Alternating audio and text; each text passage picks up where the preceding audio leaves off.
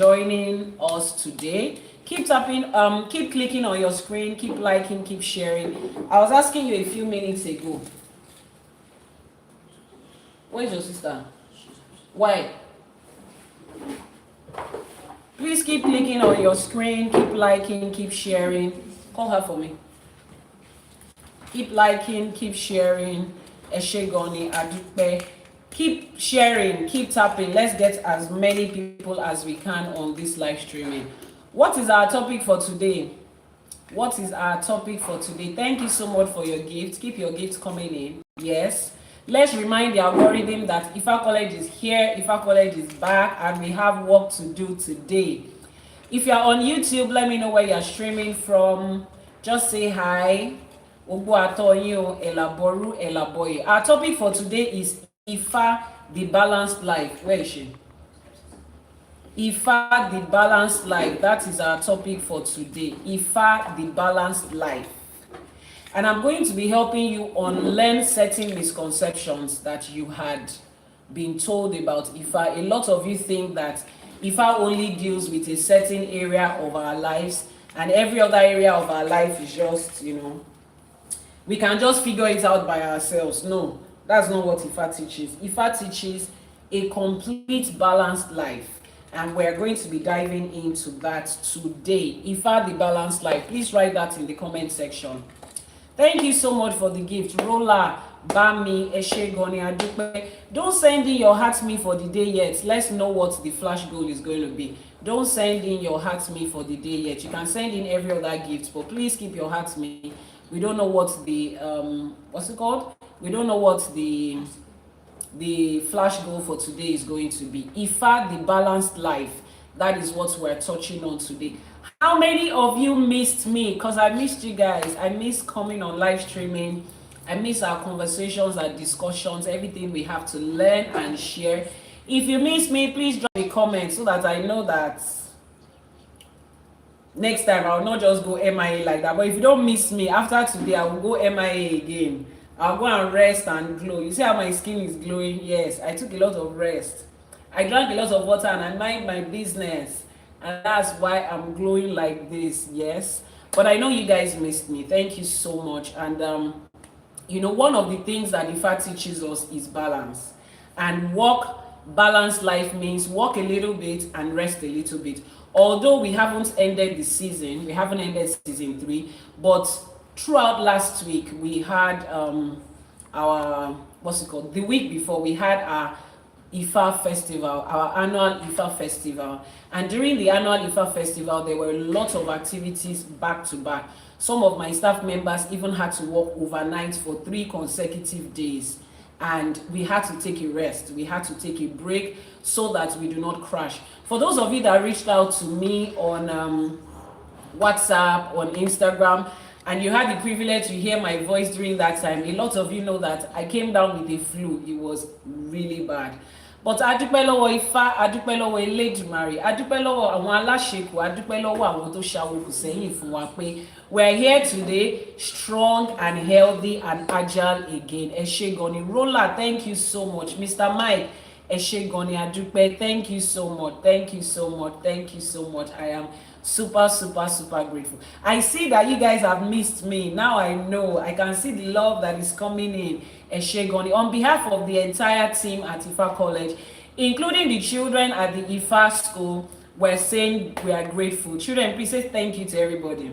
Thank you. Say it loud, let them hear. Thank you. Now let's say thank you in Yoruba. Let's say Eshe Pupo. Eshe Pupo. Say that again. Eshe Pupo. The entire team is saying Eshe Pupo. They all missed you. They all missed being here. And we're here today. So the topic of today is what? What's our topic for today?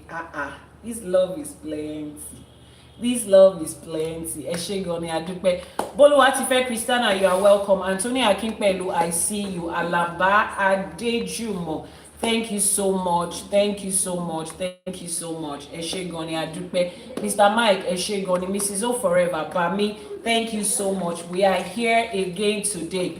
Let me officially say Ekabo. Ẹ káàbọ̀, ṣé dáadáa ni, ẹ kú ọjọ́ mẹ́ta, báwo ni ilé, ṣọ́kọ̀ ò jẹpo, ẹ ṣé gan ni o, àdúpẹ́. Ojú tó rí yín gbó, adẹ̀dúpẹ́ lọ́wọ́ Elédùmarè pé ẹ̀yin náà la bá, àwa náà lẹ rí, wọn ò fẹ́ nìkankan ṣe wá. Adúpẹ́ lọ́wọ́ Ifá, adúpẹ́ lọ́wọ́ Elédùmarè, adúpẹ́ lọ́wọ́ gbogbo àwọn òrìṣà àti irúnmọlẹ̀ tó dílẹ̀ káàárọ̀ òjíire mú. We're super grateful. We say thank you to Olódùmarè. Thank you to our ancestors, to our irúnmọlẹ̀, to Egungun, to all our orishas, particularly to àwọn ìyá for preserving our lives. We are here today to see you, and you are here today to see us. We do not take that for granted, and we say ẹ ṣé gan ni, adúpẹ́. Now let's dive into the teaching of today. Please share all your friends that are usually on the live streaming that have not joined. If you see them, please send them a reminder. Send them a reminder to join us. Everybody needs to hear this. Everybody needs to know how to balance their life in Ifa, because as you are transitioning or you are moving in from Abrahamic religion, from wherever it is you're coming from to Ifa, people are looking at you. That's one thing I need you to know. People are looking at you every day. They are wondering, this Ifa that she has gone to, this Ifa that he has gone to, let's see how their life will be different. They are looking at you and they are wondering what exactly is going to be the difference. And if you do not learn how to balance your life, and your life is tilting this way, people around you will think is Ifa that is not showing up for you. They will not know that you are the one that refused to understand balance and apply it. Now, more than just people looking at you, you also want the quality of your life to get better. I always say it. My main aim with everybody that comes on this live streaming is so that the quality of your life will improve. The quality of your life will improve. Now, everybody is living life. Everybody is experiencing the good and the not so good side of life every day, irrespective of what your spirituality is, irrespective of what your religion is. Even if you are an atheist, everybody is experiencing both sides of life. But then how Ifa stands out is what? The quality of your life. The quality of your life. Okay. Somebody on YouTube is saying, Jesus is the way, the truth, and the life. Have not faith in your works, but on his holy cross. Okay. Jesus is the way to where from where? Where has Jesus led you to, sir? Because Jesus led so many of us astray. Jesus led so many of us into the ditch, into poverty, into sickness, into confusion, into all sorts of things. And we now started needing to get ourselves out of that place, and Ifa showed us the way. So when you are ready to find the way out of where Jesus has led you and abandoned you, Ifa will be here waiting for you to guide you in the way. Ifa is the voice of Olódùmarè. Ifa is the GPS of life. So anytime you are ready, Mr. Young, we are welcoming you to come back home, to come to your roots, to your source, to your foundation, and find out the truth like all of us have. Ẹ ṣé gan ni, adúpẹ́. The chat diva, thank you so much. Now that we have a full house, let me officially welcome you again. Thank you so much, Mr. Mike. I see that comment.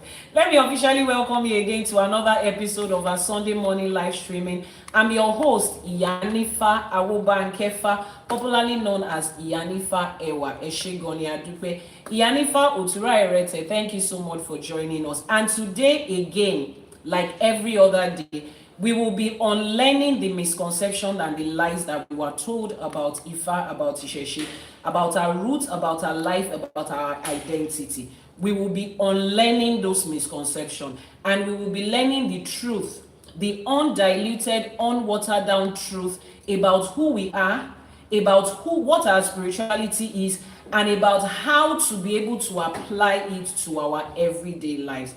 Now, what do we do before we begin? What's the first thing that we do before we begin? Kí la máa kọ́kọ́ ṣe ká tó bẹ̀rẹ̀ ètò ẹ̀yin ọmọ Ifá, ẹ̀yin ọmọ Awo? What do we do to begin? Where are the two people that are supposed to be on this seat? What do we do when we begin? Our Iba. Can I hear your voice? Our Iba. Our what? Our Iba. Okay, our Iba. Okay, the people in the comment section are also saying it. Iba. Iba is what we do when we start. For those of you that are joining us for the first time or who don't understand what Iba is paying homage, recognizing hierarchy and authority, and paying homage to them. Mike Lori Eshegoni, and paying homage to them. The authorities that are ahead of us. There is hierarchy in this life. There is hierarchy in spirituality. And we have to acknowledge them one by one. If you don't, if you bypass all the authority and you go forward and you are looking for something, who is going to answer you? The same people that you bypassed. We are not going to bypass them. We are going to go in the order that things have been laid since the foundation of the world. So we are going to make Iba. My spirit is saying I should call somebody to come and do the Iba. Somebody that has attended my live streaming for at least 50 times. 50. 1, 2, 3, 4, 5, 6, 7, 8, 9, 10 to 50. Some of you have attended my live streaming nothing less than 50 times. You have heard me make Iba at least 50 times. So I want to call one of you to come and make Iba for us. Last week, Auntie, who was the auntie that did Iba for us? Auntie Lan, they did Iba for us the last time we were on the live streaming. So Mrs. O Forever, please, are you able to speak from where you are? Mrs. O Forever, are you able to speak from where you are? Let me know if you are able to speak on the live streaming so that you can make Iba for us. Mrs. O Forever, Emma Salo, I can see you.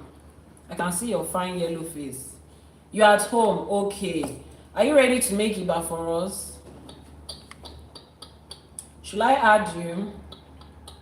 I can see you in your very fine dress, sitting in the house comfortably. With that glass of juice you are holding in your hand, I can see it. I can see the children and everybody. I can see you in spirit and in truth. I should please, please bow. Hey. Our incoming Yanifa does not want to do it, but how is that even going to happen? Oh yeah, how did they send invites to you? I don't know how to send invite. Oh yeah, you send invites. And make Iba. And let's be fast. Kia. Who is the next person? You will try. Yes. Oh yeah, send the invite. Let me see. Send invite and let me see. So that we can make the Iba. I've accepted that invite. She's going to make Iba for us. She's gonna make Iba for us today. She's gonna make Iba for us. Iba. My client in diaspora will say Iba. Yanifa, please, can you teach me how to say Iba? It's not Iba. If you know what Iba means in Yoruba, it's Iba. Do. Do. You know how you say do re mi? So do. Iba. That's the word. Oh yeah, Edeka Shiba. This is all forever. Eka Bosuretu.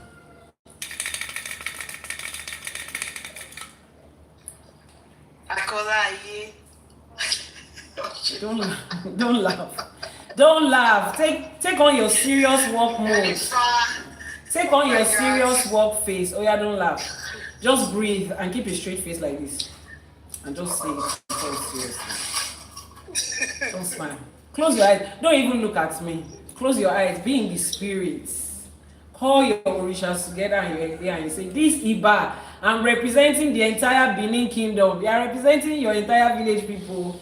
The Benin Kingdom is looking at you like this to say, what is our daughter going to do this morning? She cannot fall our hands. So we are together. Oh yeah.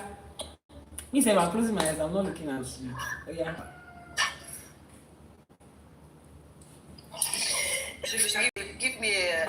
Give me a start. Give me a kick. Akodaye Asheba.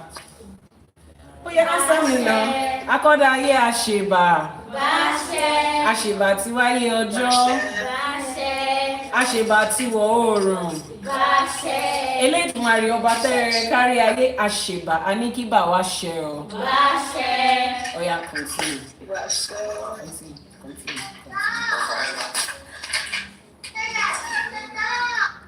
Continue. I'm waiting for you, Mrs. O Forever. Continue. Mrs. O Forever, I don't want to continue. Who is going to bail her out? Queen Esther. You are from the same village. Everybody are just there. That's why I left where I was. Okay, all right. Okay, we are still here. Oh yeah, we are together. Hey, check on. I told you guys to check on YouTube now. I will try my best, however I can. Okay, ma, we are with you. However I do it, I don't have to follow the line that he already followed. No, you don't have to. Just do your iba, whichever way it goes. It's good. It's good. Yeah, probably it's funny. Okay. Iba ilé Jumare. Iba share. Iba àwọn irúnmọlẹ̀. Iba share. Iba yèyé, iba bàbá. Iba share. Iba àwọn babaláwo, àwọn ìyá Ifá. Iba share. Iba. Okay, let me take it from there. You, all of you have seen. That's where I'm going to call you on it. Miss Oferef, you have even tried. You are not Yoruba, so I appreciate the fact that you could even pick the words and you could say it. Eshegoni Adupe. But I will still call you next time, but not anytime soon. The entire Benin Kingdom is proud of you. Because I know that if I ask you to speak your local language, we will be here till 5 o'clock. You will just continue like that. But a lot of us don't understand. Even me, I don't understand. But we have already heard the one you have not said. Thank you so much. I am super grateful. I'm sorry for putting you on the spot, but you know how we do it now. And you know I love you with everything in me. I love you too. It's fine. You can do it anytime. All right, thank you. All right, let's make our Iba. Everybody, you see, you have to learn. Akoda aye Asheba. Asheba ti wáyé ọjọ́. Elédùmarè ọba tẹ́rẹ̀ẹ́ kárí ayé Asheba. Aníkíbà wá ṣẹ o. Òrọ̀mọ níṣẹ́ fàyà tí Asheba. Ọba tó lọ kọrin kése. Ọba lánàá, ọba lénìí, ọba títí ayérayé Asheba. Aníkíbà wá ṣẹ o. Kábíyèsí ọba tó fi gbogbo àgbálá ayé yìí ṣe àpótí ìtìsẹ̀ rẹ̀ Asheba. Aníkíbà wá ṣẹ o. Ọba tó tẹ́ sọ́mọ̀ bí ẹni tẹ́ni, ọba tó tẹ́lẹ̀ bí ẹni tẹ́ aṣọ Asheba. Aníkíbà wá ṣẹ o. Kábíyèsí ọba lèwí lè ṣe, ọba lè ṣe lèwí, aṣẹ̀dá, amẹ̀dá, awẹ̀dá, ọba tó lọ kọrin kése Asheba. Aníkíbà wá ṣẹ o. Ajagunmalé olúwòdì ọ̀run Asheba, olúbíkin ọ̀sán ìbíkin Asheba. Mo ṣe bá gbogbo ẹ̀yin bàbá mi, gbogbo ẹ̀yin ìyá mi nílé lóko lẹ́yìn odi níbi gbogbo ibi tẹ́ ẹ wà. Mo ṣèbà, mo ní kíbà mi ṣẹ o. Ẹ̀yin ìyá mi ọ̀pàkí àlàkẹ́, ẹ̀yin alágogo idẹ, ẹ̀yin arógbaṣọ má balẹ̀, ẹ̀yin ìyá mi ọlọ́mọ kan tí ń fún gba ọmọ ọlọ́mọ ẹlẹ́sẹ̀ kan tí ń bẹ́lẹ́sẹ̀ méjì ìjà, ẹ̀yin atẹ̀dọ̀jọ̀rọ̀ òró, ẹ̀yin apanimáyọ̀dà, ẹ̀yin olókìkí òru, ẹ̀yin ògbẹ́kún ọmọ ẹ̀ta tí wẹrẹ, ẹ̀yin abiyamọ ayé abiyamọ ọ̀run, abiyamọ ọlọ́jà gbọ̀rọ̀gbọ̀rọ̀ tí ò jẹ́ kọ́mọ ó jábọ́ Asheba. Aníkíbà wá ṣẹ o. Ẹ̀yin ìyá mi Elédùmarè gbélé ayé lé lọ́wọ́, ẹ̀yin ìyá mi òṣèrò mọ̀nìgà Asheba yín o. Aníkíbà wá ṣẹ o. Asheba orí, Asheba ẹlẹ́dàá, Asheba ṣẹ̀dá, Asheba wẹ̀dá, Asheba gbogbo agbára àtòrìṣà tó sólé ayé ró. Aníkíbà wá ṣẹ o. Àṣeyé ìpà òòṣà, àṣeyé ìpà Ifá orí mi rèé o. Ifá olókun asọ̀rọ̀ dayọ̀, Ifá ẹlẹ́rìí èké, Ifá torí ẹni tí ò sunwọ̀n ṣe. Asheba Ifá, Asheba àwọn òrìṣà, Asheba gbogbo agbára tó sólé ayé ró. Asheba àwọn tó tẹ̀ ká tó tẹ̀, Asheba àwọn tó ṣe fá ká tó ṣe fá, àwọn tó dá wa lóṣù, àwọn tó là wá lórí, àwọn tó dá wa lóṣù, àwọn tó ní ká máa ṣàwò Asheba. Aníkíbà wá ṣẹ o. Mo ṣe bá gbogbo ọmọdé tó wà níbí, mo ṣe bá gbogbo àgbàlagbà, gbogbo babaláwo, gbogbo ìyá nífà, bàbá lóríṣà, ìyá lóríṣà àpẹtẹbí, ẹ̀yin eléwé ọmọ, gbogbo ẹ̀ àwa tá a jókòó tá à ń ṣiṣẹ́ ẹrún mọlẹ̀ Asheba. Aníkíbà wá ṣẹ o. Ajíbọ́lá mi ògbódò ọ̀rà, mo ṣe bá ẹdán, mo ṣe bá ìyá mi Àbẹ̀ní, mo ṣe bá onílé, mo ṣe bá gbogbo ọmọ onílé látòkèdókè láì dápá kan sí. Ẹ̀yin olúwo mi àsápè ọ̀la, mo ṣe bá ẹ̀yin ìyá àbíyè lékeléké gbàràdá mọ́dà àbíyè, mo ṣe bá pènà, mo ṣe bá tẹ́rẹ́ nítòṣùgbò balógun látòkèdókè láì dápá kan sí ni mo ṣe bá. Mo ní kíbà mi ṣẹ o. A tún ti wá fẹ́ wọnú ẹ̀kọ́ Ifá mi ìléni, a tún ti fẹ́ wọnú odù ní ìléni. A ní ọgbọ́n, ìmọ̀ àti òye tó wà nínú Ifá, òun ni kó jẹ́ tiwa láṣẹ Èdùmàrè. Bó ṣe ń wọnú wa báyìí kó máa dodindi, kó gbére ajé wa, kó gbére ọlá wa, kó gbére ọlà wa fún wa níbi gbogbo tá a bá wà láṣẹ Èdùmàrè. Aníkíbà wá ṣẹ o. Ẹ ṣé gan ni o, Adúpẹ́, thank you so much. We have paid homage to the powers that be, to every authority that is ahead of us, including those living and those that have passed on, including those we can see and those we cannot see. We have paid homage to them and we are about to start. Ifa, the balanced life. Let me ask you a question before we start. When they talk about Ifa, what aspect of your life do you think Ifa covers? Comment section, please let me have answers. What aspect of your life do you think Ifa covers? What aspect of your life do you think Ifa covers? Ejekimo. Let's go on. Let's go on. What aspect of our lives do you think Ifa covers? YouTube is a bit blurry. Okay, let's check on it. Let's see what's going on YouTube. Comment section, please. I need answers. What aspect of your life do you think Ifa covers? What's going on here? Like, so clear. If Ifa covers every aspect of your life, now can you tell me, is it okay? Okay, but we have restarted it. It's clear now. Okay. Ifa covers every aspect of your life.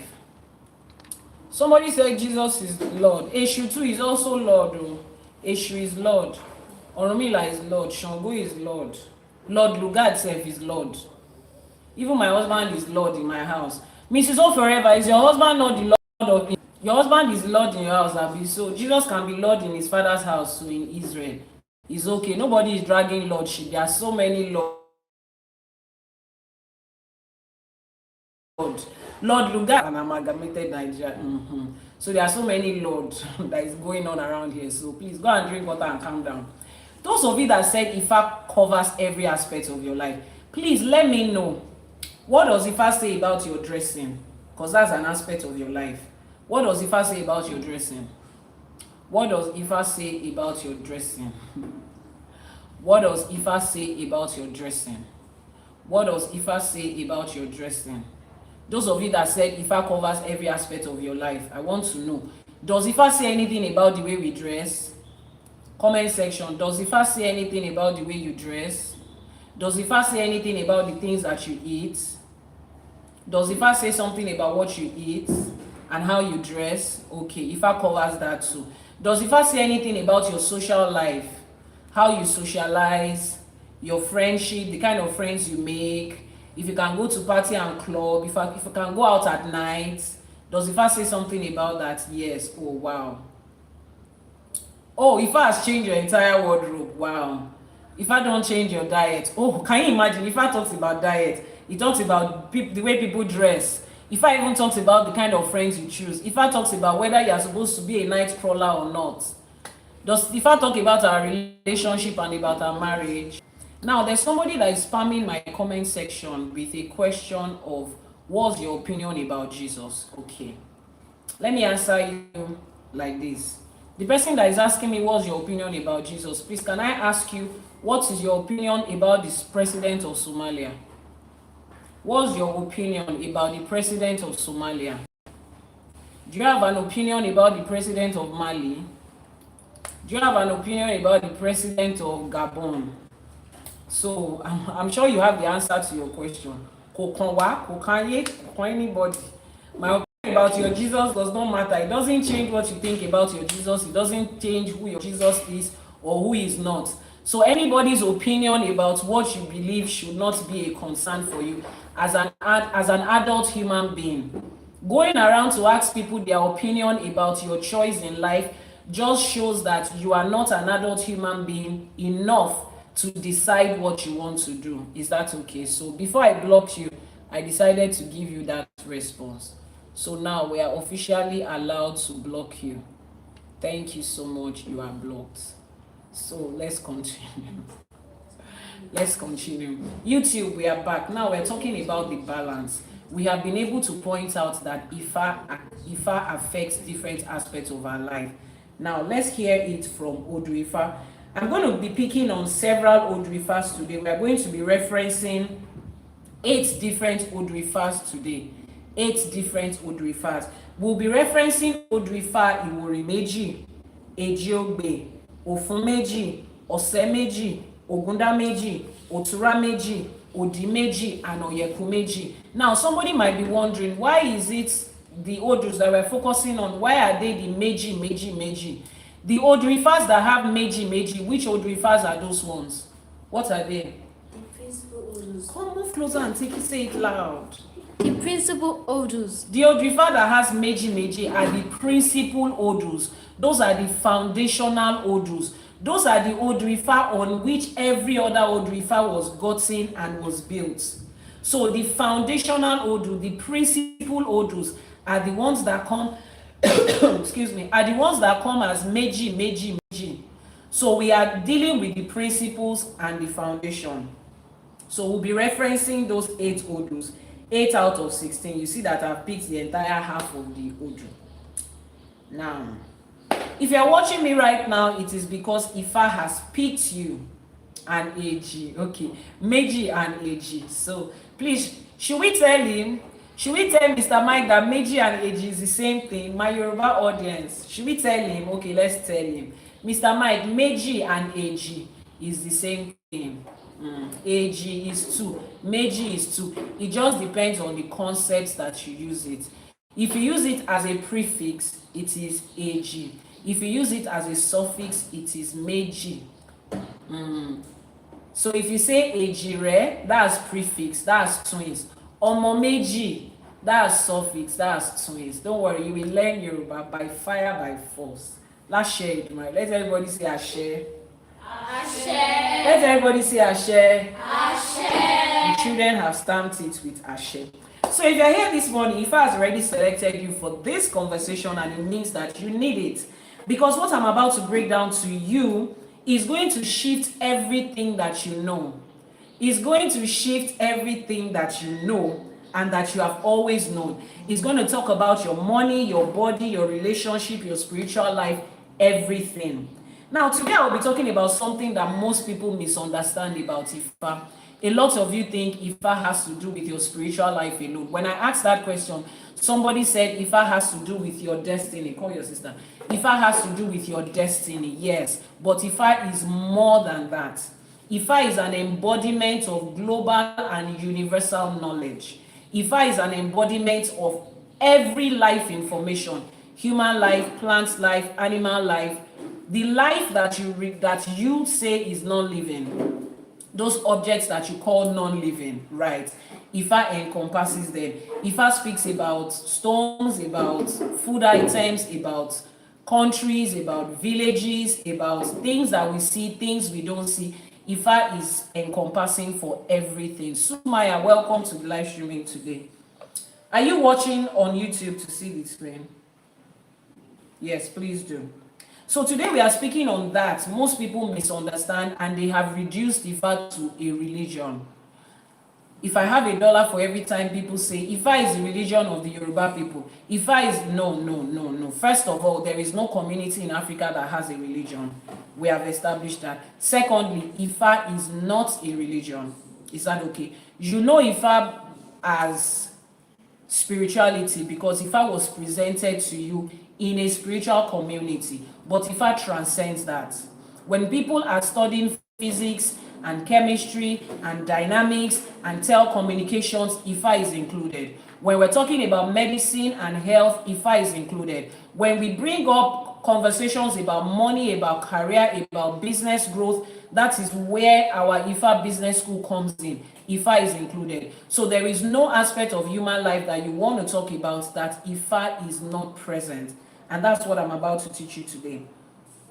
So let's talk about a little magic. Some people think IFA is just a divination, but it is an entire life system. And at the core of that system is one non-negotiable law, which is balance. At the core of IFA is one thing that you cannot miss: balance. Balance of life. That is the summary of IFA.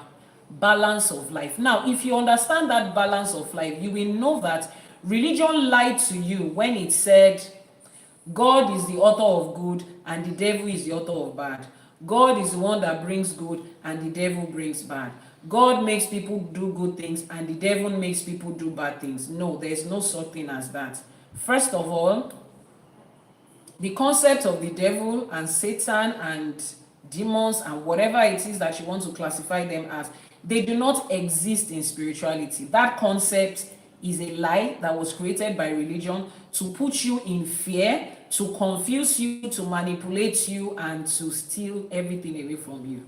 It does not exist anywhere in spirituality, whether African spirituality, Asian spirituality, Western spirituality. The concept of Satan and devil and demons does not exist. So unlearn that part, remove it, erase it from your head. There is no such thing as devil, demons.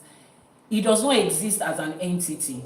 You can use it as an adjective, like an English adjective, like, oh, that girl is acting devilish. You understand? You can use it as an adjective, as a verb to qualify certain things, you know. Yes, but just that. It is not a concept of a living thing or a living person or a living spirit. It does not exist. Now, since we have concluded that doesn't exist, then the next question you might be asking is, so where did evil come from? It came from Olodumare, the divine and supreme being, from the same source where good came from. They all came from the same source. They coexist together as a balance. You are the one that has chosen to term it as evil based on your myopic view about life, based on the misconceptions that raised you. But in normal plain terms, they are just opposites, words and opposites. So when we say the opposite of black is white, or let me ask you, what's the opposite of tall? What's the opposite of tall? I don't know how many people will be able to do this. Give me words and opposite in the comment section. Maybe 5. Let's do tall and short, big and small, summer and winter. Give me words and opposites like that. Words and opposite. Just type it like that. I want to ask you a question. Give me words and opposite like that. So I'll go first. Tall and short, big and small, summer and winter, cold and hot. What other words and opposites do you know? Good, bad, okay. What other words and opposites do you know? Comment section. I need this live streaming to be as active. Light and dark, open and close, okay. Now let's speak open and close. Lee Elevator says open and close. Now, which one is good and which one is bad? Is it open that is good? Is open positive and close negative, or is open negative and close positive? Let's talk about that. Lee Elevator, you gave an example of open and close. Which one is positive? Which one is negative? It depends on the situation. Exactly. I love that answer. It depends on what you see.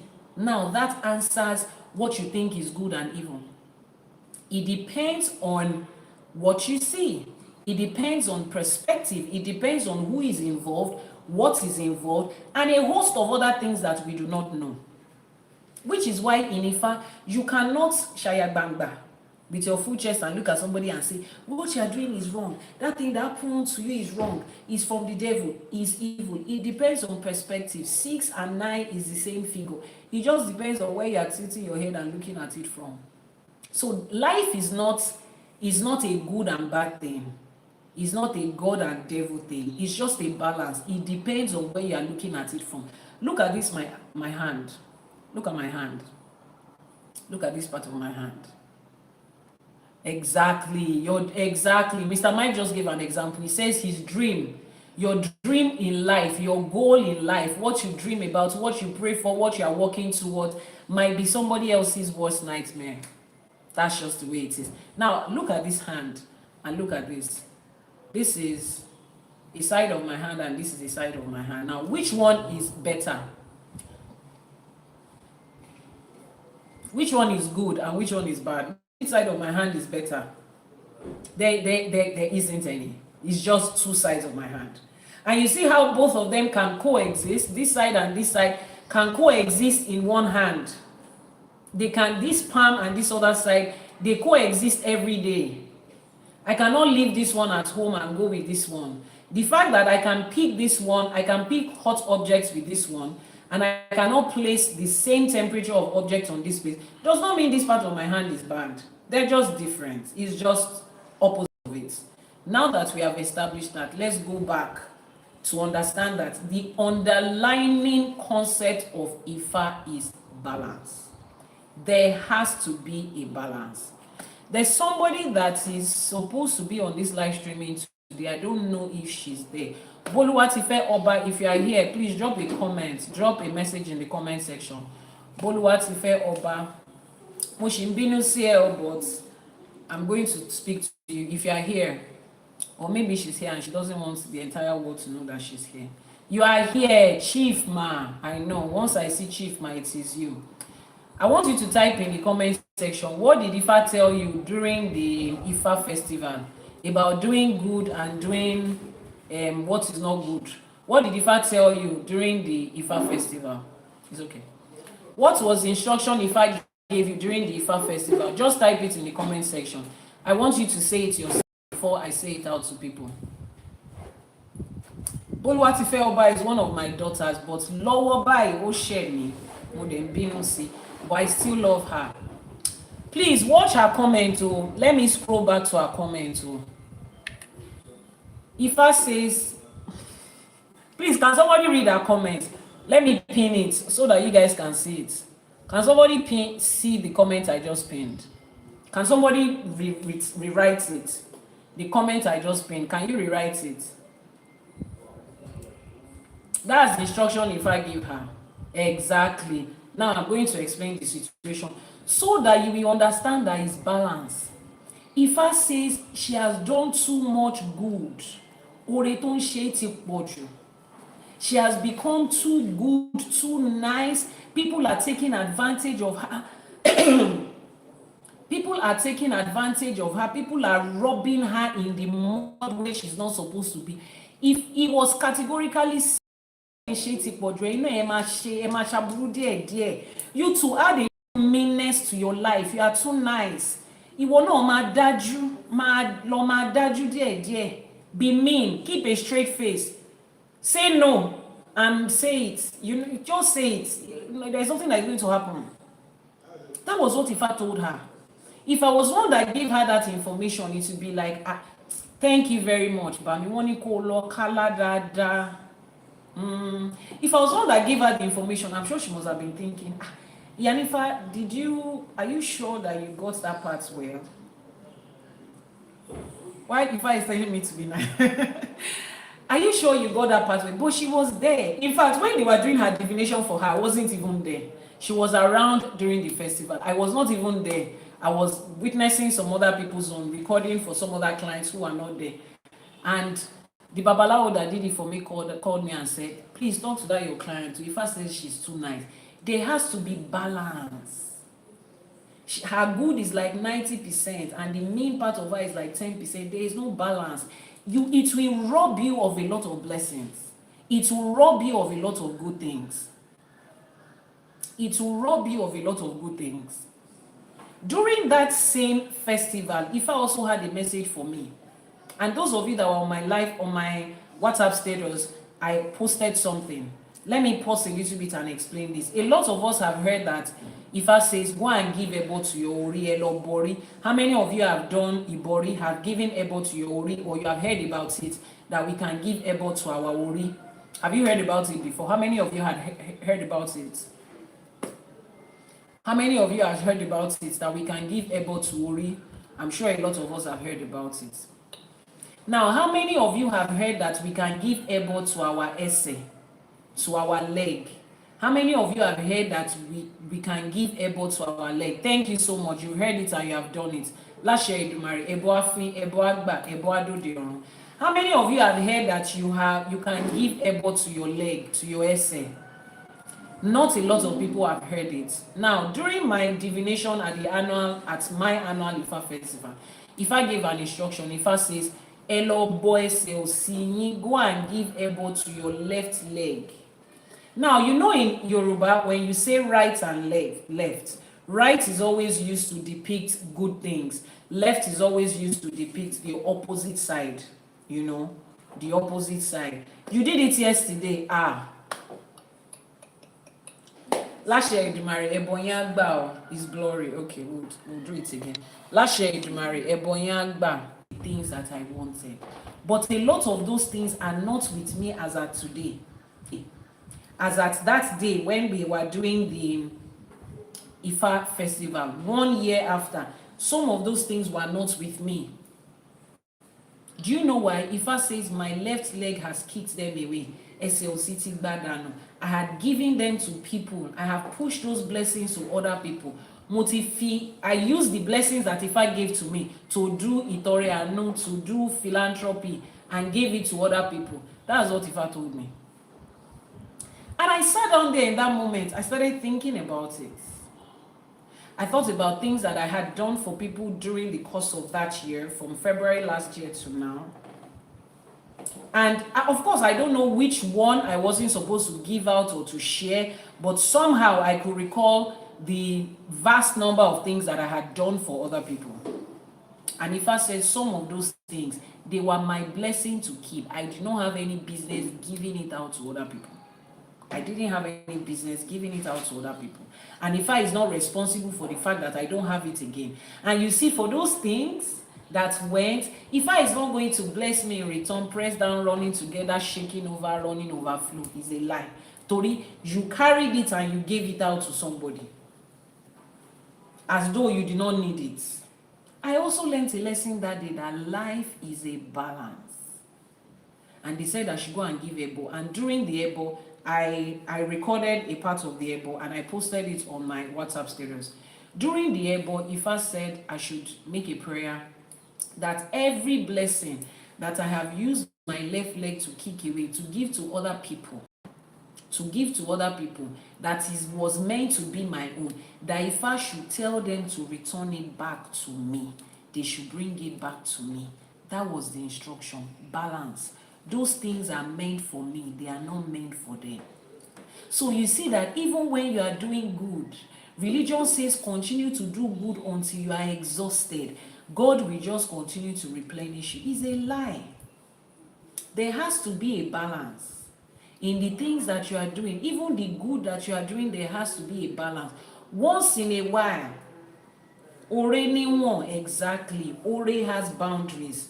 Being good and kind to people has boundaries. If I was telling both of us, me and my spiritual daughter, in the same divination, that both of you are too nice, association of, I can remove my eyes for you. If you remove your eyes for the person, it won't on jare. Have you ever seen where people remove their eyes and their eyes grow back? It doesn't grow back. You can cut your hair for people, that one can grow back.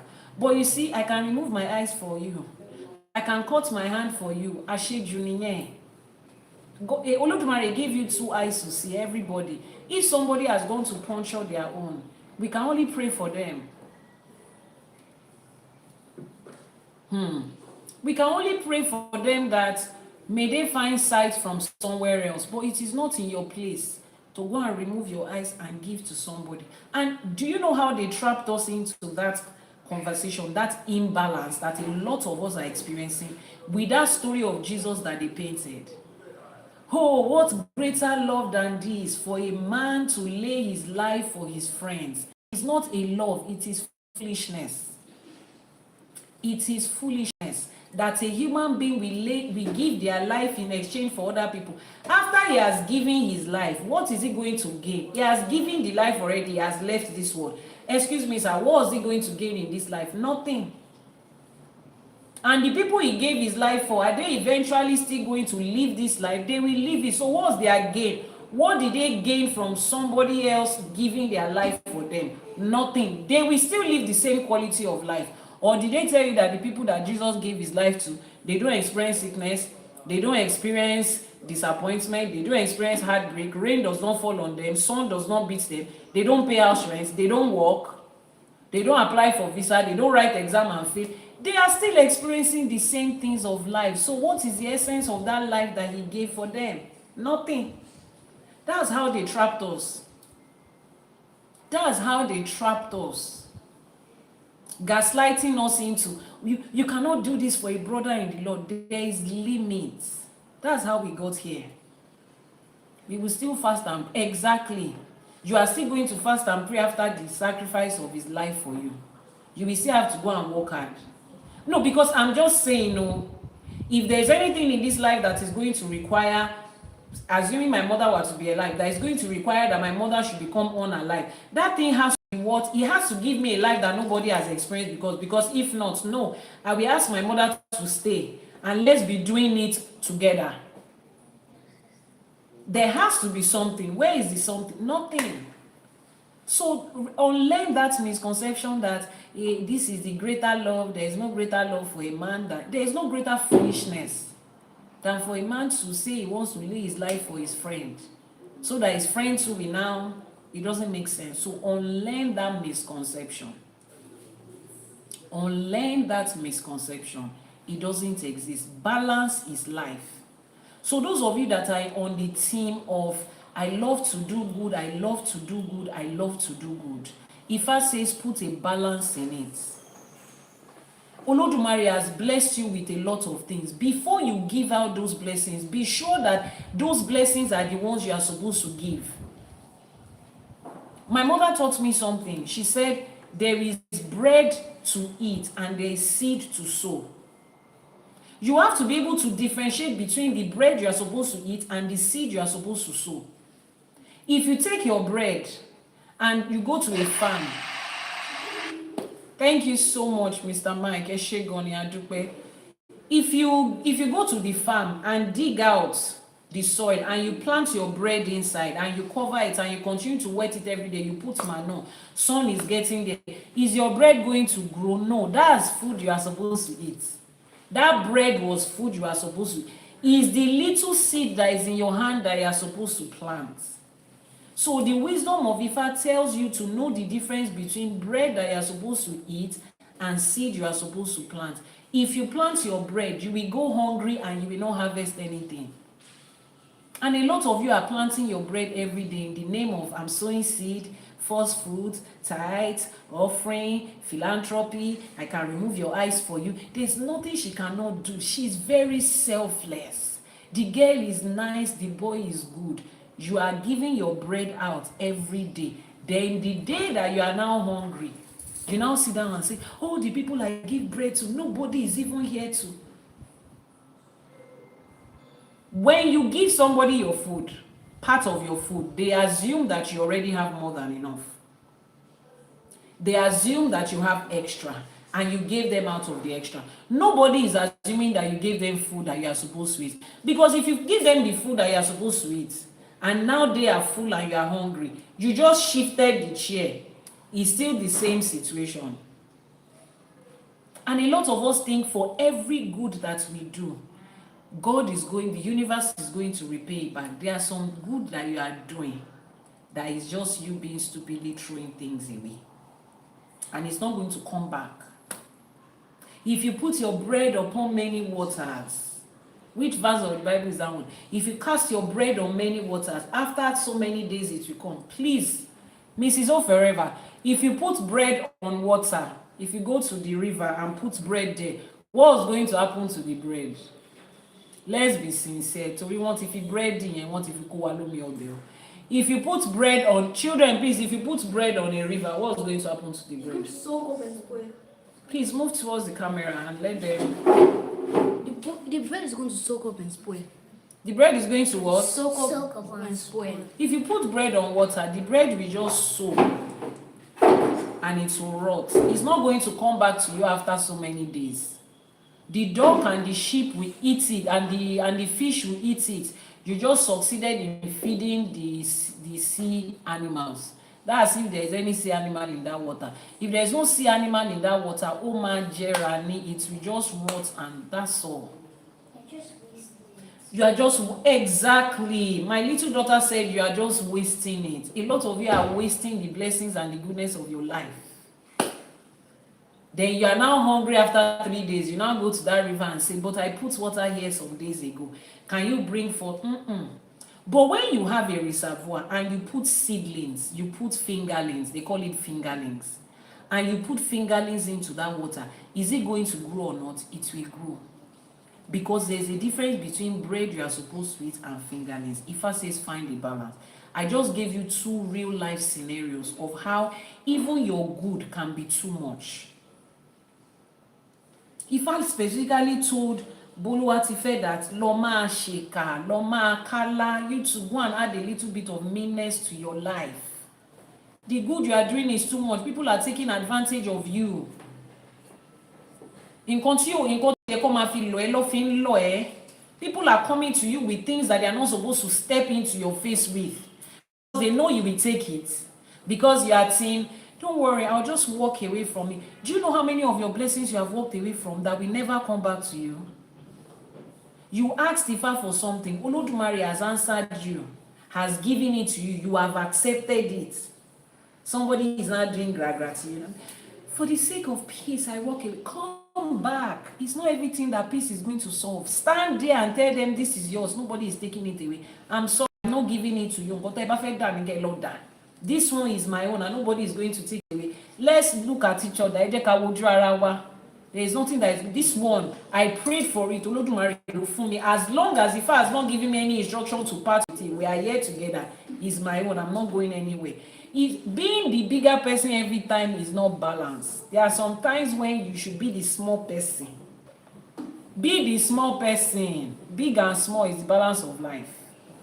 Ifa says find a balance. And those of you that Ifa is speaking to today, you know yourself. When you cast your mind back, you see so many opportunities you have lost just because religion says you have to be good. As long as your good can outweigh your bad. But me says I don't mind being a dwarf. In some situations, I will even sit on the floor with you. What's lower than the floor? You cannot take this one away from me. I also learned. Ifa also told me, I now sat down. After I did that, I went home and I sat down. I started to think about different things that my spirit was pointing out, different things that I have let go that is supposed to be mine. And I sat down there. And I started following every instruction that Ifa gave me to bring those things back to me. Is my own. I prayed for it. I gave Ebo and Etutu for it. I did the Iba for it. I did the Wure for it. I did the Bori for it. I followed so many steps to get that thing. You now receive this. You are now scattering it out. Buje Budanu. Biakpa. BNT Omoye ti want and Koloja, please. Where you need to find a balance, find a balance. Some of you, Ifa says be more nice, like Mr. Mike. Ifa has told Mr. Mike, be patient, be. I'm not saying Mr. Mike is not a nice person, he's a nice person, but it's the Father that says, add more to your niceness. Some of you, Ifa is saying, add more to your meanness. It will not matter you. Look at people in the face and say no and don't feel guilty for saying no. Go and learn it. It's a quality of life. You need it in this life to be able to put a balance in life. So, having said that, Ifa does not promise us a perfect life. Ifa promises us a life that is balanced, and this balance is perfect. Ifa did not promise us a balanced life. Ifa did not promise us a perfect life. Ifa promised us a balanced life. Please, somebody type that in the comment section. Ifa did not promise us a perfect life, but a balanced life. Comment section, please. Children, please repeat it after me. Ifa did not promise us a perfect life.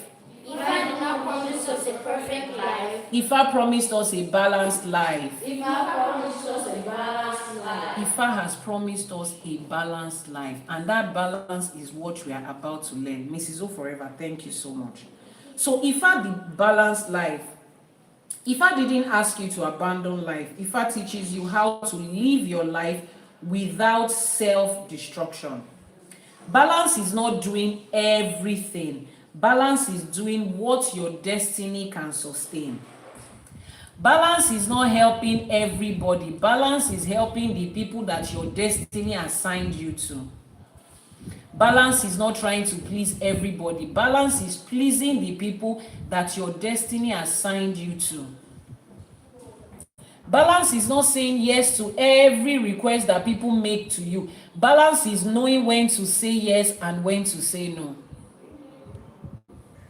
Balance is not being patient every situation and scenario. Balance is knowing when to be patient and when to tell people to get the F out of your face. Balance is not you running after every information and conversation that is going on. Balance is knowing which information applies to you and which one does not have anything to do with your destiny. Balance is not, oh, I just want to make my husband happy every minute of the day. I just want to make my wife happy every minute of the day. Balance is knowing when to tell your husband, my love, what you are doing does not make sense. My love, you do that situation that you did yesterday. Let me be the one to tell you.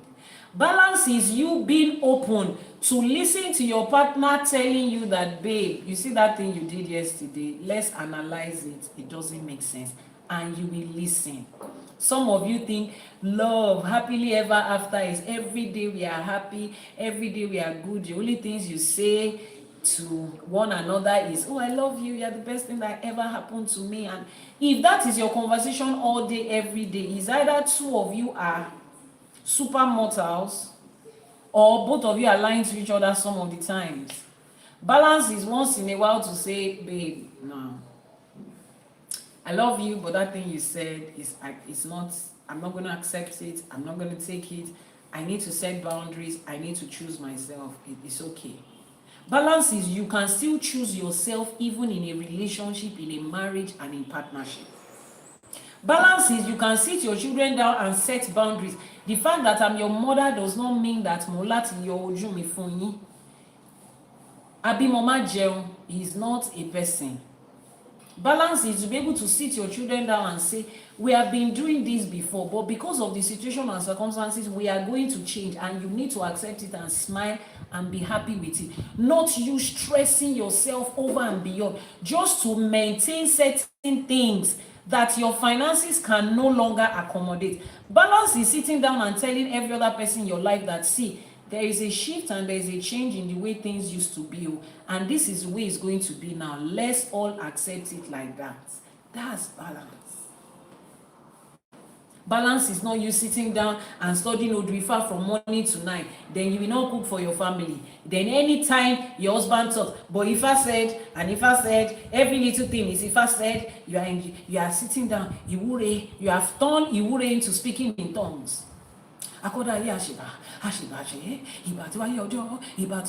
Your husband is calling you, babe, now I've been waiting for you in bed. Just give me 1 minute. This Iba has 3 hours. If did not send you that one,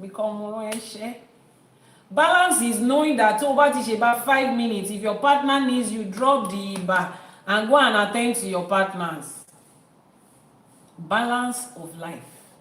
It sounds funny, but if you don't even want to know the number of the kind of things that I hear every day. Some people have carried this Ifa thing like this, and I told them, I said, the same thing you did in religion, you are coming to repeat it here.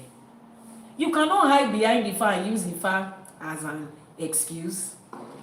Yanifa has taught us how to set boundaries. So everybody is now, no, I can't take that, I can't.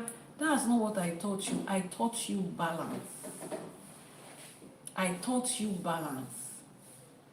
Balance. Sit down and balance it.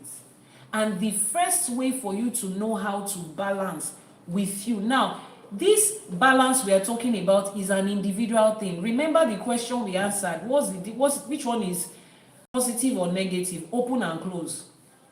Those of you who are just joining, we gave an example of what's an opposite as open and close.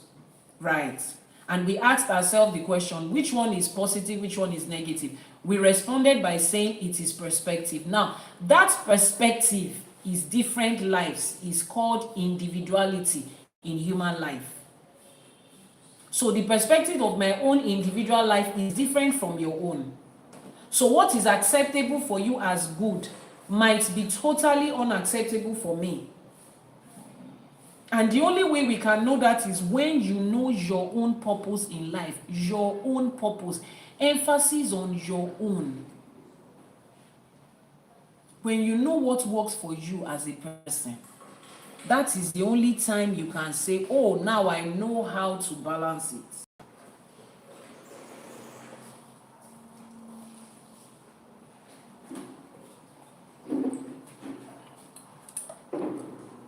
Tolu Babs, thank you so much for the gift. So you need to know what works for you, what your path is, what your destiny is, before you can know how to balance it. I give this as a very good go-to example. If Odrifa Ejiogbe is the Odrifa that birthed you, you are allowed polygamy. In fact, for some of you that Odrifa Ejiogbe birthed you, polygamy is compulsory. Your life will involve at least 2 men or 2 women that you are committed to. It's going to happen somehow.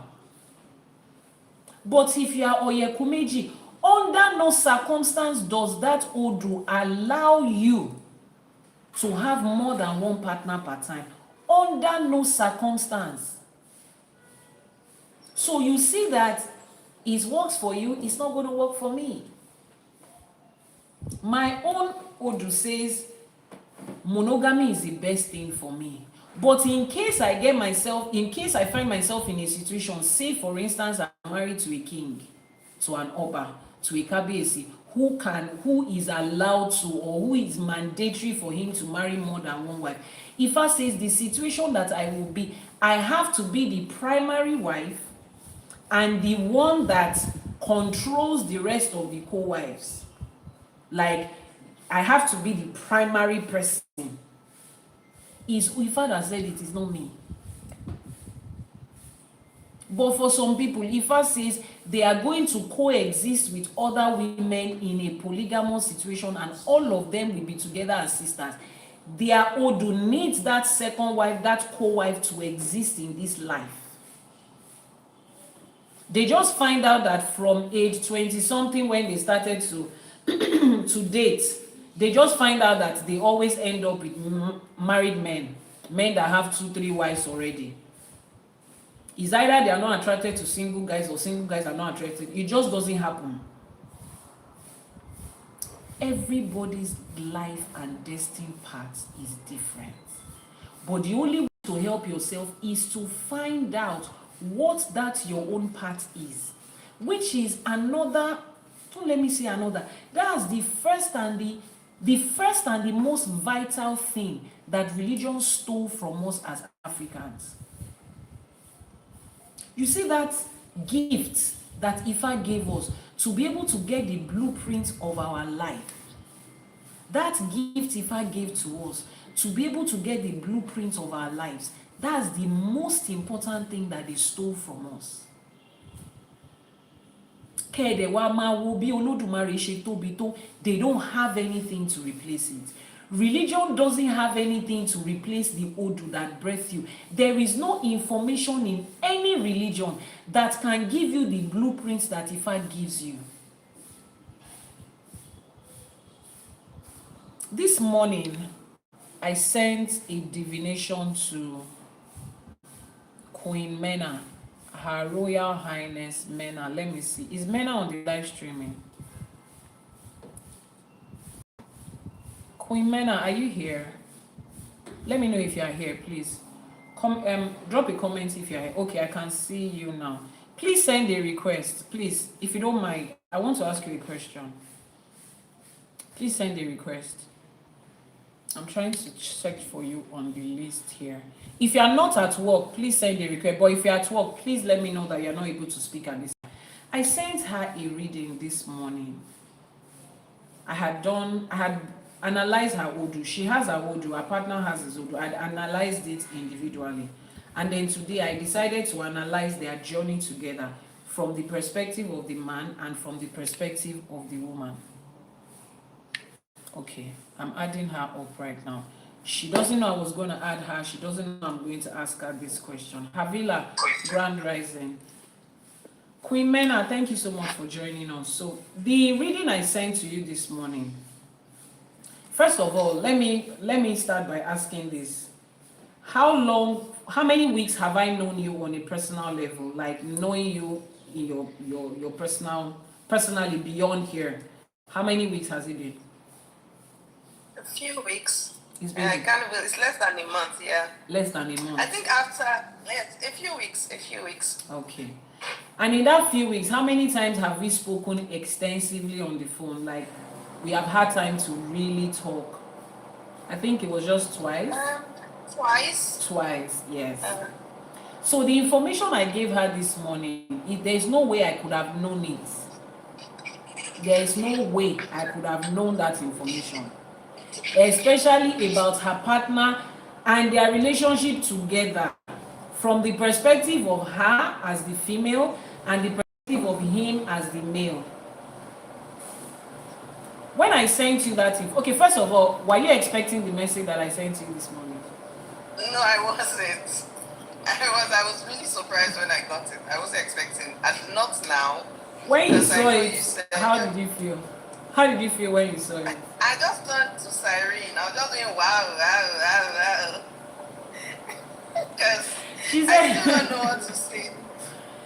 now, how does it make you feel? Sincerely speaking, how does it make you feel that you have been married once, and the relationship didn't work, and you're at this point now? How does it make you feel that you are moving into another relationship with this amount of in-depth knowledge that is not possible for anybody else to have known these things about both of you aside from both of you? How does it make you feel moving into a new relationship with that depth of knowledge? Honestly, Anifa, it just makes me feel equipped. It's like when you're not walking into something blindly, you're not living your life by chance. You know what to do, you know how to interpret situations, you know what to anticipate, and then you know how to handle things when they happen. It just gives me that peace of mind. That I got this kind of when it happens or what to expect. Nothing's taking me by surprise, and that's just that just makes me feel good in a lot of ways, because if it's like when you're traveling and you know where you're going, you have like a map, you're following something, it saves you time, energy, resources, and a whole lot more. So knowing all of this gives me that confidence, and that's I can't find the right word for it. I'm still in that my speechless mode. I've still not found the right word to express myself in details, to be honest. Thank you so much. Thank you so much. Thank you. I'm super grateful. I just wanted them to hear from you directly. Now, I would explain something based on what she said. I would explain something to you. She mentioned 3 things. She said she feels equipped for this journey. She feels like when when there are bumps on the way, she knows how to handle them. Nothing is taking her by surprise. Now, like I said, IFA doesn't promise us a perfect life. Does not say, oh, the moment IFA says you and this person are good together, your marriage will be wonderful and beautiful, there will be no fighting, no argument. No. It's religion that promises you that, and that is an unrealistic expectation of human life. There is nothing in human life that can promise you that you are not going to experience certain things. All things has passed away, behold, all things have become new. Is a lie. There is nothing that has become new. Life is still what it is, a mixture of this and that. That is how life was before you came. That is how life is while you are here. That is how life will always be even after you have gone. And your relationship included. Now, when you have found your Odu, when you know your personal Odu Ifa, which gives you the blueprints of your life, and your partner knows their Odu Ifa that gives them the blueprints of their life, and then we put everything together in a compatibility consultation. IFA breaks down everything. What are the strengths of this person? What is the weakness of this one? What's the strength of this one? What's the weakness of this one? Why did they meet at this time of life? Where are they heading to? What is the reason they came together? What is likely to be their challenges? Where is it likely for them to have friction? How do they handle it? At this certain point in their lives, something would arise. The problems they are likely to have, is it going to come internally or externally?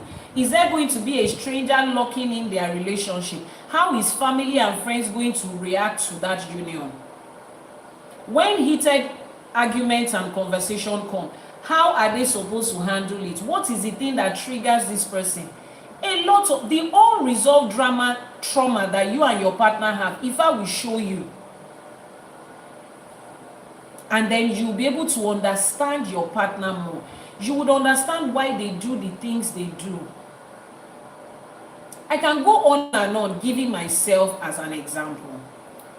Alafia to you too, Aboro Aboyo, Ugbo Atoyin. I can go on and on giving myself as an example, but I like to call other people so that you know that this thing is a universal thing. It's not just about me. There's certain conversations that I know not to have with my partner at some certain time. Not because of what a relationship coach told, which is why I said IFA encompasses everything.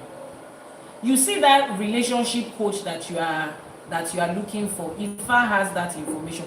I'm not asking you not to get a relationship, but make sure that you have the fundamental information. So when you pay a relationship coach, a marriage counselor, you can present the fact to them. See, this is the fact about our life. So you can continue from here. Not that you are paying a marriage counselor that is telling you that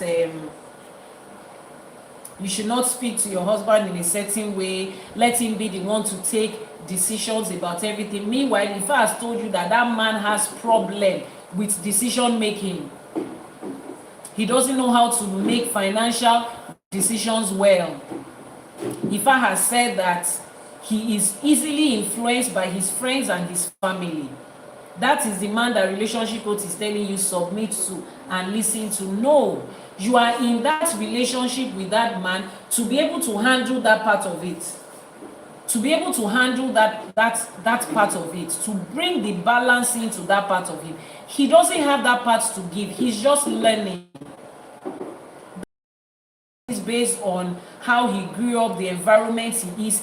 He is a certain kind of way. But you are supposed to bring the balance. The only way you will know that is because you know what Ifa has said about him. So we all need this information.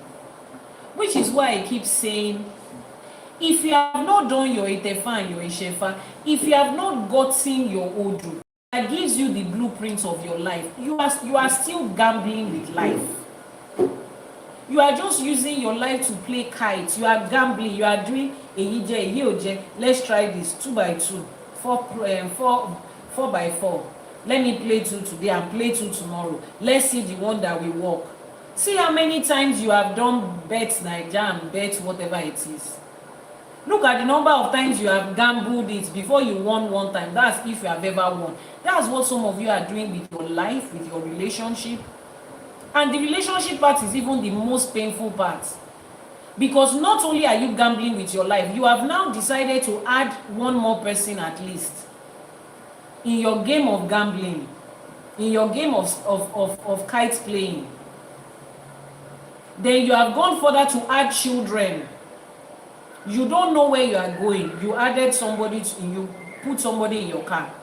You still don't know where you are going. You produce 3-4 children. That is the worst. If you are the only one that does not know where you are going, it's okay. You can be confused alone. But if you are going into a relationship and you are going to raise innocent children in this world, the least you can do for yourself, your partner, and for your children is to get the Odrifa that birthed you and find the information about your life. For those of you who are asking, how do you find out this information? Let me scroll up and see if I can read the question that is here. Let me see. Somebody says, how do we find out and what is the process? Please send a message to the WhatsApp number that is pinned on your screen right now. The WhatsApp number that is pinned on your screen with Chief Yanifa were written there. Copy that number, send a message via WhatsApp. It's a verified WhatsApp number. It's the official verified WhatsApp number of Yanifa and Ifa Kole. Drop a message and you will get the full details. You need the Odrifa that birthed you. It gives you the blueprint about your life. The moment you understand the kind of person you are, then you'll be able to understand the kind of partner you can have. You know yourself. You know what you carry in this life. There's one of my clients here. When we did a divination for him, Ifa clearly said his orishas cannot allow him to marry just any woman. Thank you so much. Thank you for the gift, Eshegoni Adupe.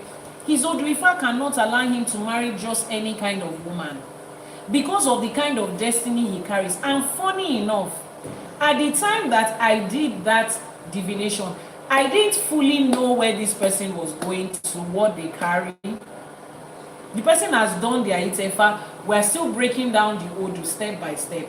At this festival, this our Ifa festival that we just concluded, I think shortly before then and at that time, Ifa went further to talk about that person as being a king. Ifa said the person comes from a royal lineage. Now, mind you, this person is Black American, African American, purely African American. And Ifa says this person is originally from a lineage of kings, a royal family. At the moment, some people are occupying that space and that throne, and they have been experiencing untimely passing. For every unrightful person that sits on that throne, they have been experiencing untimely passing. They are looking for the original owners of that throne right now. And Ifa says they will find him, he will find them with ease.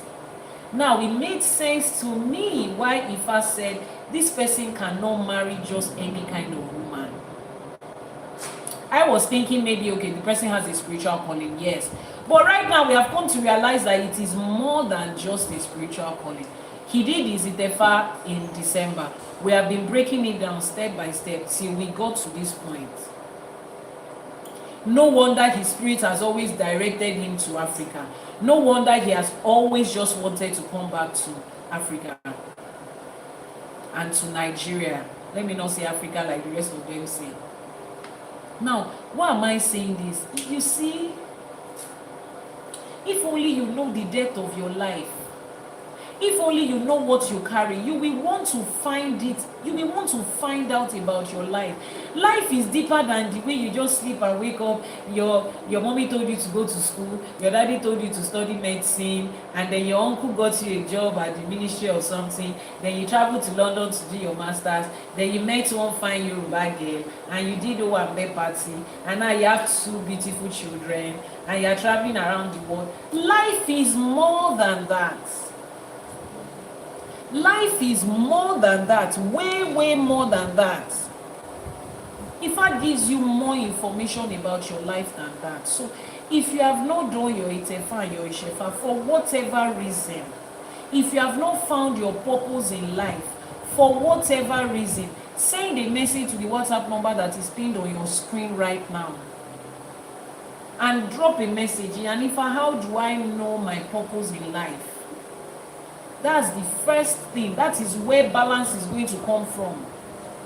It's your old Ifa that is going to tell you that some of you,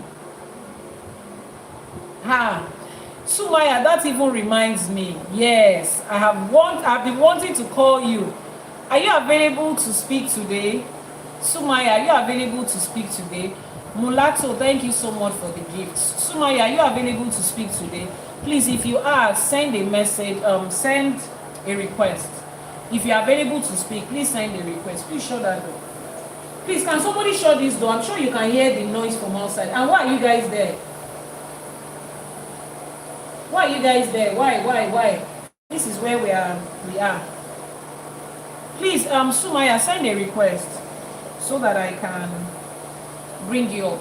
She also did her Ishefa. She has done her Ishefa, and I was able to break down her Odrifa for her.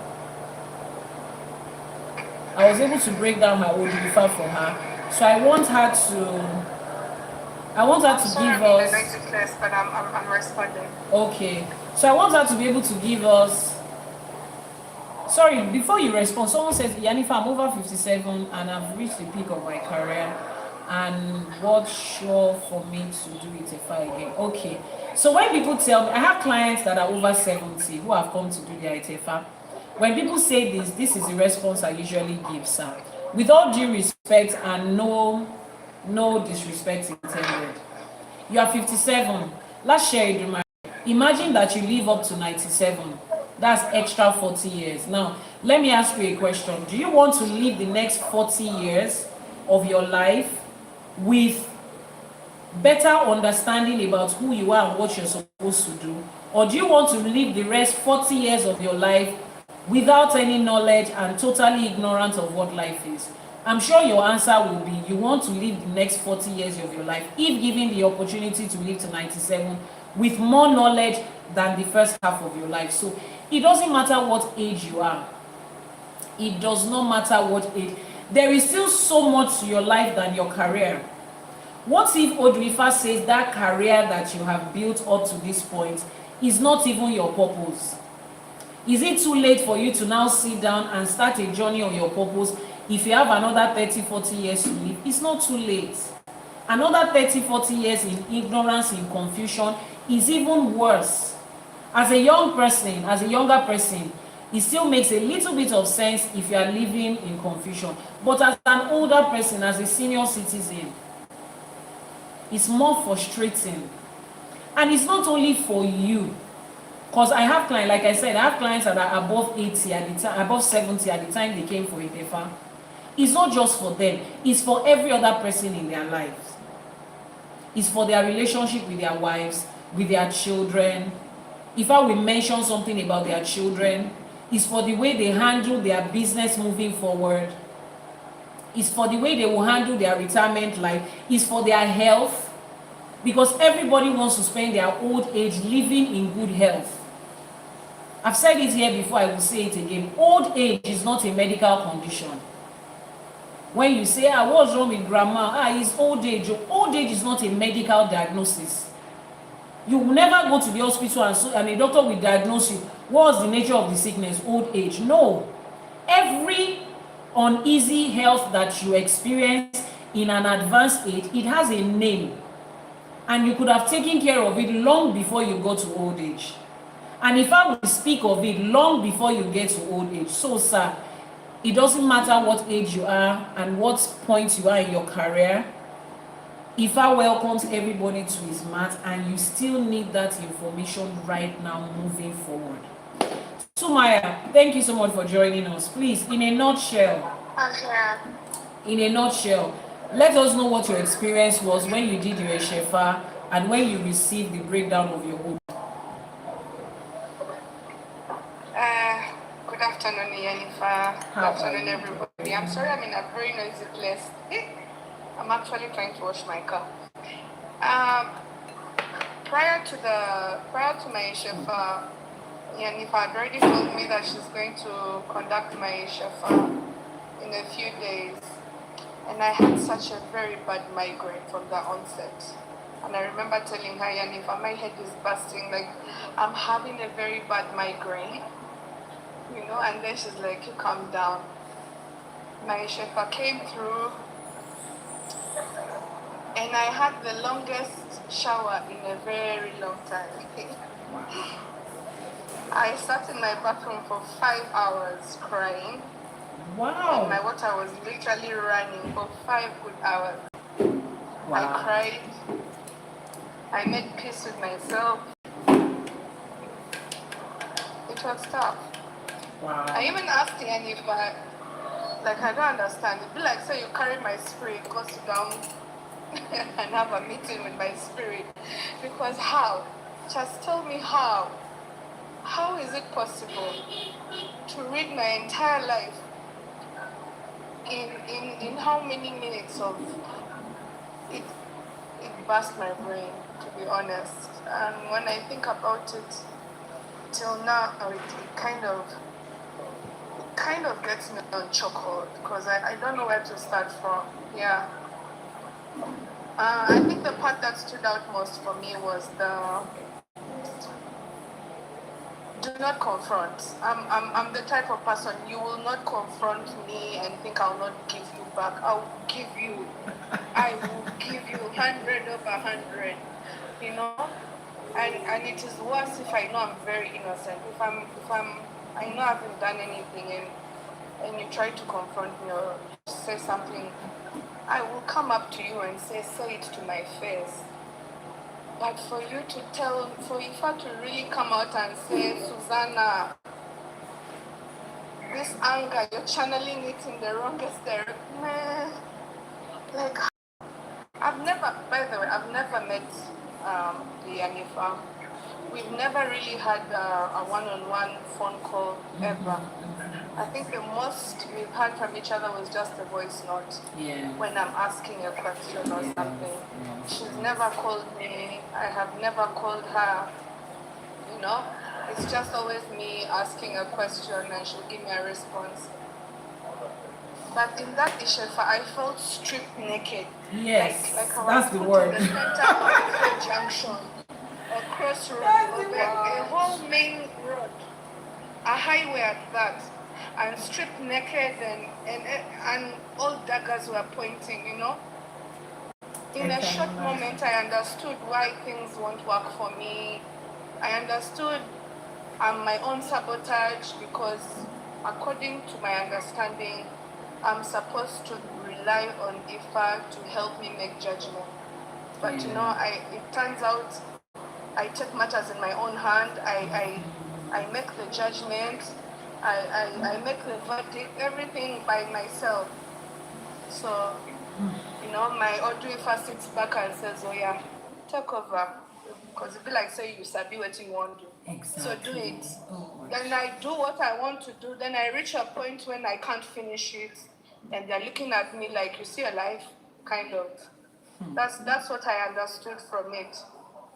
But when I sent this to my brother, because he's the one who is embracing this more than anyone.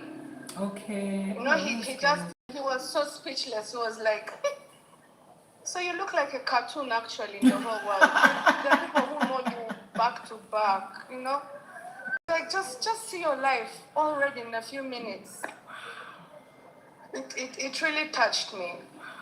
Thank you 5 so hours. much. Thank you. I had the worst migraine ever. A whole week of migraine. There was no amount of medicine I could take that was stopping my migraine. But the moment I received my shefa like this, boom. Wow. Moment of truth. I know.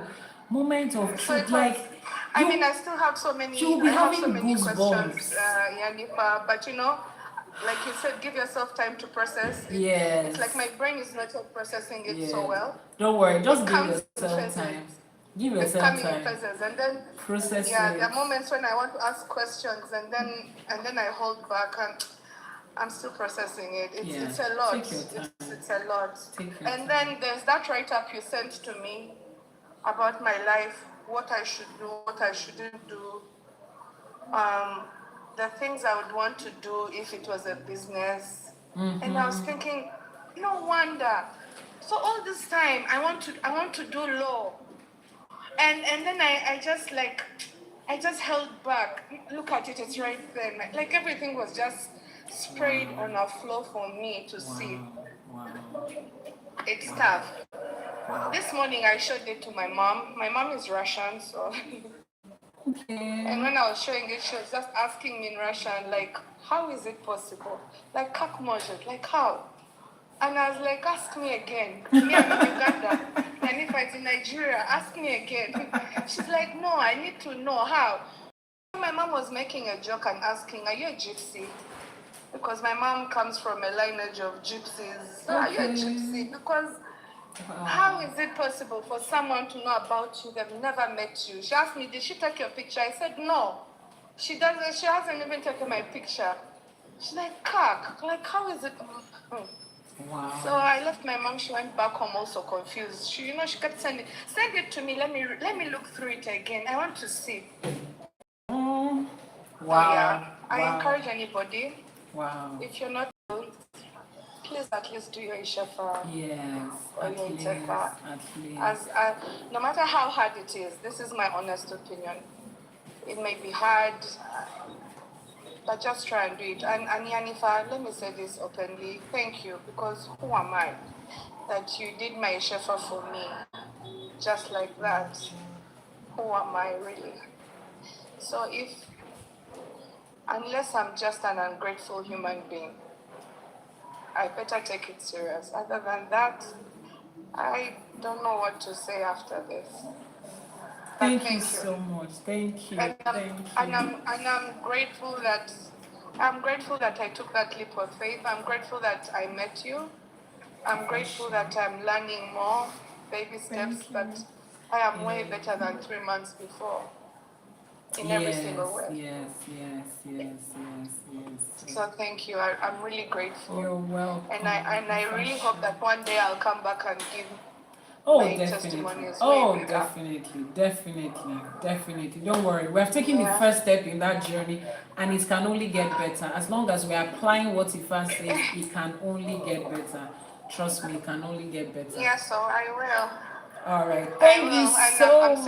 I'm sitting with my sons here, Aww. and they're asking me, so mommy, if you did your shefa, what is my own? And I'm like, hi. Tell them that their own is very shefa soon. yet. We'll talk about it.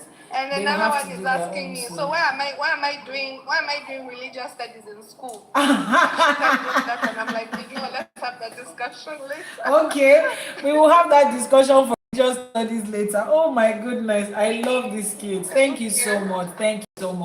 And then I always say this, it's a privilege for me to be part of your success journey. It's a privilege for me to be part of this redirection that you're experiencing now. It's a privilege for me to be that person that Olodumare will pick among millions of other people. I mean, if we put them together, the number of Iyanifas and Babalawos that are on the planet today are millions. It's a privilege for me to be the one from West Africa all the way to East Africa. And a lot of you is even Russian. Wow, I didn't even know your mom was Russian. It's a privilege for me to be part of this, and I am super grateful. I don't know how many of you remember the day I told Sumaya on the live streaming that I was going to do her Ishefa for her free. I don't even know her. I didn't know anything about her apart from her TikTok name. I don't know what she looks like. I didn't know her, but my spirit just told me that day that you can do this for this person. She needs that direction. You remember? Okay. Boluwatife said she remembers. And I told her, I said, please, just keep reminding me. The moment I make an announcement that we're going to do Ishefa for people, remind me. And we were able to do it for her. And sitting down under a shower for 5 hours and just crying, we can only imagine what was going on in her head at that conversation. At that moment, we can only imagine what was going on. She told me she shared it with her brother, and her brother was like, whoa, how does somebody know you like this? It's not me, I don't know you. How many people do I know? It is Ifa, it is Olodumare. Ifa is the voice of Olodumare. And that is Olodumare reminding you that they created you, they put you into this life. Whatever you can and you ever be is already within that knowledge, and it is found in Ifa. And now, this is to answer the question of people that say, oh, can I, as a non-Yoruba, do Ifa? Can Ifa help me? She's Ugandan. A side of her is Ugandan. Another side of her is Russian. All the way. And she found her purpose in Ifa. Ifa answered questions about her life that I could not have even known. I don't even know nothing. I've never spoken to her before, like she said. I don't know. The only reason I know her name is because Ifa requires of it. And she's partly Nigerian, so wow. You have bits and pieces of every one of us. Okay, so please, this is me telling you that this is the best thing you can do for yourself. This is the best thing you can do for yourself. Having this information about your life is the best thing you can do for yourself. So please head over to WhatsApp, copy the number that is pinned on your screen, and drop a message saying, Iyanifa, how do I find my purpose? Now, once you have known your purpose, then balance is the next thing we will move to. Ifa says here that balance is not perfection. We have ditched the idea of perfection. It doesn't exist. Balance is alignment with your ori, with your destiny, and your daily life. Now, let me break it down this way. Your ori is your personal destiny software. For those of you that are in tech, you would understand what I'm saying. Ifa is the operating manual, and your life is the hardware that you are running it on. So you have your software, you have your hardware, and you have the operating system. So look at it like this life you are living is that hardware. The software is your ori, and Ifa is the operating manual. That's the manual for that software to be able to run on this hardware. So imagine the days that we had our software as on a CD. You slot it into your disk drive, you download it.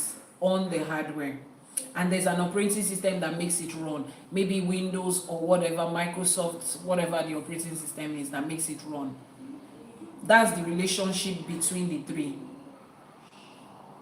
And that is how. So imagine that you have a hardware system, you have your phone, and you have downloaded the operating system on it. It's just an empty phone. You don't know what to do with it. Now imagine that you have put the operating system on it and you don't have a manual as to what do we do, how do we do it. It is still as good as nothing. A lot of you, that's the way most adult human beings are walking through life. No manual, no direction. They are just gambling. Let's try this, let's try that, let's try that. You can get it eventually, but see the number of trial and errors you must have made. See how many mistakes you must have made.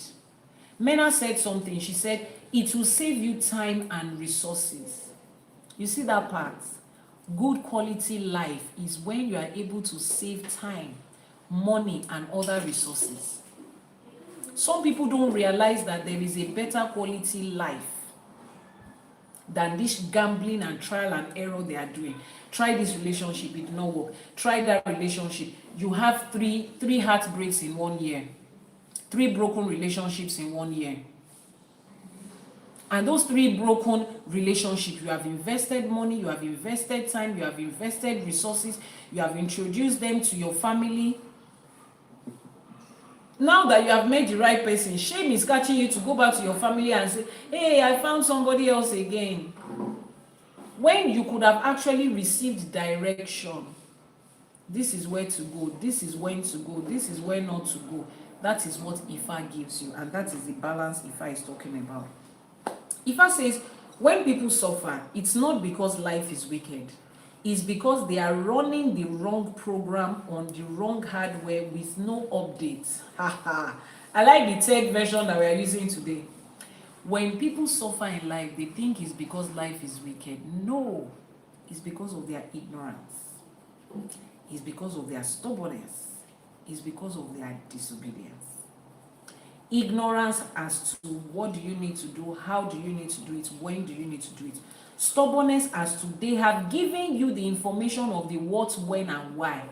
You are just saying, no, it cannot be me. Other people are doing it that way and it works for them. I want to do it the way other people are doing it. That's why you are suffering. That's why you are suffering. Ignorance and disobedience, outright disobedience. And some of you, you have decided to walk in the path that has knowledge. You forget that when you download a software or an OS on your hardware, you've forgotten that when you download the software and the OS, you need to update it. Some of you, the information you've gotten, and how do you update it? Ebo and Etutu, guidance from IFA as you go every step of the way. Some of you, the guidance you received last year, the update, it has expired. Your system is saying update it again. There is a newer version. There is an upgrade version. No. You are telling yourself, I've done it once. I don't need to do it again. I did Ebo for Ogu last week. Why do I have to repeat it again? I'm not the one that is asking you to repeat it. It's the same question. Go to your phone company and ask them, I bought my phone last week or 2 years ago. I've updated the system. Why do I have to update it again? Because that's the way life works. Because that is the way life runs. You need this information. You need certain spiritual practices to keep your life running. Your life is not a stagnant thing. Now, the key word I want you to pick from here is IFA doesn't promise perfection. IFA promises balance. We have said that. Now, there are 4 areas of our life that we're going to look at where we can effect a balance. The first one is your spiritual life. Imbalance in your spiritual life looks like you do rituals every time, but you don't have Iwa. You don't have good character. You are the one that will spend money to do a boy, a tutu. You want to use every spiritual product. You want to join every awo. You want to join every spiritual group. You want to listen to Yanifa every day. You want to buy all the books. But when you are supposed to put it into real life practice, Kosiwa, you don't have, your character level is 0.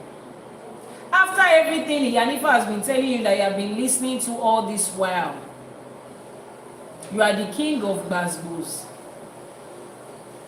If somebody talk, you will not allow them to land before you. No integrity, no consistency, no sincerity. People cannot take your word for you. You cannot give people your word and they will stay with it. When you call people and you say good morning, people will literally go into check, is the sun out? No form of integrity at all. You can do anything just to survive and succeed. No boundaries whatsoever. And you are telling yourself, I'm making ebo, I'm making a tutu. Why am I not seeing results? Iwapele is one of the fundamental pillars of IFA. There is certain Iwa that is required of different people. Drop that thing and listen to me. There is certain Iwa that is required for different destiny paths. Some of you, IFA will continue to hammer it into you. Be patient. Be patient. Be patient. When people speak to you, learn more patience. Some of you, what life is teaching you, the character you have to learn and grow in life is humility. Don't you know who I am? We know who you are, but calm down. Just be relaxing. And you don't know that that thing is building you up for somewhere. For people that knew me from way back, I say it and I say it a lot. See, my life, let me give you a summary of my life in that regard. My life has always been, I have always been the person that steps into the room and everybody is like, whoa, who's that person speaking? What level of intelligence? What eloquence? I'm the one that if they ask a question, I will not answer immediately because I know everybody in this room is going to mess up. So I wait for everybody to answer, then I say, please, can I add something? When I say, can I add something, trust me, I'm taking over the conversation. Everybody, including the person that is asking, is like, wow, I thought you wanted to add something. We didn't know that you wanted to give us the whole. That has always been me. That has always been me. Things just happen for me. So I had the tendency to walk into places and feel like, who else is here? Yes, there are 10 million people here, but I'm like, who else is here that is in a class of me? When I started going through life making money, money was working for me. Money has always been working for me. There's nothing I do that will not work out. I've never been in a situation where I need somebody for nothing. Now, experiences of life like that gives you tendency to be egoistic and prideful and tell yourself that no, I'm not prideful, I'm just trying to be.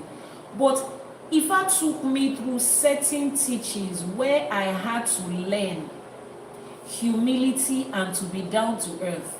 So you see this person you are looking at today, when people come on my live streaming and they're trying to run their mouth, people that if they calculate my level of intelligence with their own, they are on negative. If you put it on a scale of 1 to 10, they cannot reach 1. You and I both know that.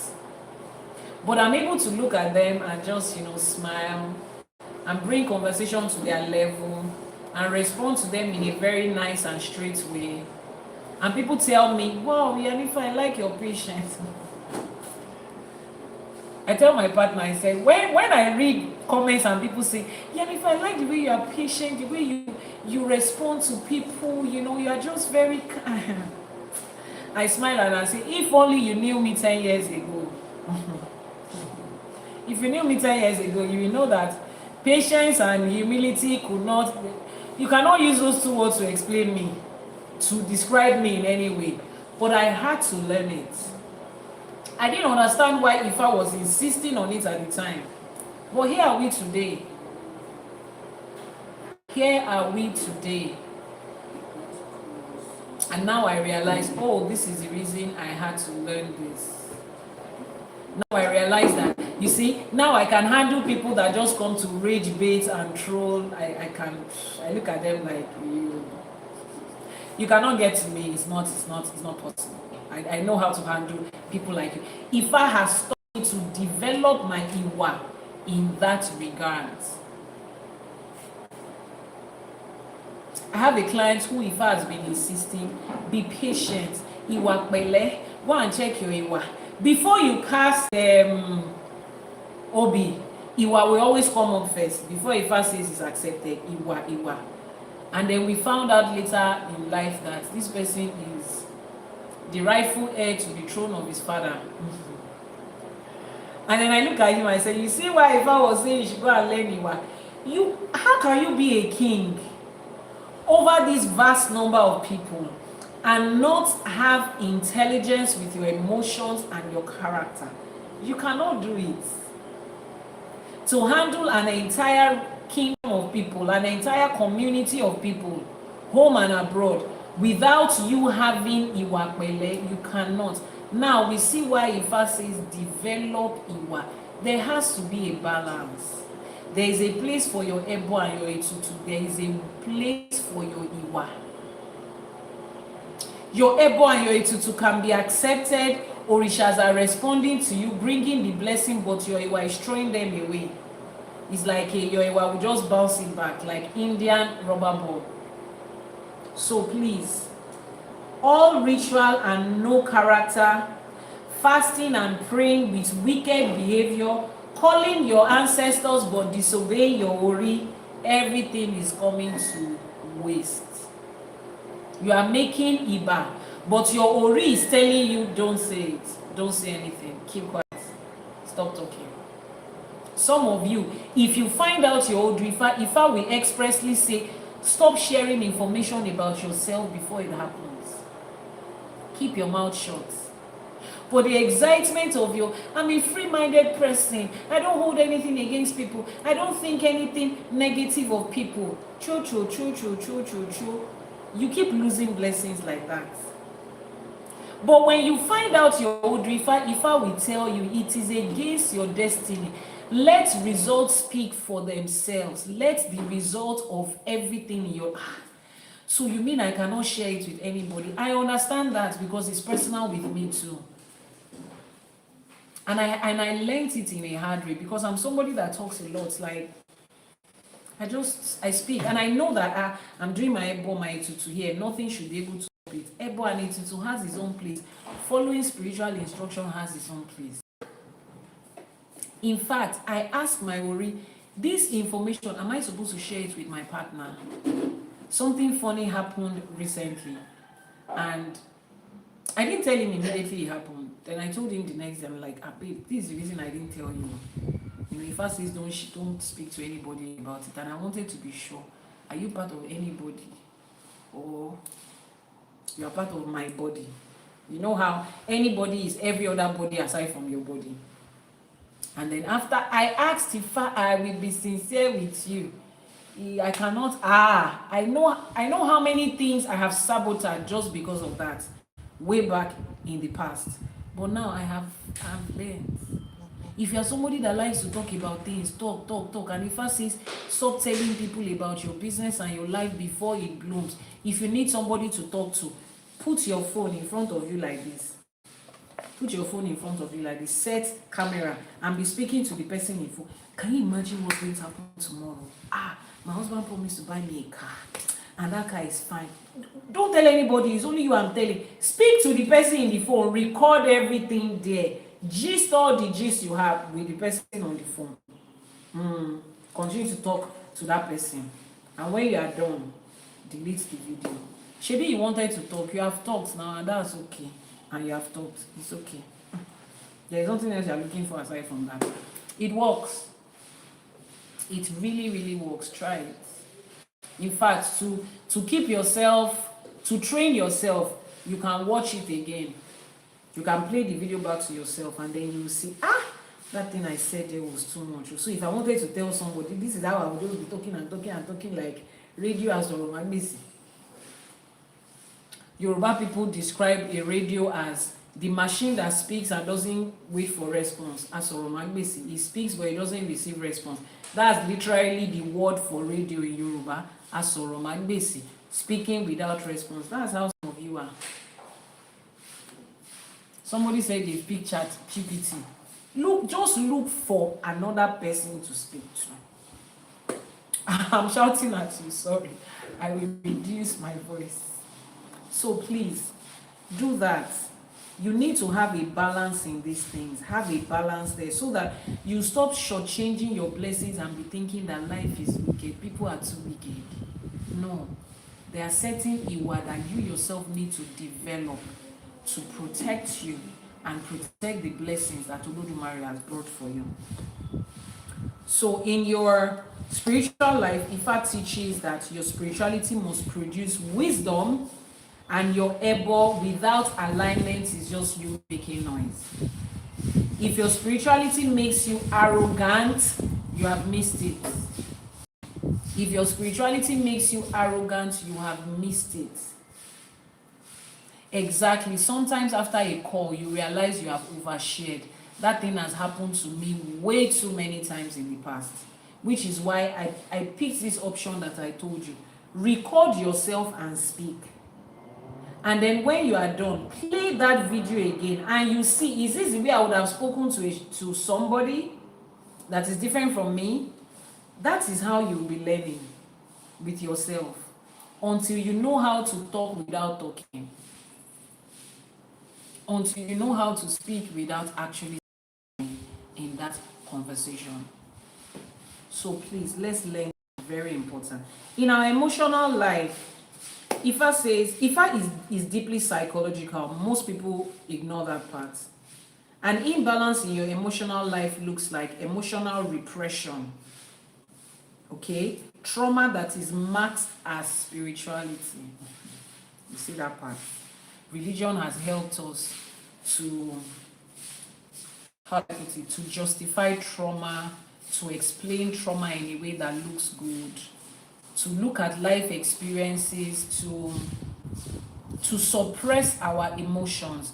You know how they tell you to forgive and forget anybody that hurts you, and then somebody has hurt you, the person has wronged you, deeply hurt you, and with one line word they say forgive and forget, then 2 weeks later you have not forgiven. You obviously don't want to see the person. Religion plays it back on you. You are now the bad person. Somebody hurts you, genuinely hurts you to the bone. You are going to take time to process that hurt and pain. But 2 Sundays after, if you are not all over the person, oh, Sister Bimpe, how are you? I love you so much. I brought food for you. You become the bad person. So religion, because you don't want to become the bad person, you have to pretend to see Sister Bimpe tomorrow and hug her and act like nothing ever happened. That's what religion has done. Ifa is not for that. Ifa understands your emotional and psychological life, and Ifa deals with it as a thing. Is that okay? Ifa deals with it as a thing. Ifa says it is okay to sit down and process your emotions. It is okay to look at certain people and set boundaries. It is okay to say, I am still upset. I'm still trying to understand. Imagine I gave people breakdown of their Odrifa. And they're like, please, I have questions. I told them, take your time and process this whole thing. It might take you weeks. It's okay. Don't rush. Emotions are heightened right now. Ifa acknowledges that, and Ifa says, I should tell you to take time and process it. It is okay for you to speak about your emotions, to process your emotions, to let people know when you're upset, to let people know when you're. It is okay to acknowledge it. And Ifa goes further to tell us that in moments of heightened emotions, do not make decisions. That Odrifa is, I think is Odrifa Irete Iwori. Tínú bá ń bí mi jù, tínú ẹni bá dùn jù, tẹ́rù bá ń bani jù, Ifá ní ẹ jẹ́ ká sún sẹ́yìn díẹ̀. In that moment when you are too happy, you are excited, you are too scared, you are too angry, Ifa says take some steps to the back. At that point, nobody wants to hear anything from you. At that point, you don't even want to do anything. Take steps back and relax. Let the heightened emotions pass here and there. Then come back and decide. Negative forces of life are targeting you, and they are targeting your moment of weakness. Your moment of weakness is the moment of heightened emotions. Is the moment when your unresolved trauma is triggered. Don't make decisions in that moment. Don't say anything in that moment. People wait for the moment you are happy, excited, to ask you for favors, to ask you for things, because they know you are super happy at that time and you would almost say yes to anything. People know it. Emotional manipulators know it. They are looking for such moments. Some people will literally create an environment of excitement for you and allow you to make requests that you make decisions at that time. Let's even be fair. Women do it a lot. You have a man that loves you, that cares about you. You will cook his favorite meal, wear that favorite lingerie that you know he likes, tell him the nice words that he has not heard today. Somebody has upset him at work, tell him, you already know this man, you have studied him. Then you go into the other room and also give him everything he wants there. And in that moment, you now start to hear, Chief, if you see what happened to our shop yesterday, this and this, see, I'm not asking for too much, but just 50 million. So that these people will stop looking at me like that. They have to know that I'm the wife of Chief, a whole wife, you of all men. People are not looking at your wife like, in that moment, you will do transfer. Chief, don't worry. They will press the code. Just type the pin. Just put in your fingerprints. Pam, 50 million has gone. And you're like, my baby girl, anything you ask for me, I will give to you. Now, that might not look like a bad thing. I'm not saying don't do it. It's your husband. It's one that went to pick you from your father's house. The 50 million is made is for both of you. It's both of you. There's nothing anybody can do about that. Spend his money. It's because of you that is working. If you don't know how to spend it, let Yanifa help you spend it. Spend his money. But as people are doing that to you, wife to husband, the world is also waiting for those moments to emotionally manipulate you, to guilt trip you, to play on your trauma. Mr. Mike Eshegoni, to play on your trauma.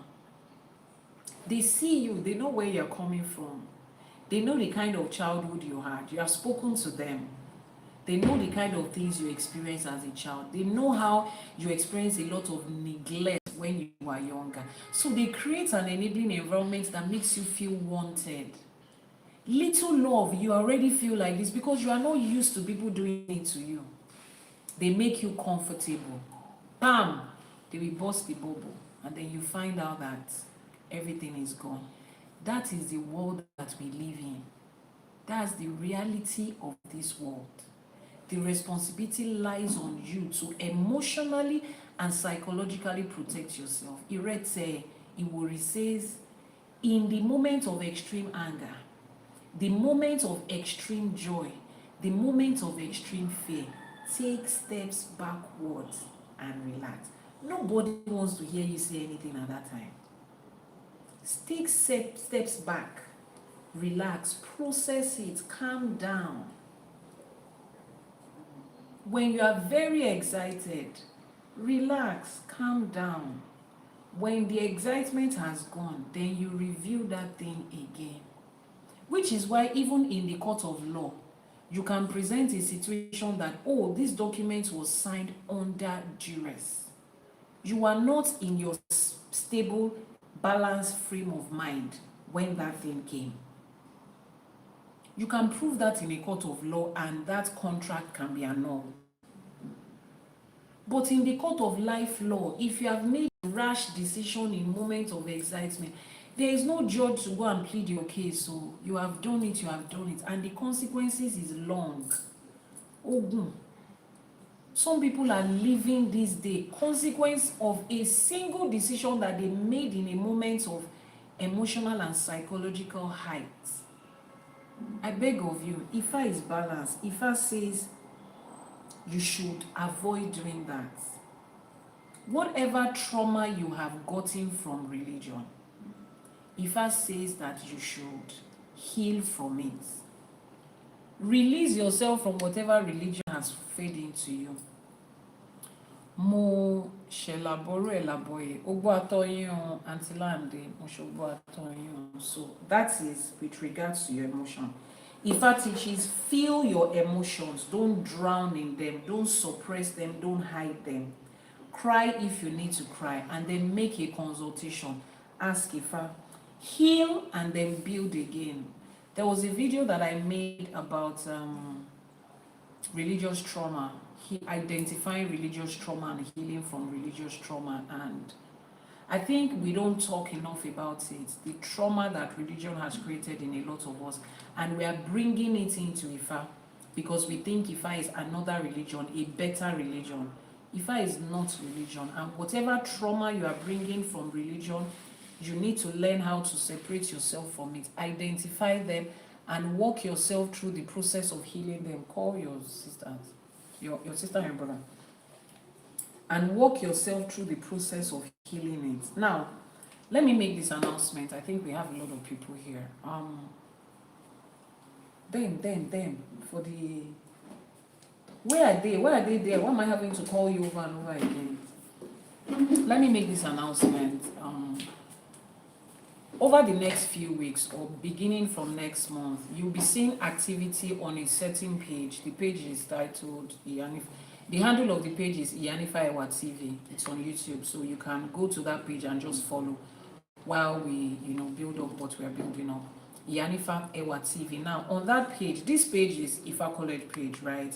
And the reason you see my face here is because at the moment, I am the face of Ifa College. So Ifa College has employed me to be the face of their school at this time.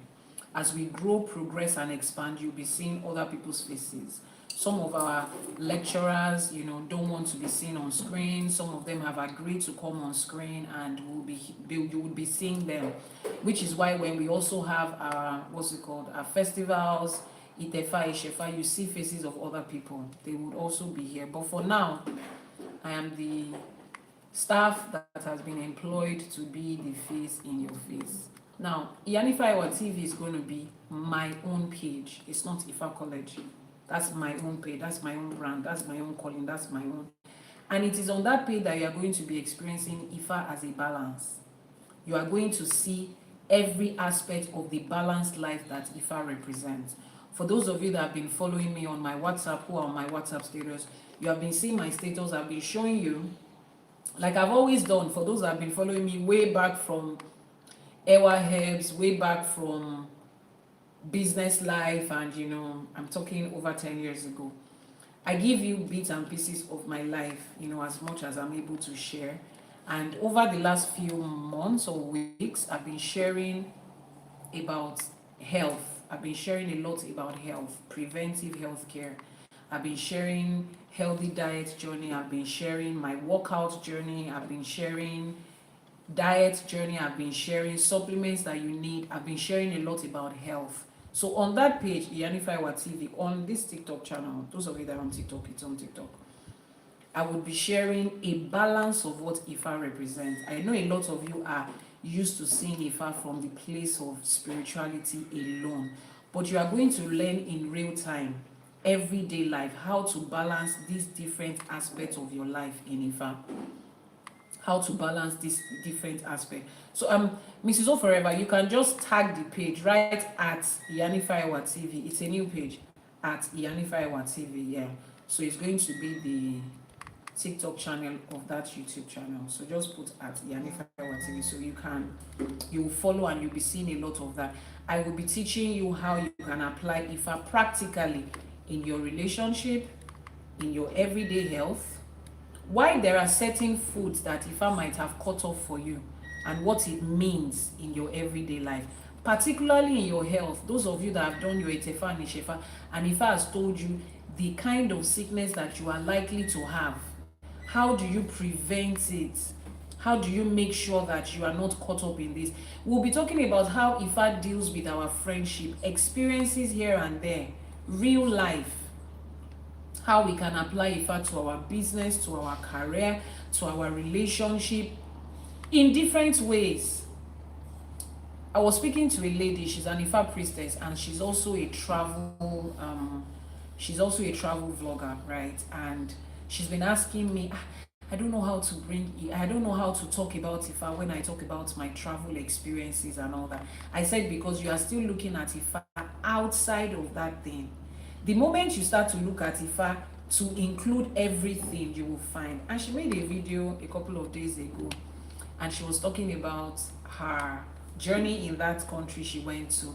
She talked about the people, their dressing, she talked about their food, and then she wrapped it up to how IFA splits all of these things. She was explaining that community of people based on their food, their dressing, and every other thing. And she brought it back to talking about how IFA aligns with the kind of clothes you wear, the kind of food you eat. And she wrapped it up like that beautifully without even sounding like a spiritualist. Yet she's an IFA. So everything that we do, we're going to bring out IFA there. I told you, I said, I'm helping you to be able to apply IFA to your everyday lives. Everyday life, how it's going to make sense in your everyday life, not only your spirituality. So we're going to be having a lot of that on that page at Iyanifa Ewa TV on TikTok. So by next month, you'll be seeing different activities there.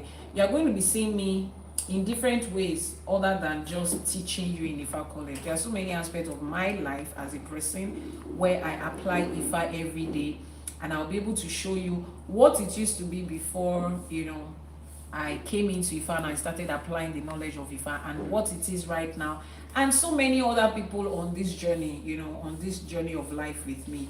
We're going to have that there. So I will be seeing you on that page, more on that page by next month. Yeah, so that's the balance we are teaching, and we're going to put it into practice. We're going to learn.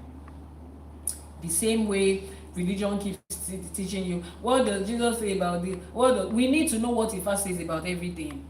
We need to be able to know what does IFA say about everything. Now, I'm not saying I'm leaving this page, or I'm still an employee of IFA College. My contract with IFA College has not ended, it's still here. I'm still the face of IFA College. I'm still the one that will be teaching until the next person on the team will be brought on board. And the next person is going to be a male.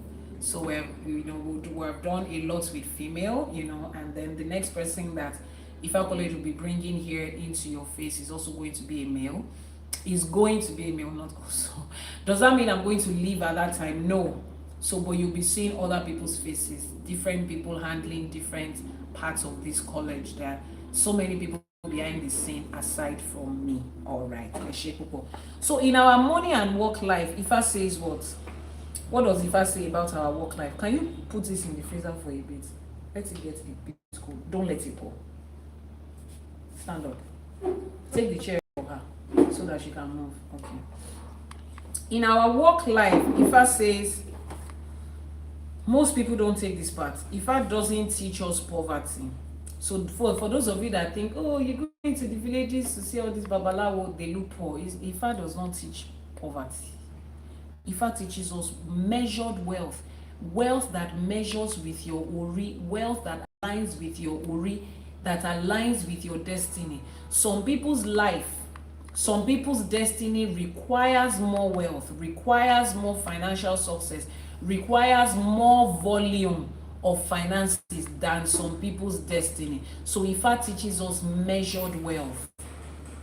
Measured wealth. We are not out looking for what is not aligned with our destiny. Everything we are asking for when we come to IFA is something that aligns with our destiny. So the fact that somebody is richer than somebody and both of them are in IFA does not mean IFA answered the prayer of the richer person and the one that is not as rich, IFA didn't answer their prayer. No, they have different destiny, and that different destiny requires different things. It's like your children that are going to school, your elementary school students. You barely give them money to take to school. But your high school students, you give them certain amount of money. But your children in colleges, you give them more money. There are different points in their life and they require different financial commitments and financial spending. And you will give them money differently. That doesn't mean you love one child more than the other.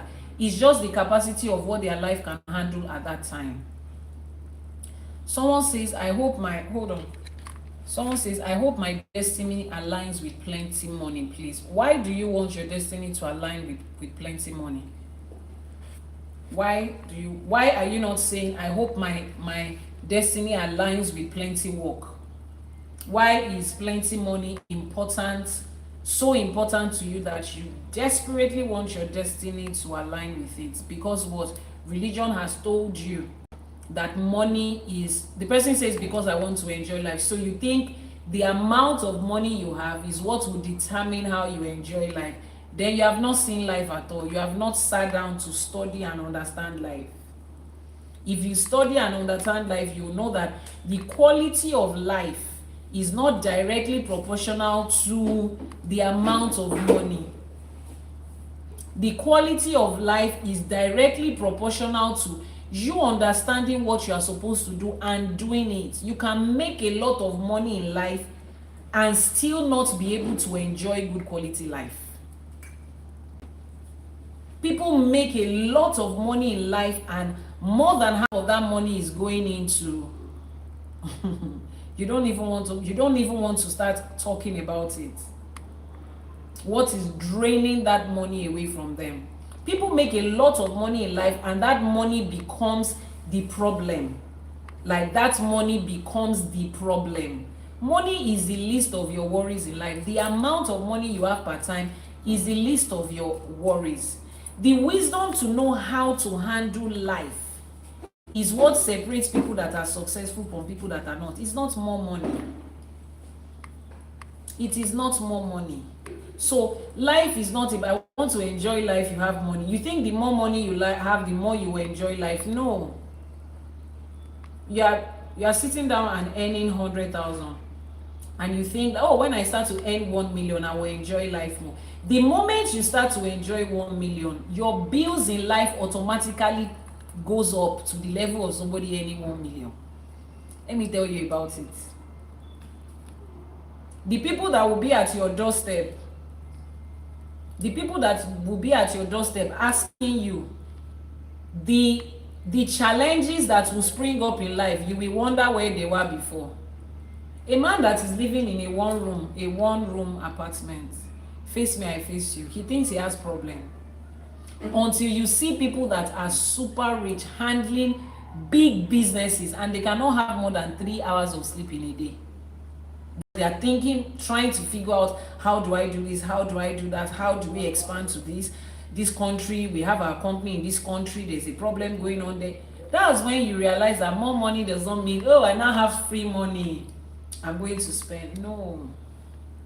What anybody should be looking for in life is the wisdom on how to handle everyday life and the strength to be able to follow the decisions that IFA has given. You see, when you have those two things, my dear, you will understand what good quality life means. Exactly the amount of wahala that follows big money. When you will make money to a point where people that are not destined to handle money, they will desperately look for money to a point where they will ask that the money be taken away. All they want is peace of mind. They just want to be able to spend time with their family and be happy and have peace. Eat, sleep, wake up and have peace. They will beg people to take the money away because their ori doesn't have the capacity for what they are handling. So above everything, the wisdom and the strength. Wisdom to know what you are supposed to do at the time you are supposed to do it, the way you are supposed to do it. And the strength to be able to say, now that I know, I want to implement it. And to be able to stand and say, I'm implementing what Ifa told me. Those are the two secrets of life. That's why you find a regular everyday person in their house. They are happy, they are fulfilled, they are satisfied.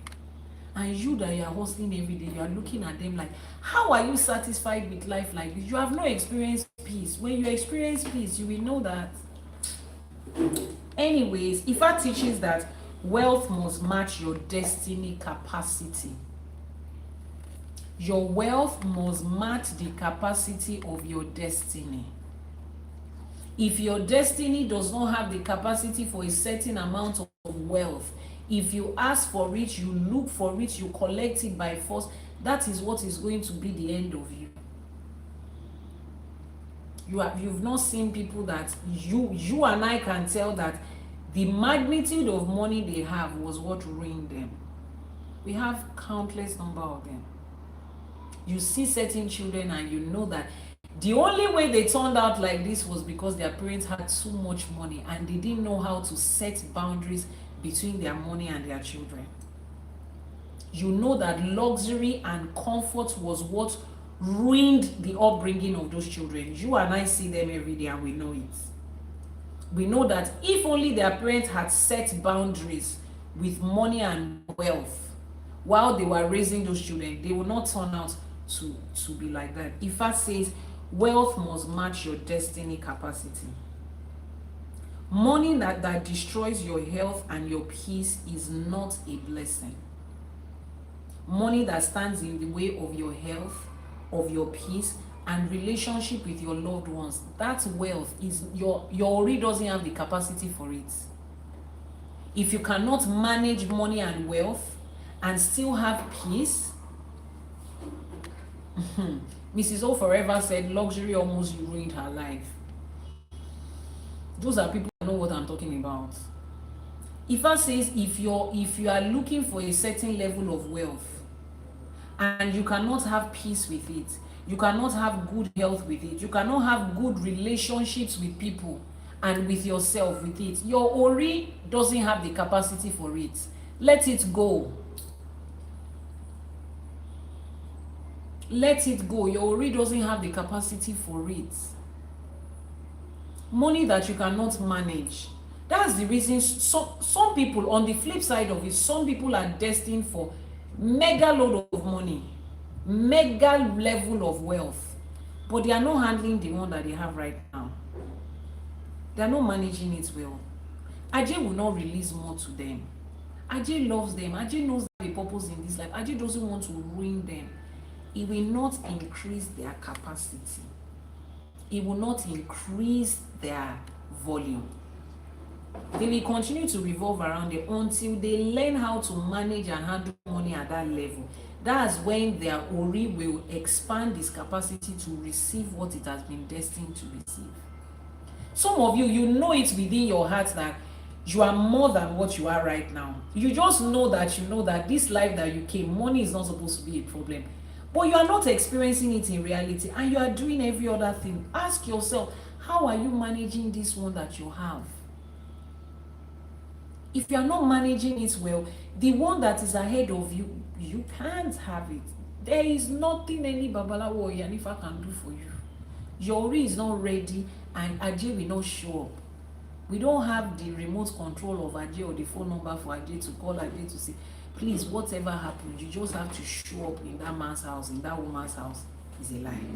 Ajay is watching the way you are handling the one you have now. So please, that is the balance that Ifa brings. That is the balance that Ifa brings. Mrs. O forever, Ifa shield. Now in your family, your relationships and your family, Ifa is anti-drama. Ifa is anti-drama. Ifa does not stay in a place where people are thriving in drama. Ifa does not thrive in drama. Orishas don't thrive in drama. Ifa does not thrive in drama. Call your sister. Orishas don't thrive in drama.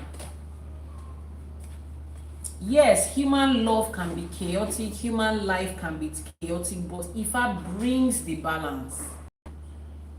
There is no way you will not have frictions as you engage and relate with other human beings, but Ifa brings the drama. Ifa brings the balance. So if your relationship and your family dynamics is defined by drama, every day is drama, There is an imbalance there. You need to find out from Ifa what exactly is happening. There is something you are not balancing. There is something that is out of touch and out of line. Baby bye, baby bye.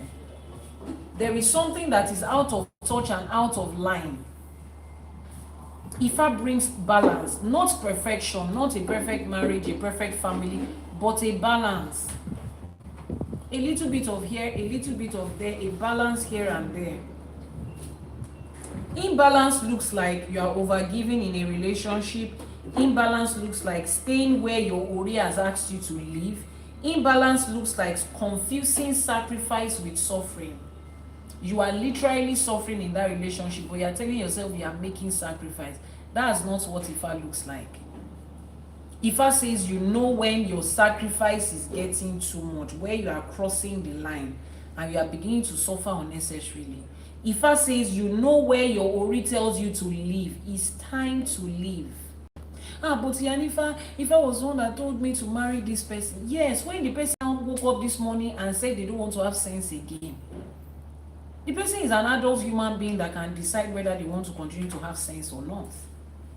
If they wake up after 2 years in relationship and they say henceforth no sense in the decisions they are making, you want to continue to stay there, and another adult person is constantly making decisions, and you are having to clean up their mess, and you are having to live the consequences of choices you did not make constantly. That's not the quality of life that Ifa wants for you. That's not the quality of life that your Ori wants for you. It's okay at that point to take steps back. Speak to them and tell them you are going to leave. If you don't stop this pattern, what you are doing right now is affecting me in a certain way. And it has been way too repeated. It has cost us a lot of things. State it out. I'm not asking you not to continue that way. I'm not your father or your mother enough to be able to tell you what to do, but I'm saying I do not want to be a part of this any longer. It is okay to have that conversation with them, and if they choose to do it, they can choose to do it because they are adult human beings that can make decisions. If they have chosen that path, you can also choose another path that doesn't involve them. That's the balance that Ifa brings. So there's nothing in Ifa like, Ifa has said this person is for you, and for better for worse, to end the dead do you part, till life end you part, you have to be stuck there. That is not balance. That is a one-sided thing. Because you are saying, irrespective of how this thing turns out, you are stuck in there. Ifa does not say irrespective of how it turns out, you should be stuck there. Ifa says at every point, you have to look at how it is turning out. Does it still align with your destiny? Does it still align with you? If it no longer aligns with you, it is okay to say, I want to opt out. I thank my Ori and Olodumare for this great privilege. Thank you for all you do. Mrs. O Forever, thank you so much for introducing your friend to this platform. Every step of the way, I see that she's always grateful to you. And to all the other people that you have also introduced. In fact, Mrs. O Forever should be the head of our evangelism team. No, we'll not call it evangelism, we'll call it evangelism. Our department of, is it department they call it in religion? Yes, department. So our department of evangelism, Mrs. O Forever should be the head, because the number of people that she has brought into the fold, into the kingdom. Mrs. O Forever, we say thank you to you. Last year, Edumare, as you are directing people to the light of their destiny, you will not be lost on the way. Last year, Edumare, your path will not end in darkness. The path of your children will continue to shine brighter and brighter and brighter. Ifa will continue to be your compass and your GPS of life. You will not make mistake in this life. You will not make the wrong choice. You will not end up in the wrong place. Last year, Edumare, as you are directing other people, Ajay will be directing your blessings to you in abundance. Last year, Edumare, Ashe. So please don't confuse suffering with sacrifice. Ifa teaches that love can also have boundaries. Love can also have boundaries. Let your partner know, I love you, but I love myself first. I love this life we are building, but you see the life that Ifa has called me to build, that one is more important. So the day you choose not to have sense again, and you choose to drain out of this, I am going to choose myself. It's because I love myself. That's why I'm choosing myself. All these people that religion has taught you to say Jesus first, yourself last, and others in between. I love Jesus more than I love myself. I love others more than I love myself. It's called imbalance. It's called foolishness. Imbalance that is springing out of foolishness. You are first of all your destiny. Somebody should claim this. You are first of all your destiny. You are first of all a human being that came into this life to fulfill a purpose. That's your primary assignment. Before you decided to join your life with somebody, you are first a human being that has a purpose to fulfill. And nobody is able to fulfill that purpose aside from you. You owe it to your ori and to your orishas and to your ancestors and to your destiny to fulfill that first. Nobody is going to help you fulfill it if you decide not to. So let your partner know, communicate with them that as much as I love you, I love myself first. As much as I'm committed to this relationship, I'm committed to my ori first.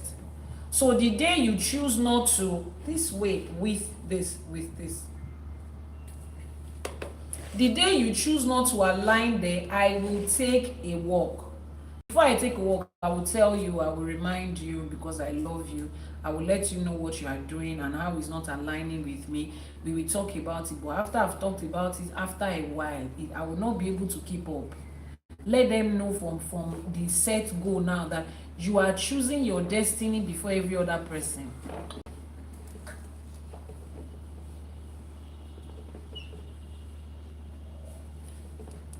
The only other human beings that are as important as that destiny are the minors that you brought into this world. Every other adult person, let them understand the way that it's going. I cannot marry somebody today now that will now say, as my wife, you have to sit down at home and attend to me. I'm first your husband before all these people on the live streaming. When I call you at 12:30 on Sunday, you should answer me. Sir. What are you trying to say, sir? Because you have not said anything. I'm sure you are trying to say something. Can you say it louder, sir? It does not happen here. You see these people. I'm not saying these people on the screen are more important than you. But you see, this duty I have to these people is more important than the duty I have to anybody. Because this is what I came to life to do. Until IFA says this duty is over, it comes first. It comes first. Every other thing has to balance. And I'm also going to balance every part. I'm not going to say, oh, it's only people on my live stream, my children should go and sit down somewhere. My husband, my family should go and sit down somewhere. No. But this is number one.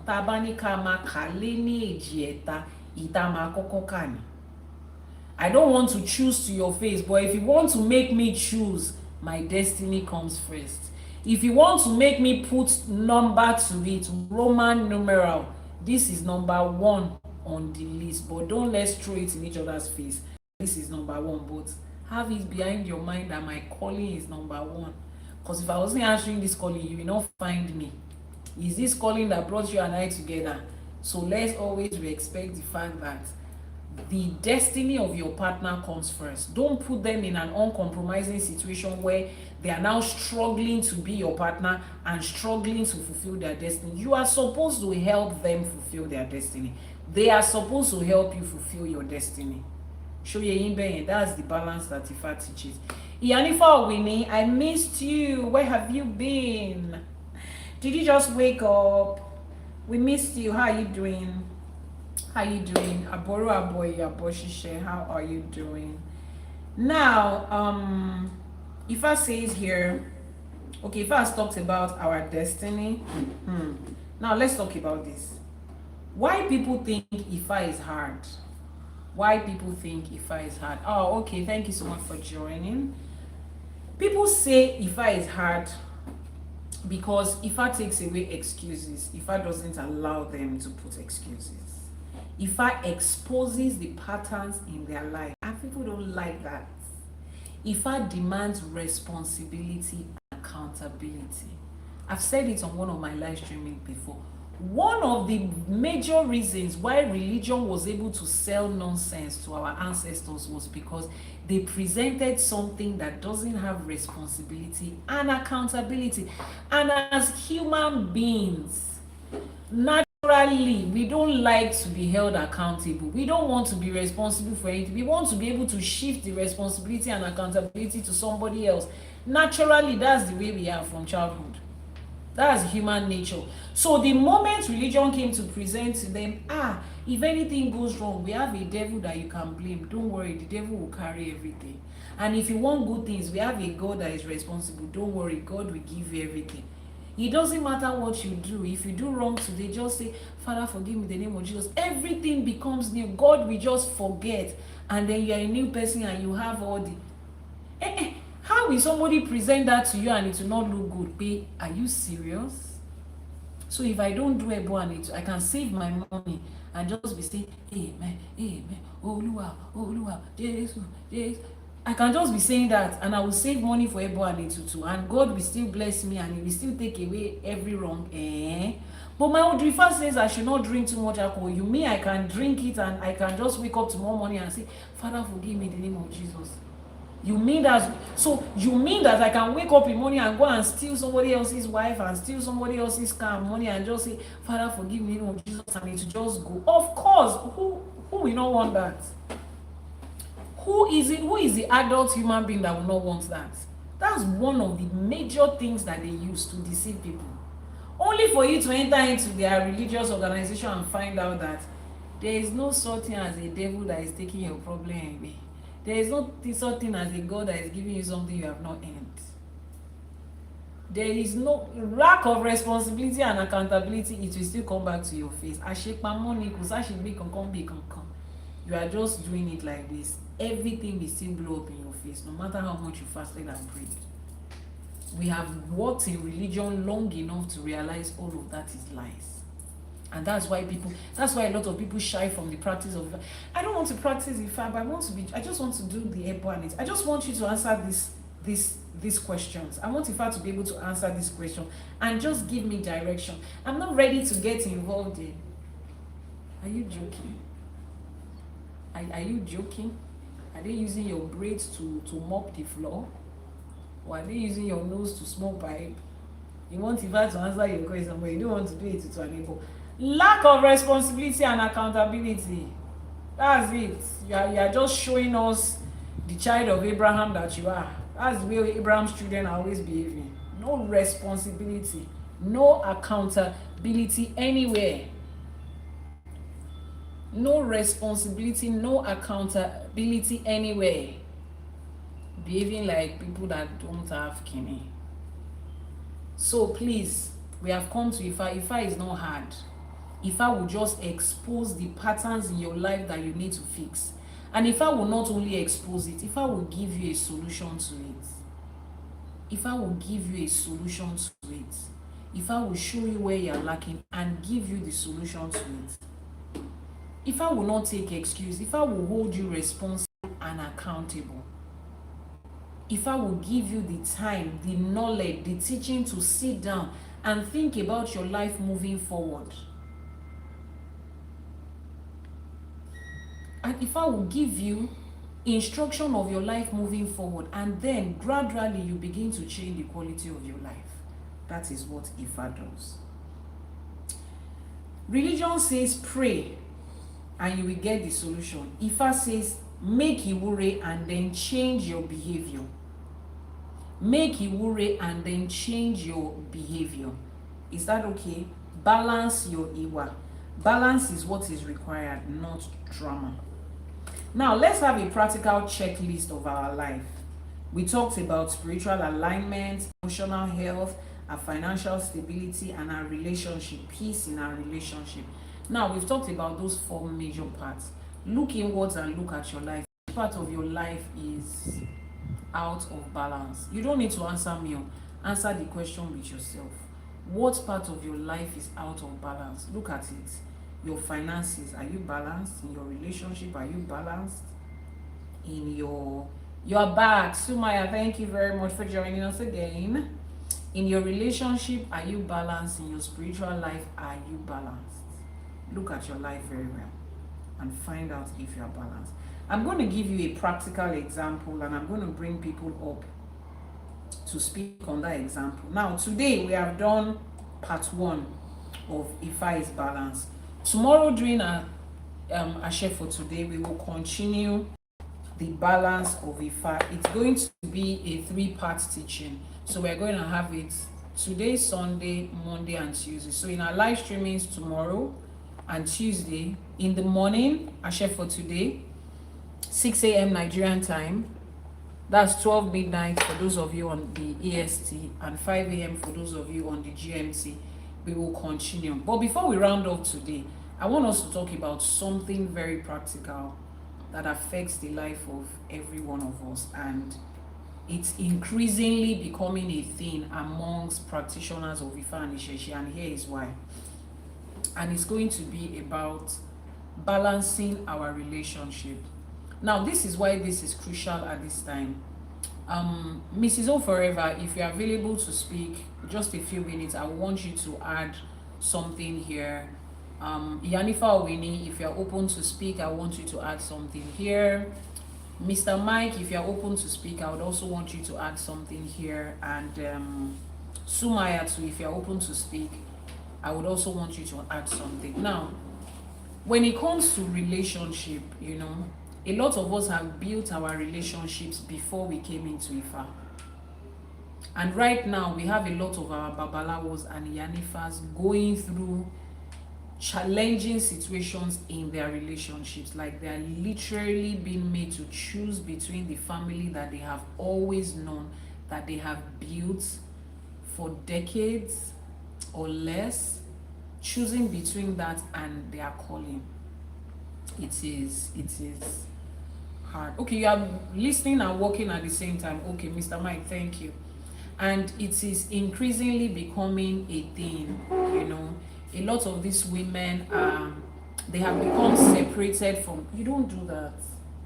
They have become separated from their loved ones, especially their husbands and children, because they have chosen to practice, you know, as their form of spirituality, and they have chosen to answer their call as an Iyanifa or a Babalawo or a Yalurisha and Babalurisha. So now, away from people that have spiritual calling, who are answering it and they're experiencing these challenges, there are also people that are just, you know, Ifa devotees in their own little ways here and there. And some of them are trying to carry their family members along. Some family members are listening, some are not, but it's getting increasingly harder for them to be able to practice Ifa the way they want to. I have a client who would love to always come to the shrine every time we have something to do, but my shrine is in an environment where people know her. So she has to sneak in the night to come and sneak out during the day, and some people are identifying, you know, it's just becoming a certain kind of way for them to be able to keep up, right? So today we want to bring out, I'm going to be cutting this part of the video separately. I'm posting it separately so that people that are in that situation can watch this half of the video, you know. And we're going to be digging up wisdom from elders. These people that I have called up, that I've mentioned their name, they are people that have had experiences with Ifa. They're coming from a place of wisdom, and we just want to talk to people generally, you know, to help you to handle that. And then for those of you that are going into, you are in Ifa already, you are practicing already, and you are not yet, you know, in a serious love relationship, you know, you guys are lucky. You are favored in the sense that you haven't started building your life with people, and you have this knowledge, and it helps you to choose better as you are going along your way. It helps you to go and call every other person as you are going along your way. Somebody says, I had to walk away from my family about 10 years ago. Yes, and when we say that, other people want to know how easy it was, because It's easy to say, I had to walk out of that relationship before I chose Ifa. But in practical terms, what does that really mean? What does that mean for you? How are you able to do it? What does life look like right now?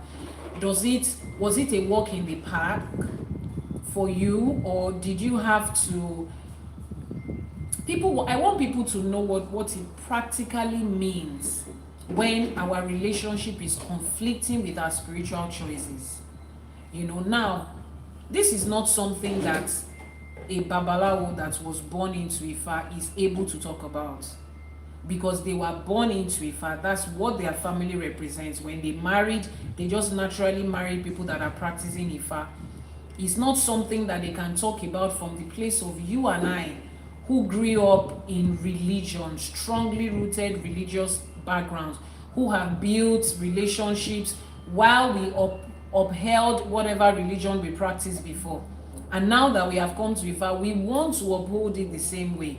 But we have all of this. So I will be bringing these people up to just, based on your own experience, on your own knowledge that you have gained along life, or whatever it is that the Romoles is placing on your hand to share about, I will bring them one after the other. So please, Yanifa Owini, please send an invite. Mrs. O Forever, send an invite. Sumaya, please send an invite. And then Mr. Mike, at any point where you can find maybe 3-5 minutes to spare, you can also send an invite and all of that. And then the person that person with the Instagram, with the TikTok name D, that talked about he had to walk away from his family. If you also have something to share, if you have, you can also send in an invite. And people need this. A lot of people are scared, right, to go into this. Okay, all right, Yanifa. A lot of people are scared to fully embrace Ifa because of these things. It is majorly about the relationships they have in their life. They don't know how to tell their parents, they don't know how to tell their family, how to tell their spouses, how to tell their best friends that this is where we are right now, and this is how life is going to continue to be moving forward. They don't know how their family is going to accept it. And what if the family says, hell no, it's not going to be us? How do they move forward? Some people depend so much on such relationships. Some women are 100% dependent on their husbands financially.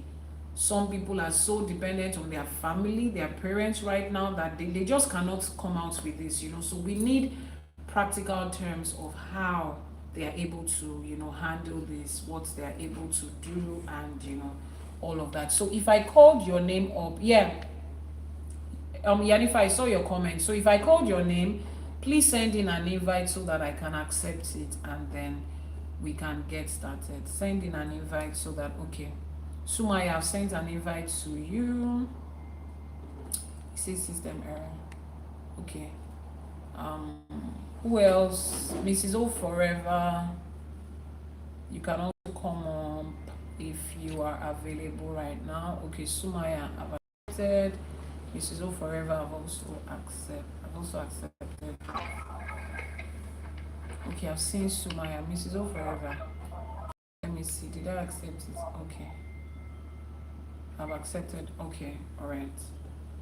Mrs. O Forever. Who else? Okay, Yanifa, we're waiting for Yanifa. Okay, Sumaya, please, if you have something to say, let me start with you. Thank you again for calling me back. With regards to my new, should I call it my new faith? Yes, it's my new way of life. I have been taking basically these 3 months, I should say, thinking about it. I don't know how much you want me to say here, but I can as well say it openly.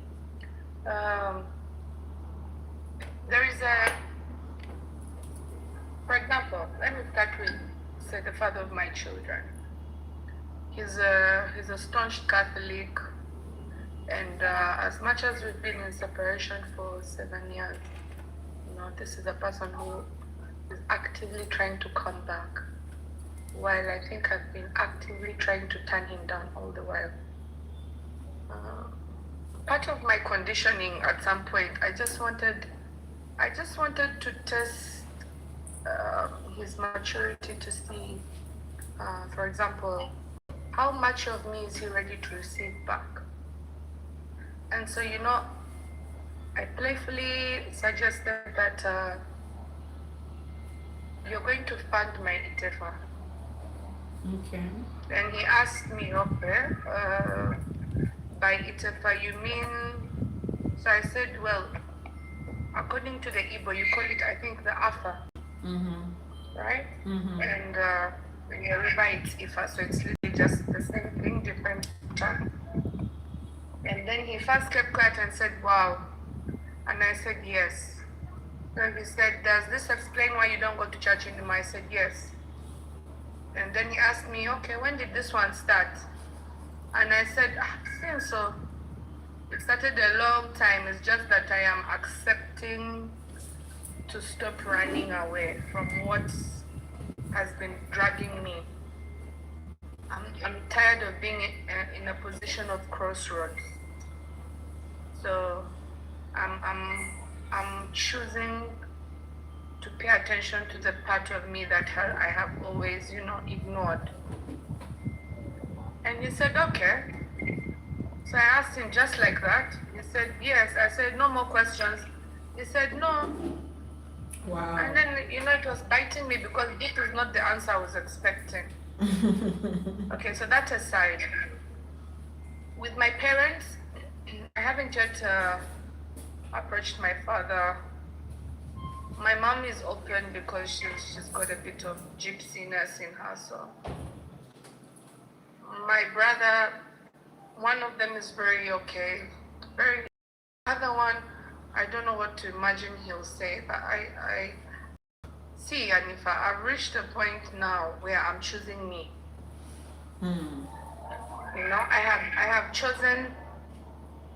I've chosen everyone for far too long. So it's me.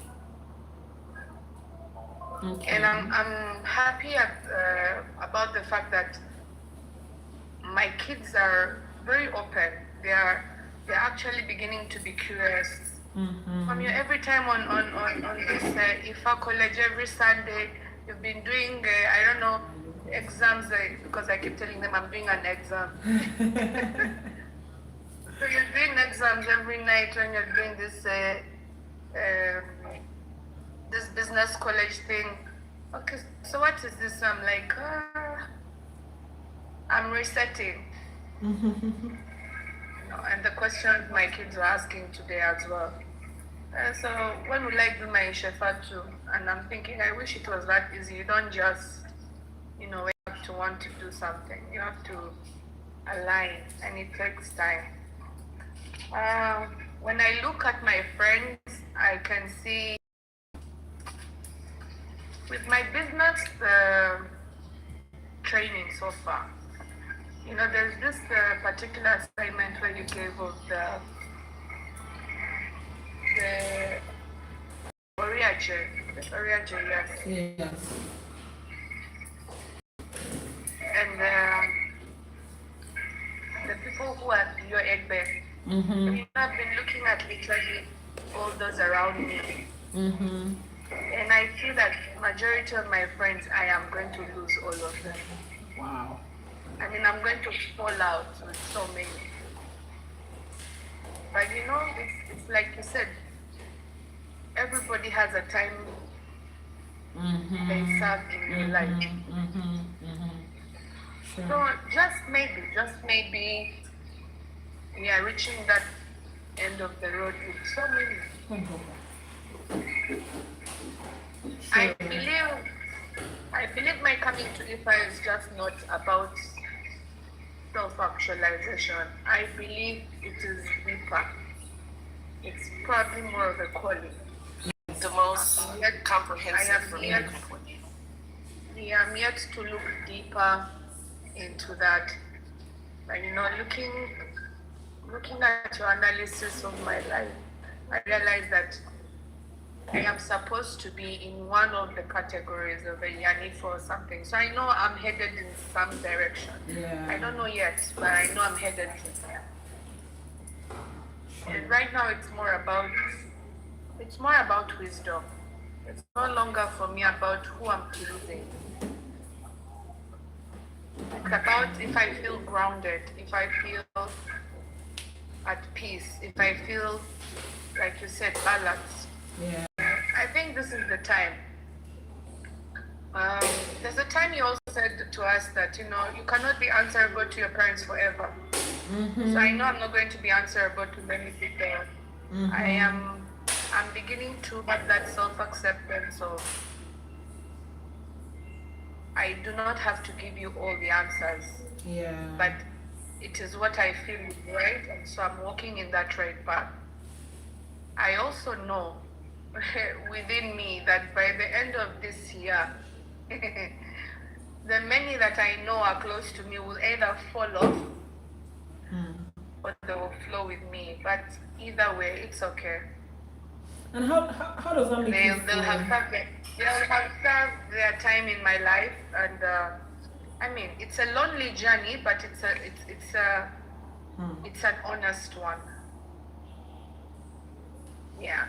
Wow. So there's a lot of unlearning and relearning to do for me. I don't know for others, but definitely for me. And I already know the consequences. It's in a container. And then I think we should also stop having this mentality as if to say being a part of IFA is a sin or it's demonic, or it's not. Come on, it's just a change of perception, it's a change of understanding, it's a change of belief. It's just syncing with reality. And so my reality can never be the same as yours. Yeah. Okay?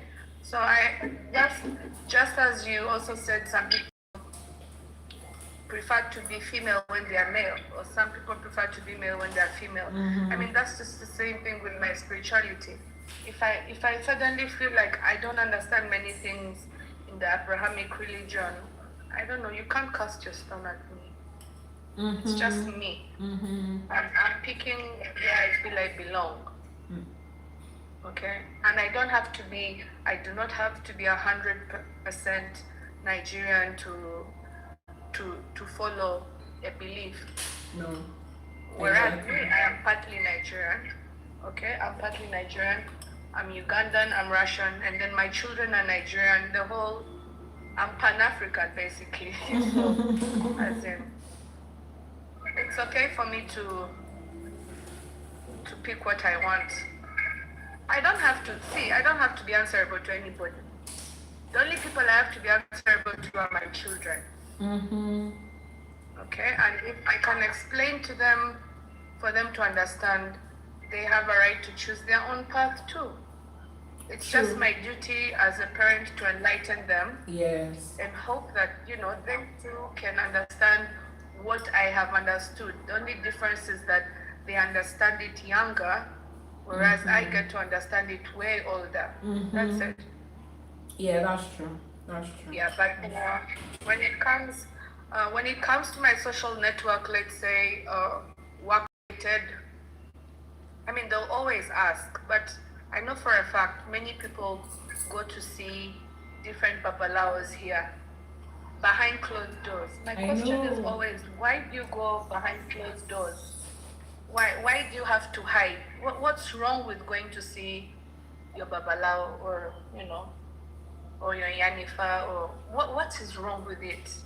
When there's a problem, when we have sick people and then the hospital cannot sort it out, the next thing people are running now to the babala. Is it at that point now that it's open, that now everybody can agree, let's now go see the babalawo, because you know, if they said he's the only one or she's the only one that has an answer. Initially, why were you hiding? I don't understand. So must we associate going back to our roots, going back to our ancestors as evil just because we've been raised in a certain position of, do you understand? And to be honest, I've seen a lot more evil in church than any other place. and they're very good at covering it up. So for I me, know. it is no longer a thought of what will they say about me. Say all you like. I'm not stealing from you. I'm not taking anything from you. Exactly. It's just my belief, and I'm happy Exactly. believing what I believe. So I mean, stay in your lane. Let me stay in my lane. I don't have to come up as confrontational because I will end up being confrontational again. And I'm trying to respect myself because I was one to, accepting, walk away from confrontation in every way. So I'm literally trying to practice that. Yeah. And I'm very open, by the way, lately. I'm open. Even when I'm in office, I was the one person you'd find on Hallelujah Challenge at the front. And you'd find me At the in another front. conversation only. Now I'm every time having my morning, Iwures and Ibashes, and everyone is like, what happened to you? And I'm like, what do you mean what happened? What happened to you? I'm like, but yeah, what? You didn't say you went for the Hallelujah Challenge, and I'm like, yeah, realization, it's self-actualization. So for me, it's a lonely journey so far, but I'm also surprised at the response I'm getting. I was hoping to get a lot of conviction, and yet for some reason I'm not. Maybe that's something to also worry about, or maybe not. But I'm not personally. I'm not bothered. I'm not. I just know I'm in the right direction, and I'm comfortable doing it, and I have to do it, rain or shine, somehow, somewhere. That's for me. Thank you so much. Thank you. And there's something that you said here that she said it's, you see when people, you see that part where you say people hide. There's a term I like to use if I'm defining adults. You know that I like to say adult human being because we have adult animals and adult plants. But if you have identified as a human person and you're an adult human person, and at this point in your life you are doing something that is beneficial to you and you are hiding, because I won't expect you as an adult person to do something that is not beneficial to you, something that is not illegal, something that is not against the law, and you are hiding.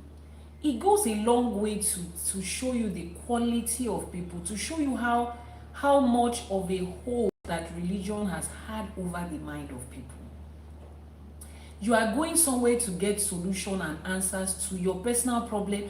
The only reason you are going to Babalawo is because there is no other person that can help you. You have explored and exhausted every other option, and you found this option where you can get help, and you are hiding. As an adult person, does that not say a lot about your thinking? Because I don't understand. There's a problem in your life. Nobody is there to help you. You found someone that is going to, you are still now hiding to go there. You still now come out. You will lie about where you went to as an adult person. Something is wrong with you. Something is absolutely wrong with you. And I can't fathom it. I cannot, you understand? And most of the time, your excuse is what people are going to say, which is why I said you have a problem. If you, as an adult person, an adult human person, you are this bothered about what strangers are going to say. Because at the end of the day, it's not so much of the people that love you. The people that love you know that you have this problem, majorly. And they know you need a solution. And they've seen all your efforts to get solution from everywhere. And you tell them there's a solution in one Baba's place in one village. And that person says, I love you. And they are telling you not to go there. You already know what they love. And that what they love is not you. So the people that love you genuinely are not the ones you are hiding from. The people that you are hiding from are total strangers who do not give two F's about your life. They do not. I'm telling you, if you become unalive in that problem, if you become unalive and broke in that problem, they don't care. They are not going to come to your rescue. Those are the people that you, as an adult person, those are the people you are running away from. You ran away when you were a child. You were hiding when you were a child. You now grew up to become agbalagba, right? You are still, I don't know. I don't even know how to comprehend such things, but I just described your situation to you, and it's okay if that's what you have chosen. But from an adult human being to another adult human being, you don't have sense. There is no sense. Bó ṣe wù kó kéré mọ́, orí ẹ̀ ò yọ̀ǹda fún ẹ, there is something wrong with you. I'm telling you. You see the same people you are hiding from. Everybody is going. I said something yesterday to the group of women I was talking to.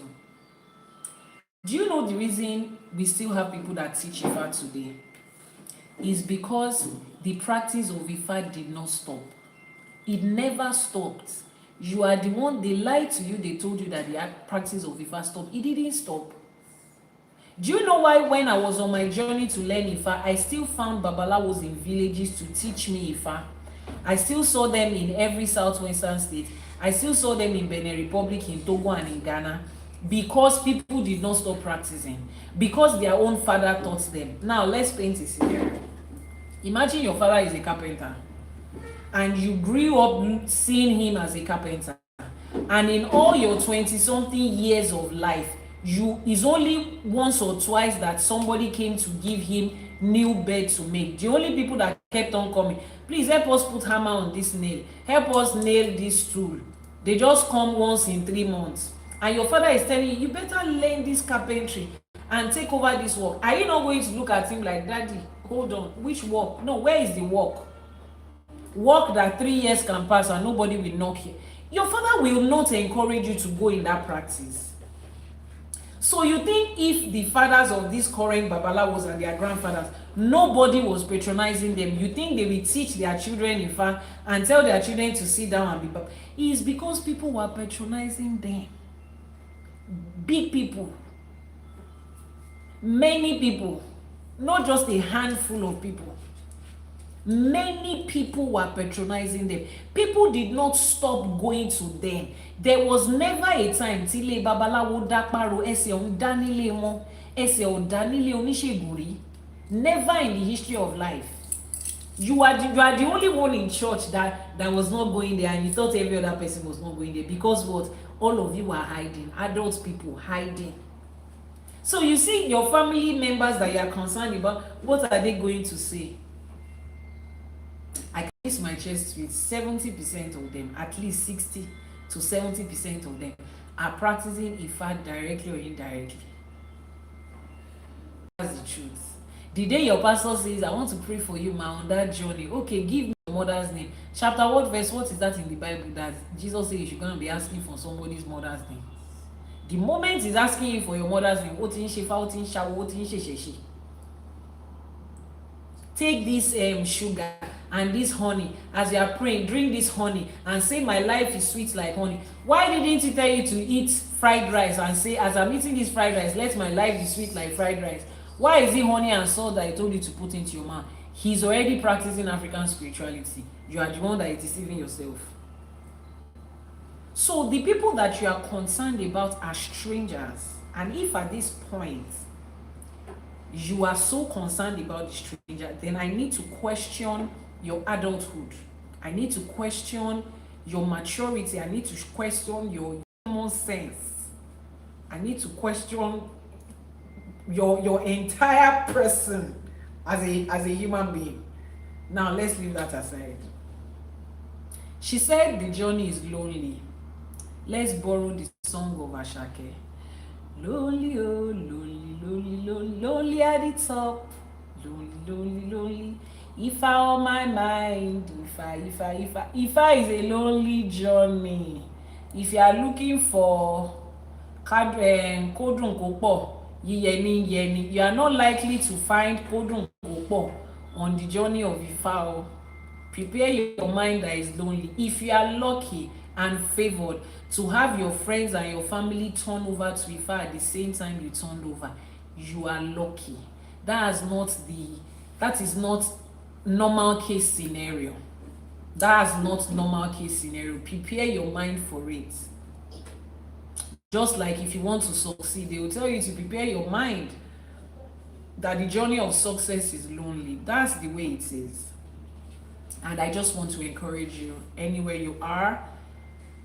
Like she said, she knows that before the end of this year, a lot of people will drop. A lot of her friends will not continue to stay friends with her. And she's already made peace with it that, you know what, that's okay. It's okay if they don't like me anymore. I'm choosing my journey. I have found the truth for myself and I want to pursue that truth, and that's okay. And a lot of us also have to make peace with that. It's okay. Tell yourself that, see, along this journey, as you grow and expand and continue to apply IFA in your everyday life more, some people will stop to talk to you. Trust me, if you have a friend at work who used to go to Hallelujah Challenge and now they are going to Ashe for today and they are listening to you, but some people will just stop talking to you because of that, because they don't want to be unequally yoked with unbelievers. They will just stop. That alone is the reason they will never answer you again, and it's okay. You cannot force them to believe what they don't believe. I cannot force you to be at peace with my choices, but I can let myself know that, you know what, it's okay, it's fine, I still love you, but unfortunately this is the bus stop where you're going to drop. You know, like you are gisting with somebody in a cab and they get to their destination. Are you going to tell them that, oh, we are at your train stop, please don't stop, oh, because we are gisting, continue to follow me? To know they've gotten to their own stop in your journey, and it's okay. Is it painful? Yes, but that's life. You understand? So from her own perspective, she's asking you to prepare your mind for it. It's okay when it happens like that. It doesn't mean they hate you. No, it doesn't mean they dislike you. They have just prioritized their form of religion over your own, and that's okay. And you are prioritizing your own over their own too, you get. So everybody is prioritizing what they believe over what is supposed to be. So um that's the way it is. Thank you so much, Sumaya. Let me call up Mr. Mike. Mr. Mike is at work, so I think he has a few minutes to spare now if he's still available. Let me call Mr. Mike since he's at work. The rest of us are at home, so we have flexible time. Mr. Mike, are you available? Somebody's mic is on. I think it's Miss So Forever. Please, can you turn off your mic? There's some distracting sound in the background. Thank you. Mr. Mike, Eshe Pupo, thank you for. And you know, one of the reasons I called you today is I want a perspective from somebody that is not, you know, not Nigerian. And how do people see those of you that have left the States and you have come all the way to Africa to come and enter into African Juju? How do they look at you? Like, how has the journey been for you? And then what can you say to, you know, other people in the diaspora who are contemplating this journey and they don't know what to expect as regards how it's going to affect their relationship with friends, family, loved ones, spouses, and all of that? Thank you. I understand. First off, I'll borrow a boy, Yanifa.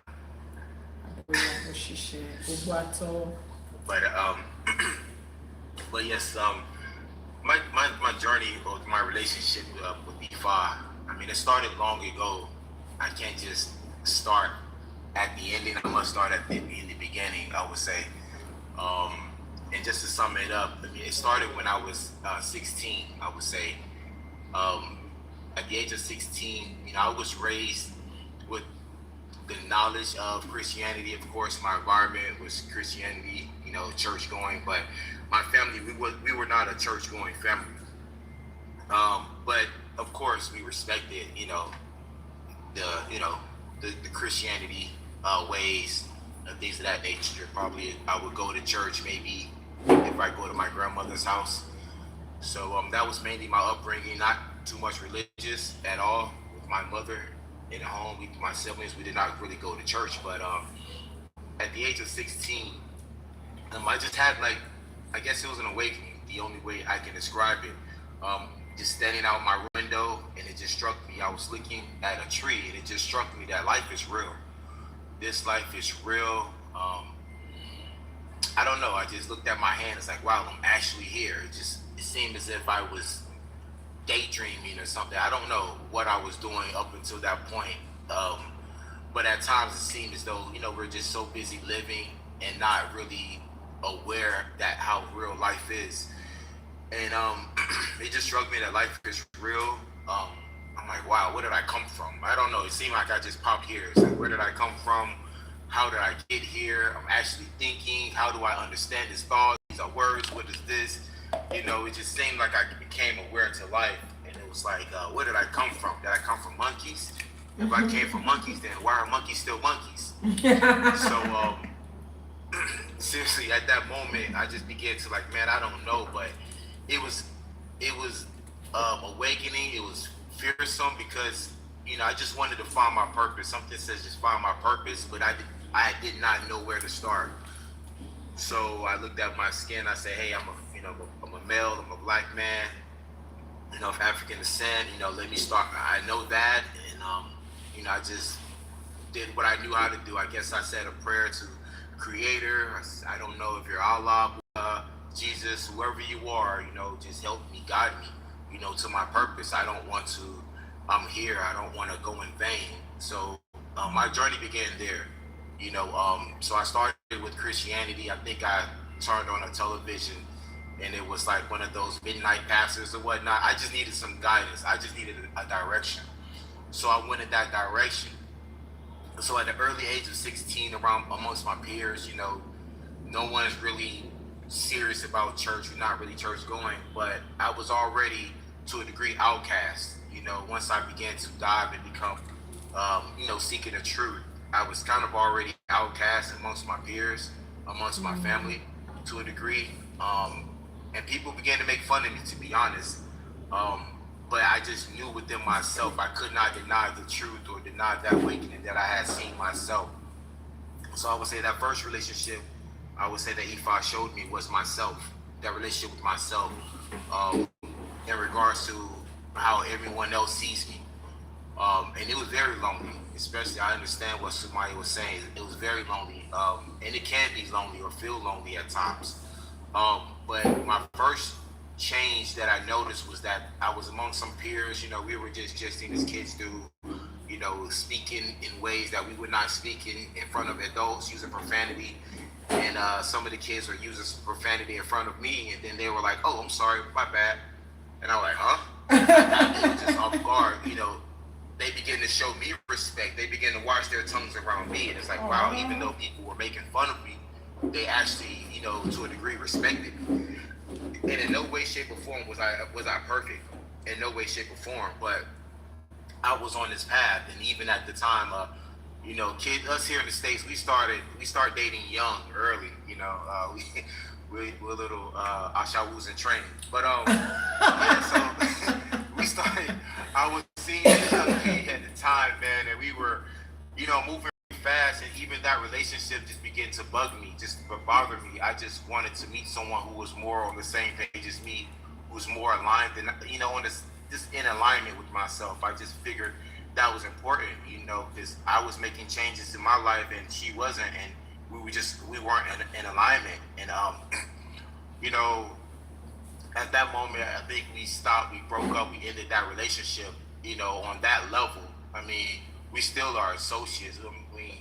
Every once in a while we may come across each other. And then I think at that time I ended up meeting my first wife at the time at a young age in high school. And she was raised with a Christian background, a Christian family. So I'm like, oh yes, this is it. But me, little I know, on this journey, I was always being a seeker of truth, so even in Christian religion, there's different sectors or different branches of faith, different religions, different beliefs, even when it comes to this book or the Bible. And, difference in opinion, people feel, oh, we're speaking in tongues, or we're doing this, or tongues is not, blah, blah, blah, blah, blah. It was actually language, so I began to grow and just go into different environments. And even with that, it caused a strain even on our relationships to a degree. I think around that time, or even nowadays, churches were more what we call in Bible college, more charismatic. Going, oh, it's my season, my harvest, my breakthrough. And at a point of time that was good for me, but then as I grew and came along, it was like, come on now, that's all this is to be a Christian. It's about money. What about the suffering? What about, so I was already becoming more aware when it comes to the Bible, and I'm just growing deeper, even going to Bible college, where I'm to reputable Bible college here in the States, but even I'm debating with the professors, you know. So now to a degree, I'm in Bible college where I'm gonna get a degree in pastoral theology. So you would think that everyone's here to, you know, on the same journey, seeking the truth or whatever else, but now you're getting graded upon the Bible, not for what you can prove is true, but what they teach you is the truth, what they tell you is the truth. You know, and other people, different walks of life, man, I was like very zealous, debating, you know, and these are years going by. But I used to love to debate. You know, people say, oh, this is how we believe. Oh man, I would find a scripture on that and debate it. And at the same time, I was reading other books too about Malcolm X and Marcus Garvey and so much other things as well. You know, even about Islam. I was open, I respected other faiths, but you know, I just stuck to my core, the Bible. Like, you know what, maybe my path is to bring some light on this Bible, to end all this confusion with this Christian faith. So I was on that journey, but I seen that it was impossible, to be honest. In the midst of my Bible college journey, I seen that it was impossible for me to make a difference because it was just people just acting as if they knew or saying as if they knew, and no matter how wrong it's proven, it's like it's going to be constant. To be honest, there's really no growth. That's what, for me, it was no more growth for me. So I recall just like yesterday, man, my little debating squad, man, they came to me. They used to call me Church. Like, Church, come, we got this verse. What you think of this? And that night, I barely got any sleep because I was just, you know, battling with this, like this rabbit hole of constant, you know, believing one thing and changing this, and this is all based on the Bible now. You know, it's all based on this one book that is said not to contradict itself. Yeah. And man, you know, I had my whole life planned out. This whole what it was going to be, promises being a pastor, people uplifting me. And at that time, I just said, I don't know. When they came to me with this debate, I just said, I don't know. And everyone was shocked. It's like you could have heard a pin drop. He don't know. Wow. And at that moment, I never felt so liberated. The fact of saying, I don't know. I felt so liberated. For once, you know, that since I gotten on this journey, instead of acting as if I knew the answer and being corrected and keep going through this cycle, you know, I said, I don't know. And it changed my life, you know, at that moment. I was afraid, to be honest, to walk away, but I was slowly falling away because I had so much Bible and so much scripture in my head. To be honest, I was like, man, if I think of anything else, I'm going to go to hell. You know, I was that scared. Like, don't question God. Don't think of questioning God. You know, if anything, I'm afraid. And it came a time like when my father passed away. My father passed away in my hands, actually. I lost my father, and it was like, man,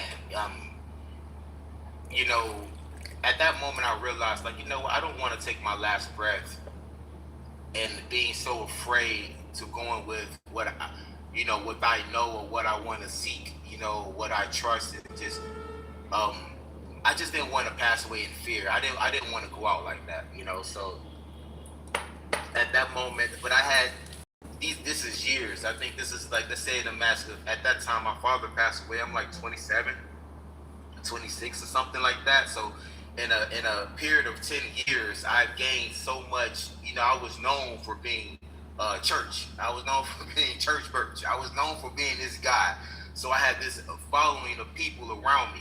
But now I can't even, everything I have to say or do, you know, I couldn't, even though I was living in quote unquote sin, or I was sinning, you know, but I couldn't step away from I couldn't even seek any other knowledge. I had to hide it. So I just, to be honest, I began to just pushing people away. I was depressed. I began pushing people away. I started with Facebook. I would just start saying things out of my mouth. I would just, whatever I wanted to say.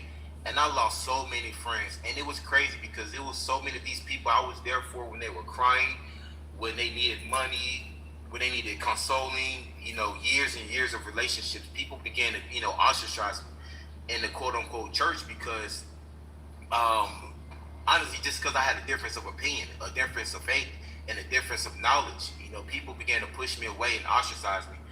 But it was fine because I'd rather have those away from me than for me to not, have myself. Cool. But then at that moment, I would begin to see how, I wouldn't hear about IFA. I don't know. It was so much. There's so many different strands of beliefs of Hebrew Israelites, and because now I wanted to know. Okay, then I get off this, not just Christianity, but understand how Europeans just, just this Abrahamic religion, and there's different strands of it, and you have even from Islam. I mean, in the States, it's crazy. I don't know if there's not just like, okay, are you Muslim? It's either are you a Nation of Islam, are you a 5%er, a 6%er, a 2%er, 10%er, 100%er, 110%er. It is crazy. So it's always a rabbit hole to chase. But during this time, I've already gained some discipline, but I also kind of try to stay away from certain things and chase the fad. I guess during this time you'll hear Beyonce and people, talking about Orisha and different things of that nature. So I don't just take it. I never took anything lightly, or just from face value or because the popularity ran with it. It have to really hit me. At this time, I was developing to understand like what is truth is what I know. I can't deny what I experience. I can't deny what I know is true. So even now coming into even with Isheshe and Ifa, it's just and it's a collective experience of my whole life journey. And I'm now I've already been to the point where it doesn't matter like who believes me, who's with me, who's against me. I respect people on their paths. Like I say, relationships have been strained even over Christianity. Relationships are strained over close relationships, from intimate relationships to friendships to business relationships. I've lost lots of relationships. So now I'm on this point where even coming into this knowledge of Ifa, where I respect people's difference in opinion. I don't push my opinion on them. I just know where I'm at. Yeah. And I just know what Ifa has shown to me, and I know this journey that I am on. Even to my children, I don't push it on them, but I expose them to it. Yeah. Like I talk to my children. I don't try to make them do anything. Of course, as you know, I do spiritual work for my children all the time, but yeah, it's just that I just expose them to it. When there's any spiritual work done, I may, I kind of break it down to them and just try to tell them about what's going on so that they can say that they're experienced it, but or have some knowledge, or have they been exposed to it. I wouldn't say experience. I would say they've been exposed to it all the way from the prayers to Ebo. I show them, and get them just let them, just like I say, be exposed to it. But at the same time, I trust that in their timing, in their process of timing, that all will be, things will be revealed. But as for this journey with me, is that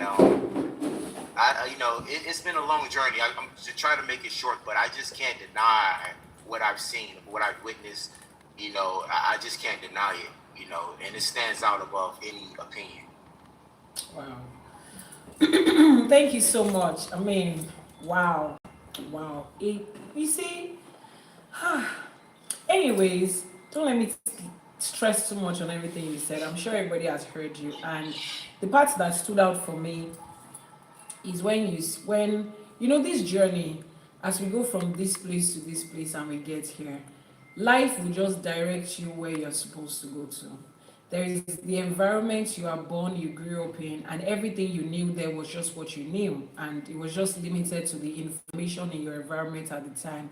and then your ori begins to make path. You begin to ask questions, and there are lots of us that asking questions is what led us into Ifa. It's not all of us that came into Ifa because, oh, we had a problem and Ifa solved it. Yeah, that's good, people have that, but the questions, the part, that uneasiness that you just feel and you're like, there has to be more to life than this. There can't just be, it cannot just be all of this, it cannot just be this alone. Your spirit feels there's something deeper, your mind feels that there is, and then your spirit guides you into that. So this is me saying to everybody in the diaspora who is not Nigerian in any way, I know that there will be fears of what are you coming to meet here. People will whisper to you and tell you, oh, they do this in Africa. Some people will even tell you that we eat people, like right from the airports, people will start to eat you from there. I've heard all sorts of things. People would say, oh, if you come to Africa, they will just tie you down there. And especially those that are in countries where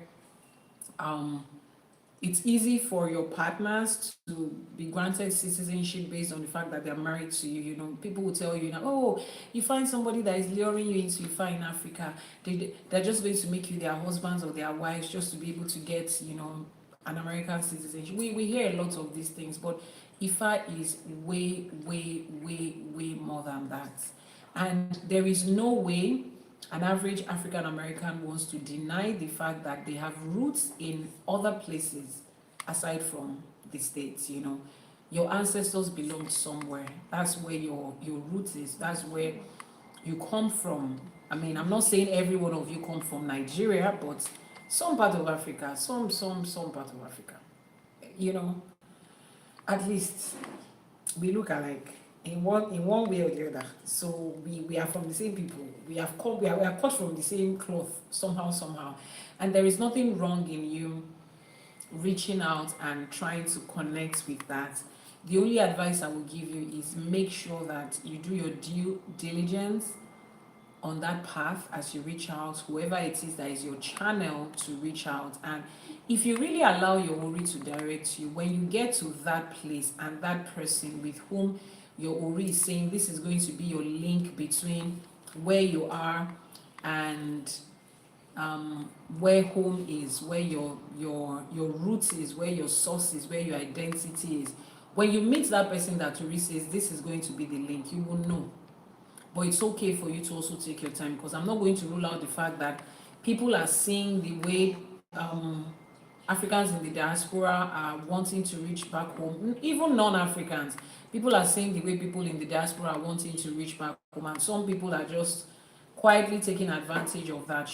That is the real thing. That's life. Just like I explained before, that's what human life is. So as much as you also want to take your time, trust the link, trust the source, define for yourself what exactly you want. This journey to Africa, this journey to African spirituality, this journey to Isheshe, what exactly do you want from it?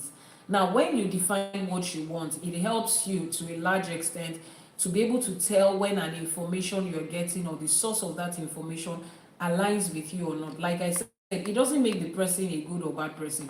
It just means that they don't align with that thing that you want. So that would also guide you, because I see a lot of people, you're hopping from this place to that place, you're jumping from here to here, you want to get, thank you so much for the gift, Mr. Mike. You want to go from here to here, you want to get this and this, all at the same time.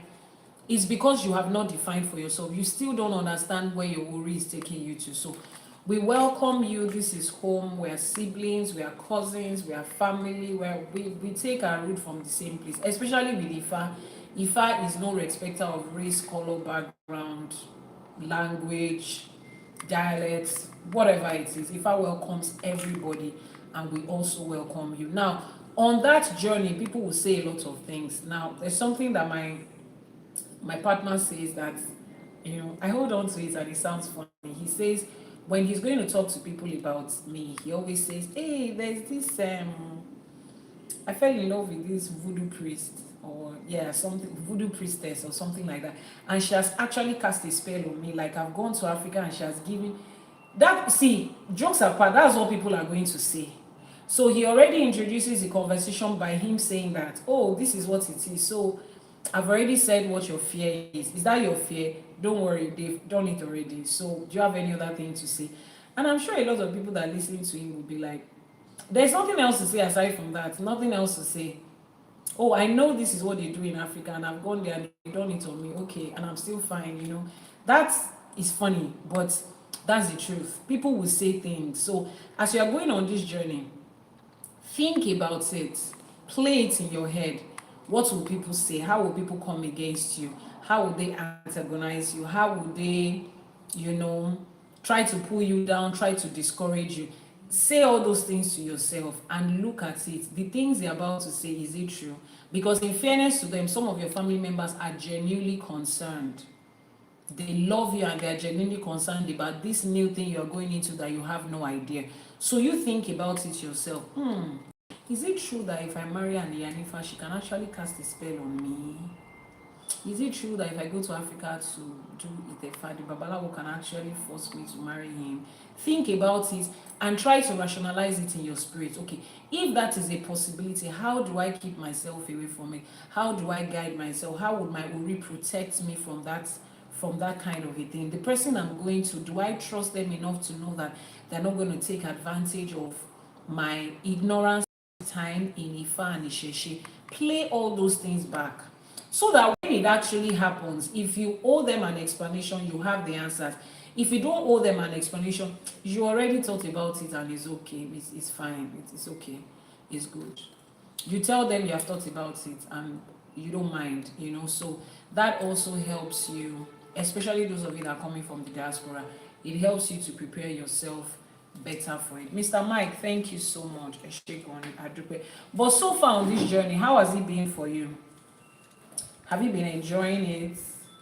Have you been enjoying your journey in Ifa?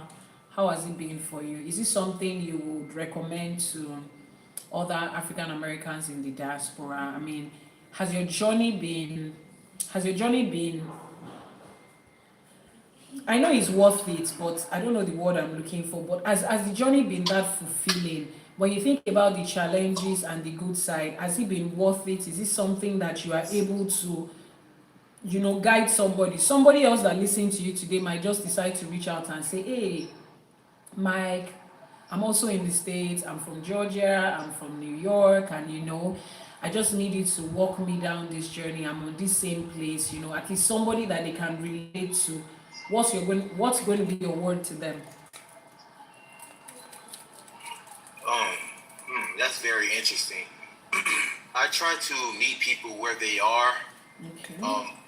and not to be too harsh or too dogmatic, because even now in the States, IFA is taking an interesting. People are grabbing interest to it, and some people grab hold of it.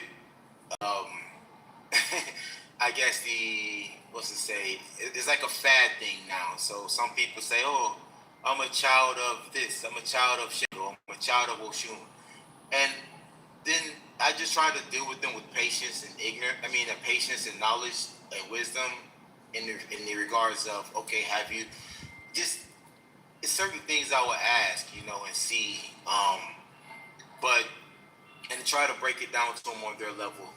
Like I have a client who, because a lot of people ask me, oh, what you got going on now?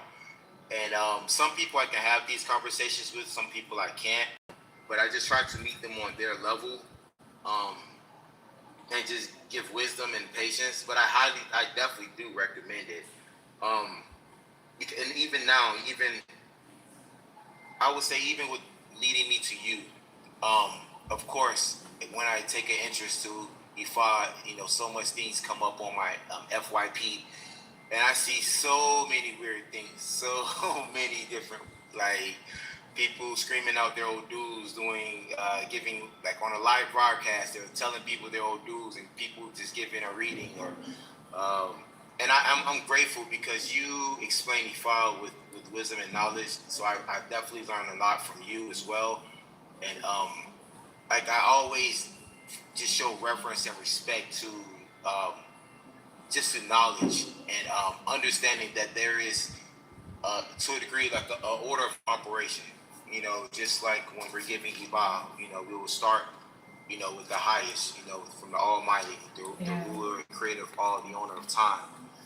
So just understanding the respect from the highest to the lowest, all the way down to the earth, and those are even very under the earth, But I definitely recommend it to people, but just try to listen to them and understand what they'll be able to receive.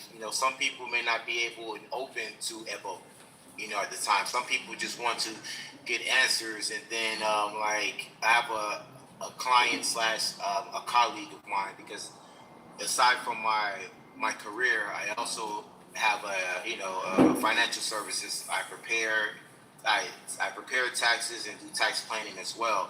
So a lot of people consult with me in regards to money, and some people open up about their personal life as well. And some people may say, "Oh, some things are going on. I don't know this. This is weird. Yada yada yada. I want to know what's going on." And I recommend and say, "Hey, you make it through IFA. I will let them know and just try to walk them through the understanding of it." But some people just want to know, get answers. But then I will also caution them, like, "Hey, if you want to find the answer to this, an appeasement has to be done. Ebo has to be done."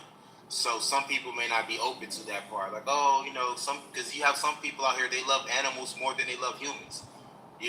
So to that degree. So I just try to walk through them with wisdom and kind of just like guide them and teach them. And I'm so grateful for your wisdom and how you teach, and I let them know, like, hey, your mother's name, and try to my best to break it down to them and let them know that we all come through that portal, through our mother's portal, and how important, how significant that is, and the importance of it. So I just try my best to break it down and meet people where they are,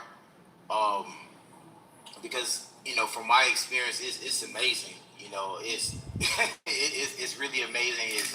It's a lot. I can't explain. It's really a lot. But I wouldn't change it. I wouldn't change anything for the world. But I know that's my perception and my receptivity to what's happening in my life. So I try to meet people where they are, and see, depending on how they're speaking and listening to their perspective, seeing what they may be open to. So, they can't eat, how a Christian may say, they probably can't eat the meat right now. You have to spoon feed them, or baby milk, So I just do my best to break it down, just slowly for them, so that they can have an understanding. Some people are ready, some people are not. Some people say, "Oh, I don't know about that," because I understand. It's fearful. Like I said, even when I was a Christian, especially a lot of people in the diaspora, we were raised under Christian faith. Well, people there too as well, raised in Christian faith, and not traditional.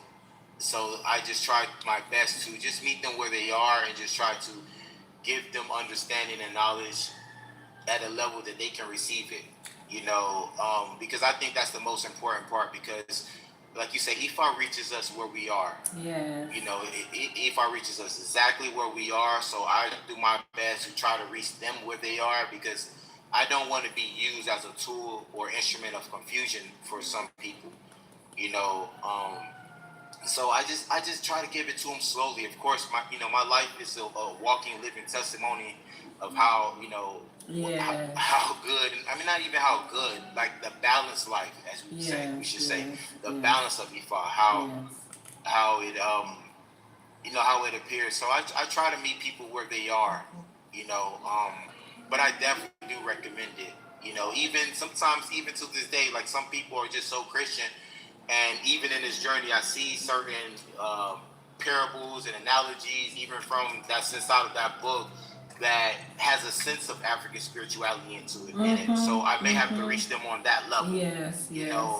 Some people may be afraid. I may have to say, okay, God has not given us a spirit of fear, quote unquote. I will have to say something like that, because I reach them where they are. So Very true. it's a journey for me as well, working on yeah, on my patience and on my character, and making sure that I'm not being a misrepresentation of it. Because, like I say, even right now in the States, IFA is at an interesting.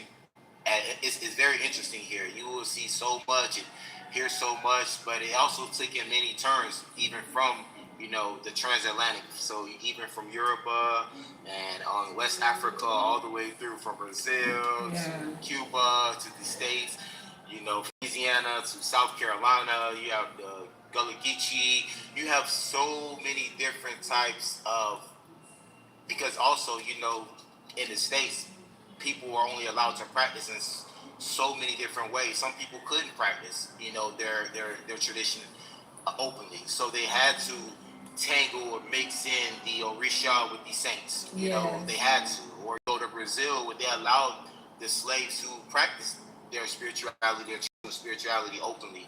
As long as they get back to the field and pick that cotton happy, hey, whatever makes them happy, I guess that was good to the Portuguese. So I just do my best to try to meet people where they are. And if someone's, I just respect people where they are in their walks of life, and just understand that everyone is not going to have the same perception as me. Everyone's not going to be as receptive as I am. As you see, like from the first Ishefa, from the first divination reading, whatever the oracle says, whether I know it or I don't know it, from the things that has been revealed to me, I identify as true. And I can't deny that within myself. That's why I said the very first relationship that Ifa really brought my awareness to is my relationship, my personal relationship with yourself. With so I do my best to try to, like I say, to meet people where they are and not deter them. And with ignorance or even just my perspective and where I am, and not try to be too zealous or judgmental. It's like, oh, no, Jesus, yada yada yada, and just beat them down. Because some people are genuine, some people are just trolling. Some people are afraid. We're all in this thing called life, and we're trying to figure it out the best way we can. So I just do my best to, if I can be used as a tool to help bring knowledge and wisdom of Ifa, then hey, use me. I just, I'm open. Thank you so much. Thank you. Ẹ ṣé púpọ̀, a dúpẹ́. And just by way of teaching. So you people in the diaspora, please, I want to beg you. Please go and learn do re mi. Do re mi. Just learn do re mi. When you have learned do re mi, you'll be able to pronounce Yoruba words. Mr. Mike is not able. He's ebo, re, ebo. It's very simple. You people go and join Yoruba class. Ifa College in Yoruba. Ifa College has Yoruba class. Go and join Yoruba class so that you don't be calling Shango. But we say thank you, Mr. Mike.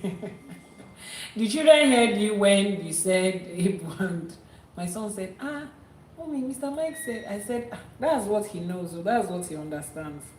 But yeah, thank you so much, and we know that gradually you guys are getting there. But more than anything else, we appreciate what the African American community in North and South America has done towards fostering Isheshe. Even if it was mixed and matched with a lot of things, at least they even did it. They preserved it. They preserved it a whole lot more than those of us in Nigeria did. That's the truth. So we are grateful for that, and I'm looking forward to seeing you, Mr. Mike. Oh, you see, Mrs. Ofereva's son was also laughing at you. So I'm also looking forward to seeing you, particularly Mr. Mike, seeing you help, Africans in the diaspora, African Americans, helping them on this journey of Ifa, because, people feel more comfortable with those that they can relate with, people that understand their journey. I see a lot of people telling me, Yanifa, I can speak to you because, you have also lived in the States before. You know what life can be here. Yes, I have. And then there are certain people that are going to be able to identify with you, understanding your journey, understanding your place of birth and your initial identity before you came into IFA. And we're believing that you would also be able to help people like that to make their journey easier. Let me call on D, Mrs. O Forever, and Yanifa. Please hold on a bit. Both of you are even Yanifa. Mrs. O Forever is Yanifa in the making. Let me call on the person D. I don't know who the person is, but the comments, they said in the comment section that they had to walk away from their family 10 years ago because they chose their spirituality and chose themselves first. I want to know what was that journey like? In human terms, how easy was it for you to do that? Why did you have to do that? I mean, did you consider so many other ways of fostering that relationship first of all before you eventually just walked away?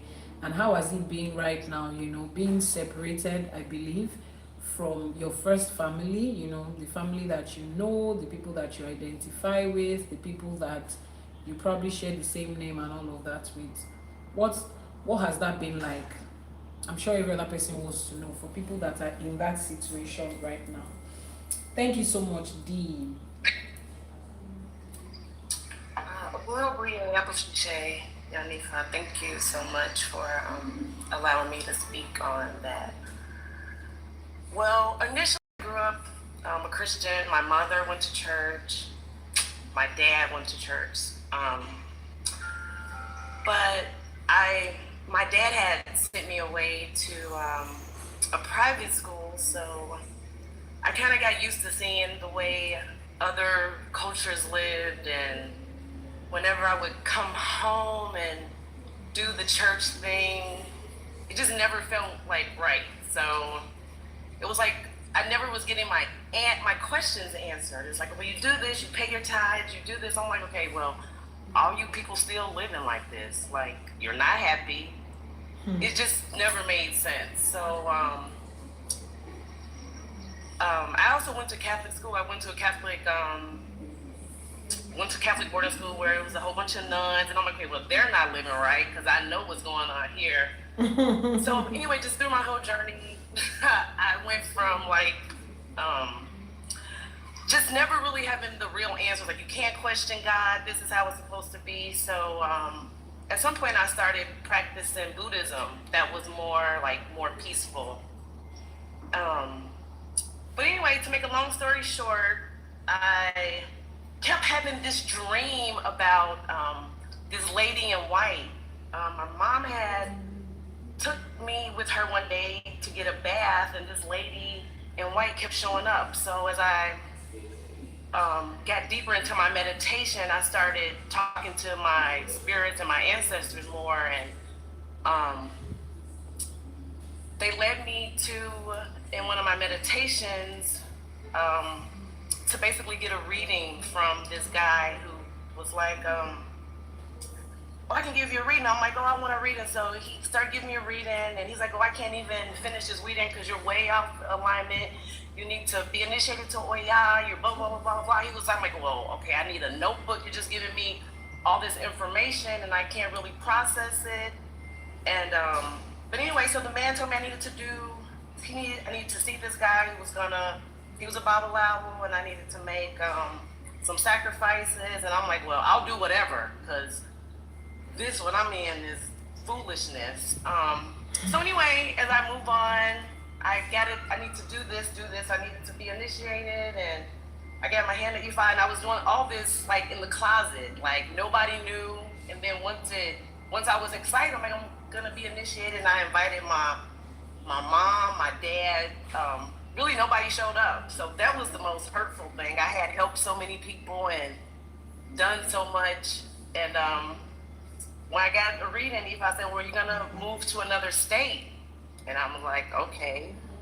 And he helped IFA. I went to the big readings and did everything that IFA instructed, but basically I lost all my friends. The guy that I was dating told me we wasn't evenly yoked. I was a demon, doing all this witchcraft. But the most beautiful thing, the day after I got initiated, and I wanted to share this with you guys, I had all white on, and this gentleman, he stopped me and he said, you have these beads on your arm. Are you practicing IFA? And even though none of my family was on board at the time, this man walked me through this whole journey. Literally, it's been 12 years. And even though my dad didn't show up to any of my celebrations, this gentleman showed up to all my celebrations. IFA made everything so beautiful for me. Like, even though he emptied the bucket out, he refilled it. My mom has her hand to IFA. My sister has her hand to IFA. My son has his hand to IFA. He's initiated. Oh my God. Even though the struggle is real, oh my God, I would never trade it for the world. Every day I get up and listen. I want to know my IFA shades. The person who initiated me didn't do it right, but it's so real in my life. So real.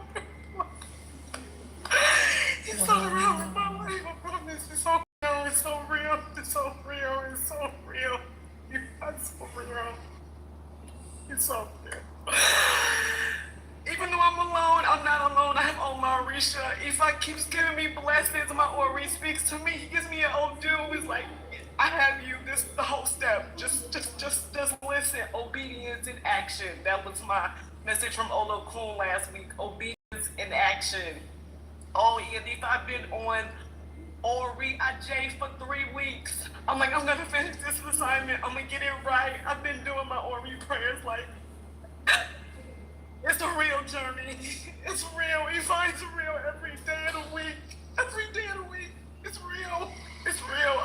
I don't care if don't nobody come. I'm going. I'm gonna be at the mat trying to make all my FOs, even though I can't say it right. I'm listening to it every day. I'm like, I'm gonna get this. Wow. It gotta be a personal journey. It gotta be a personal journey. And I'm gonna just leave that. Wow. Do you know what dropped in my spirit while you were speaking?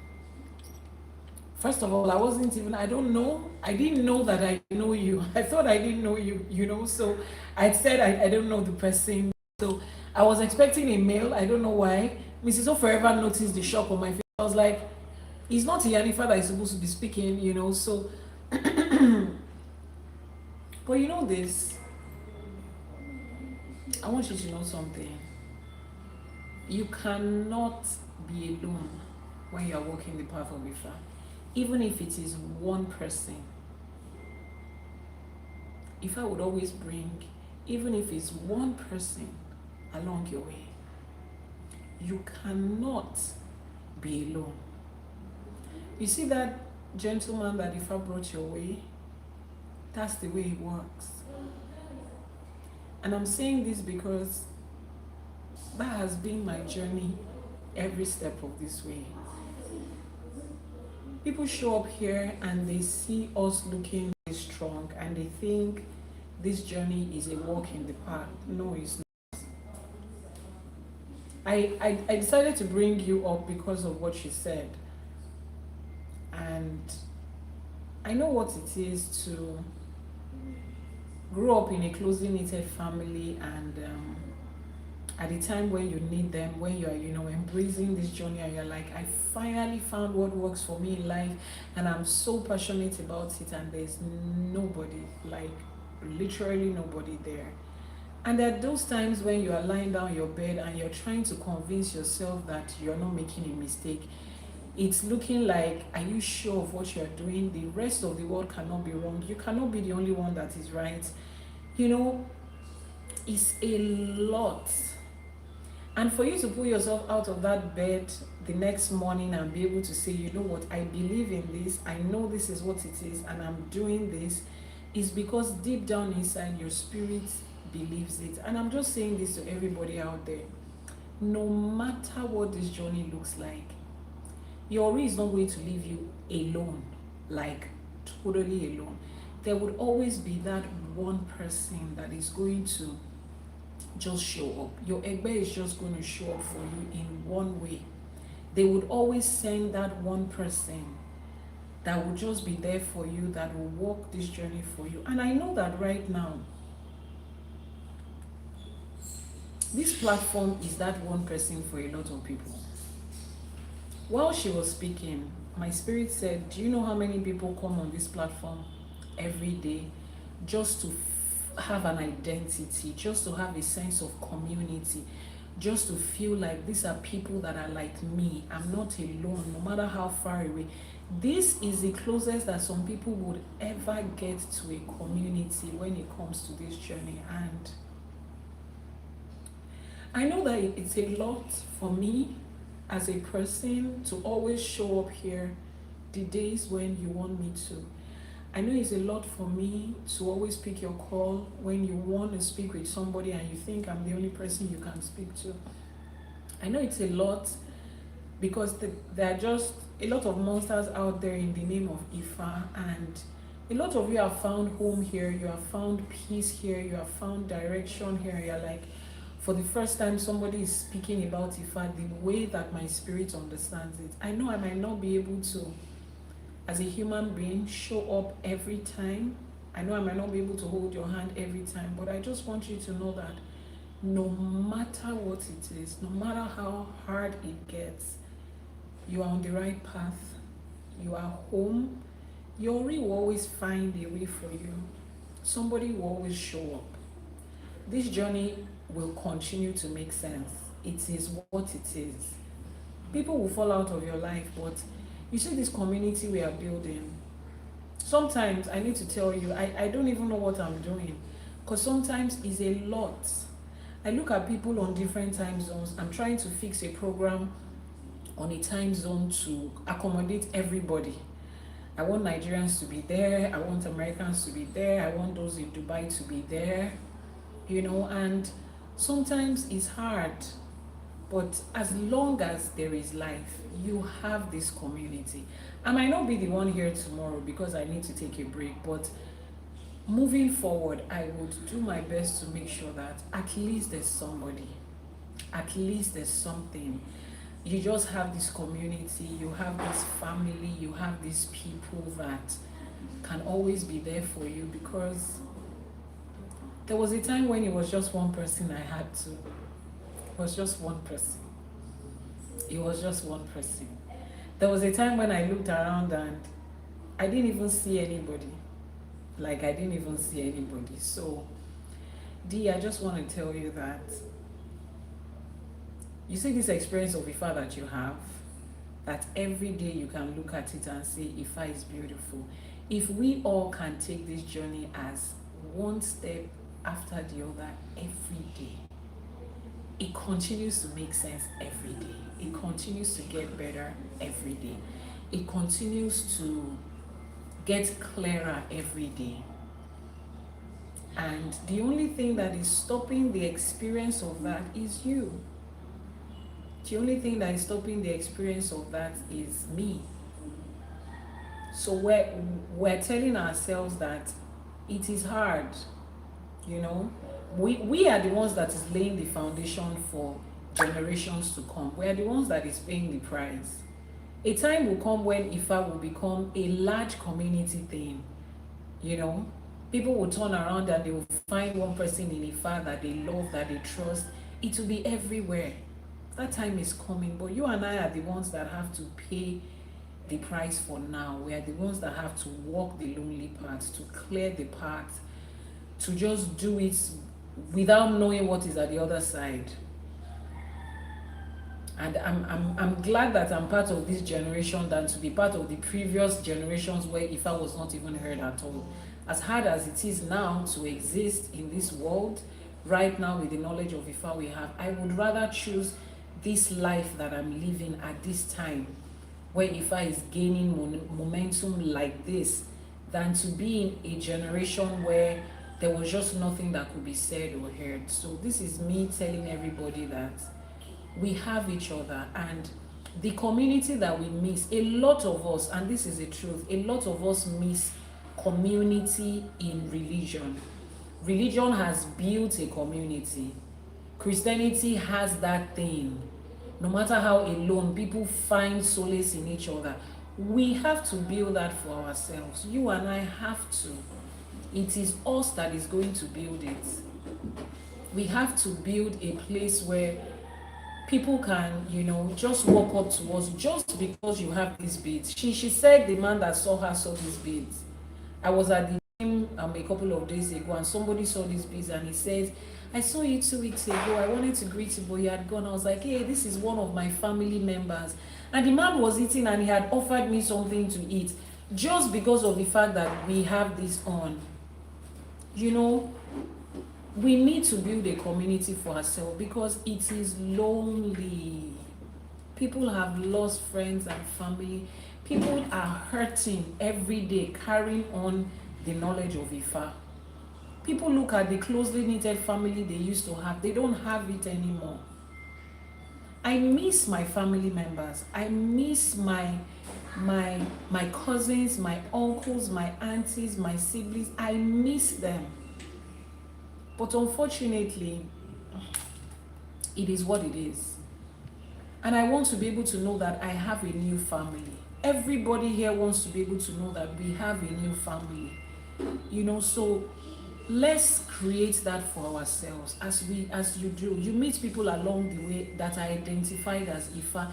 Give them that warm welcome. Give them that love and that warm welcome. Let them know that they belong here. Let them know that they have an identity with you. Just the few minutes of interaction you have with them, let them be happy that they met somebody that does IFA. I meet them a couple of times at the airport. Even the officers at the airport. Yeah, IFA, Aboro Aboyi, how are you? How is, you just feel good. It's like you're in the diaspora and you hear somebody speak your native language. You don't know them from anywhere. There's just that sense of, oh my God, this is family. Let's create that for ourselves. Let's create that for ourselves in different ways. If I will give us direction of how to handle this, I don't know how to, but I really want us to have a strong community. So to everybody out there, we love ourselves, we love you. IFA is not a selfish community. IFA is based on Egbe. IFA is community oriented. Yoruba tradition is family oriented, and family with us is not just blood. Family with us is more than blood, which is why we say it takes a village. You understand? Which is why we say it takes a village.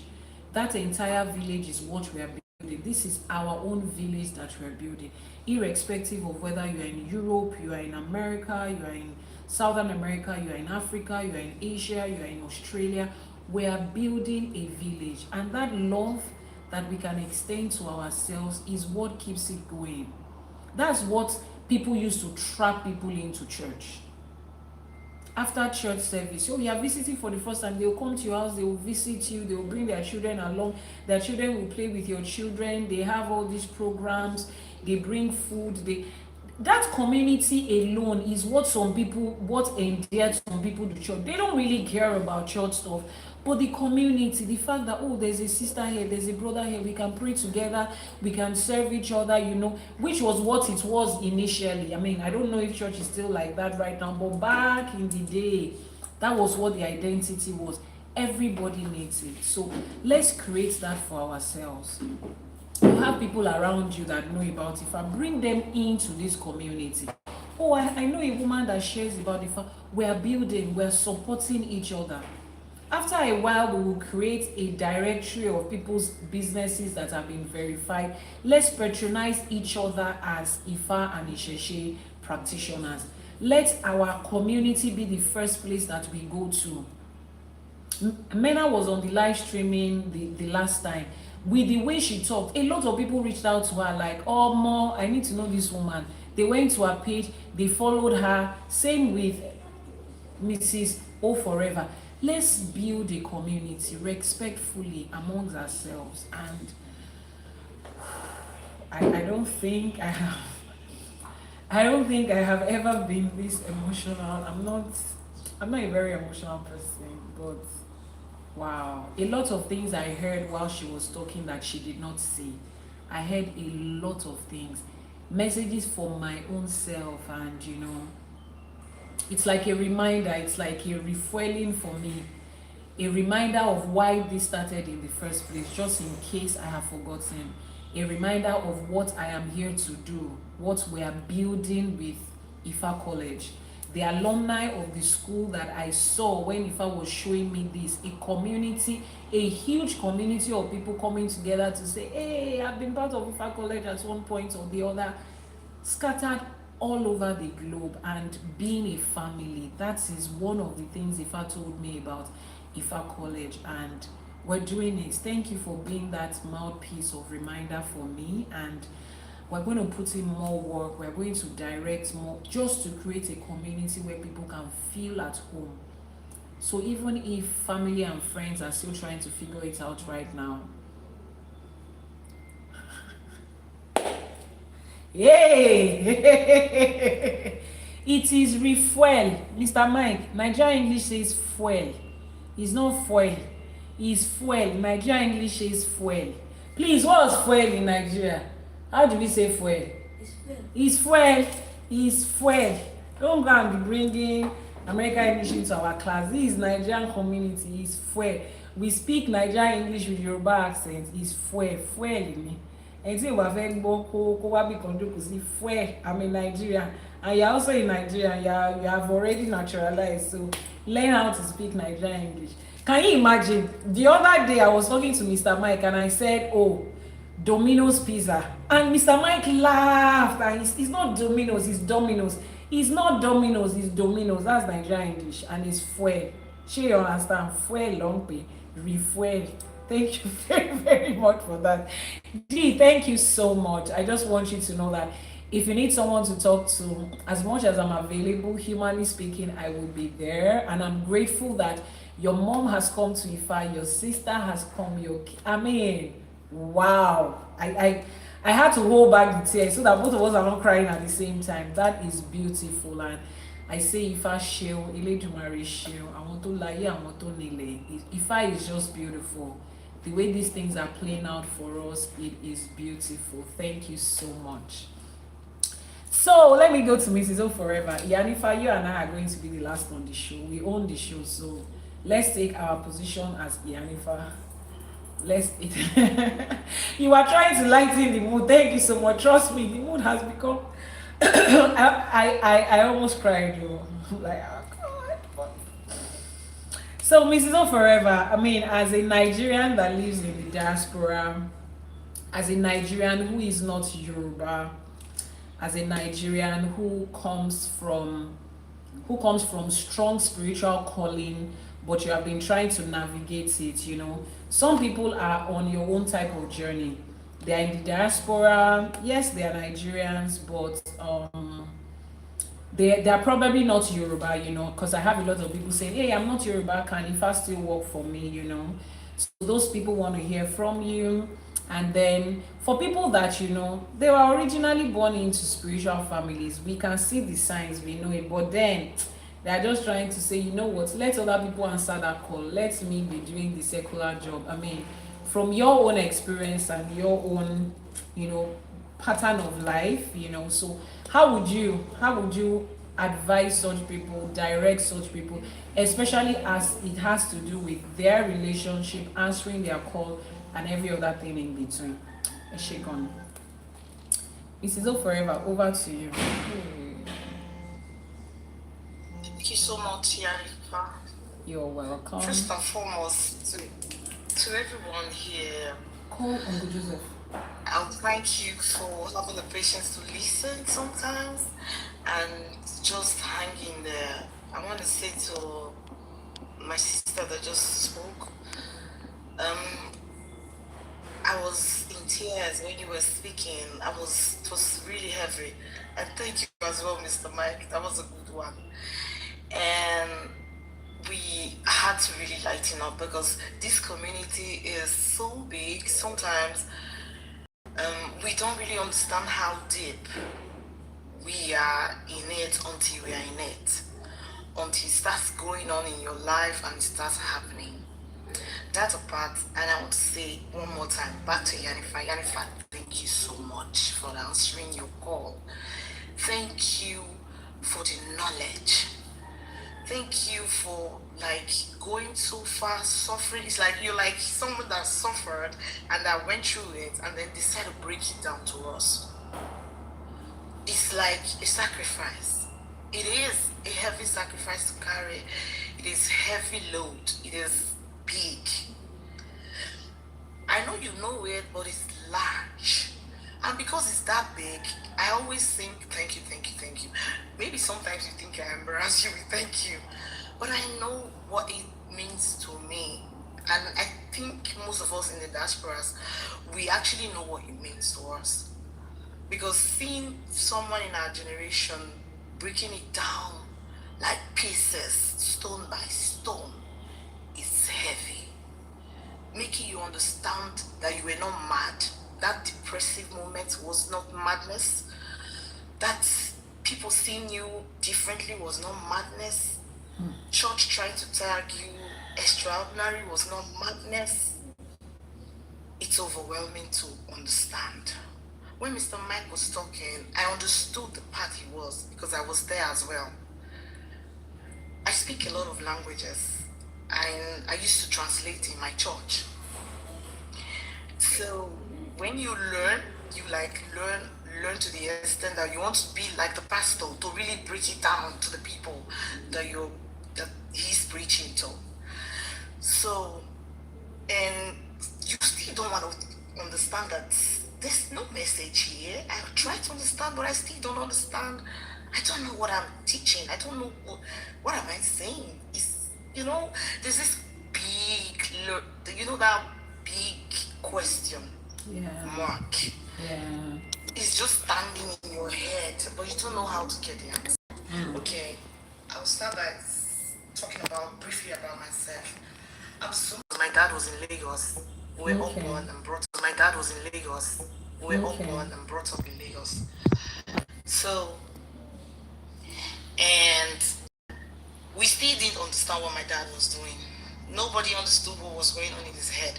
But as I'm following IFA right now, I now understand his problems then, because I'm actually went through the problems now before getting to this stage of my life. So I just said to myself, okay, let's just follow church. Church is it. Everybody always say church is the road. That's the way everybody's doing it. Let's do it. And I was in church. I still couldn't find it. It was difficult. I spoke about it some time ago. I have an auntie that used to be a Jehovah's Witness. That's why I said I came from a family that is so, like, spirituality is so crazy around us, because we are all kind of generated healers in different forms. So everybody's seeking where to. Sorry, somebody says TikTok is off. TikTok is not off. Oh. Mena, TikTok is not off. TikTok is not on. No, we are here. Please, because she came to YouTube to say no sound. No sound where? Is it YouTube or TikTok that there's no sound? There's sound everywhere. Oh. YouTube, please, those of you on YouTube, please, can you confirm that there's sound? There's TikTok, there's sound on TikTok. Oh. Maybe you need to restart your phone. Somebody also said no sound, please. There's sound, please. Everything is good. YouTube, those of you on YouTube in the house, please confirm that there is voice and the audio is clear. The audio is clear. Okay, all right. Everywhere is good. Please restart your phone. There's sound. Thank you very much. Mrs. Ofereba, you can continue. So that was it. And Yanfa asked me a question now to like say how he felt and how the journey, being not Yoruba,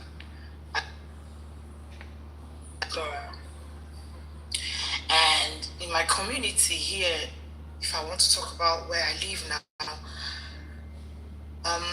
it's very difficult to be an Yanfa or to say you follow Babalawo or you do any Babalawo thing. There's this condemnation in their eyes, like, oh my God, she's this one, she's all that. I can say it now. It's so lonely. My former pastor doesn't speak to me anymore.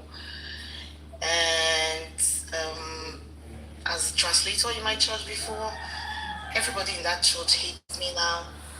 And they saw a lot of things that I post on TikTok. They sent me a lot of stupid messages, and everybody's making me feel like I'm in the dirty part. Actually, it doesn't concern me. I don't care about all that. But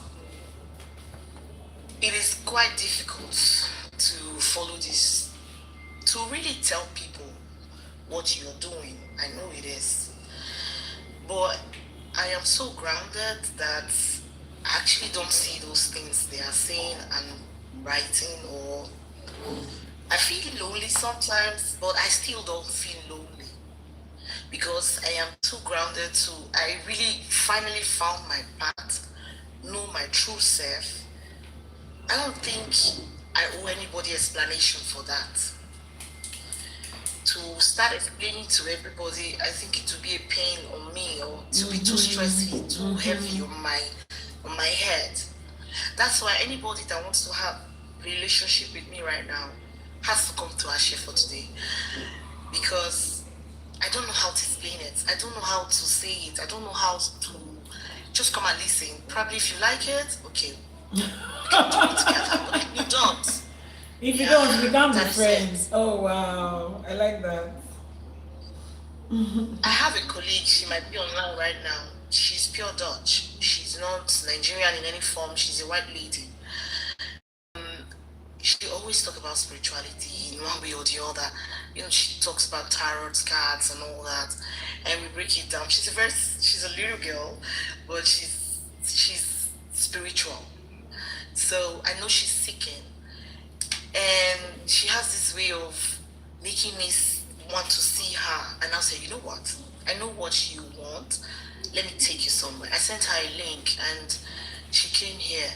She understands English, and I still have to break some things down to her. But she told me, it's so weird. I feel like home. Wow. And that touched me so much that it made me not to be alone anymore. I don't feel alone, which means I'm not in the wrong path. Wow. Yesterday, they were in my house. They were in my house, and we were talking about things, and they always find confidence in like telling me deep things about themselves. So she told me she wants to learn tarot. She feels she has to, because she has this weird feeling of hearing people's message, feeling what people feel, seeing people's things, and she think she has to learn tarot. So she feels that's the only way she can communicate it. Maybe through the cards you get clearer message. I was like, okay, you've been listening to Yanifa for a while, right? Okay, I'll call you and tell you what to do. I sent her Yanifa's number. I said, okay, contact her. There's another way of you knowing yourself first, teaching yourself things first before you start learning. And she was very thankful. We said it briefly, yes, very brief, you know. But these are moments that make me understand that IFA is not just Yoruba thing. Because Yanifa was saying being an Ado and being Yoruba, it's not about Yoruba now. Yanifa, there's this global look of IFA being a Yoruba thing. I just wanted people to understand that it's not about being Yoruba or being American or be from anywhere. That spirituality, there's a special spirituality hanging on the language. It's about, I think IFA is not religion. I think it's like your self thing.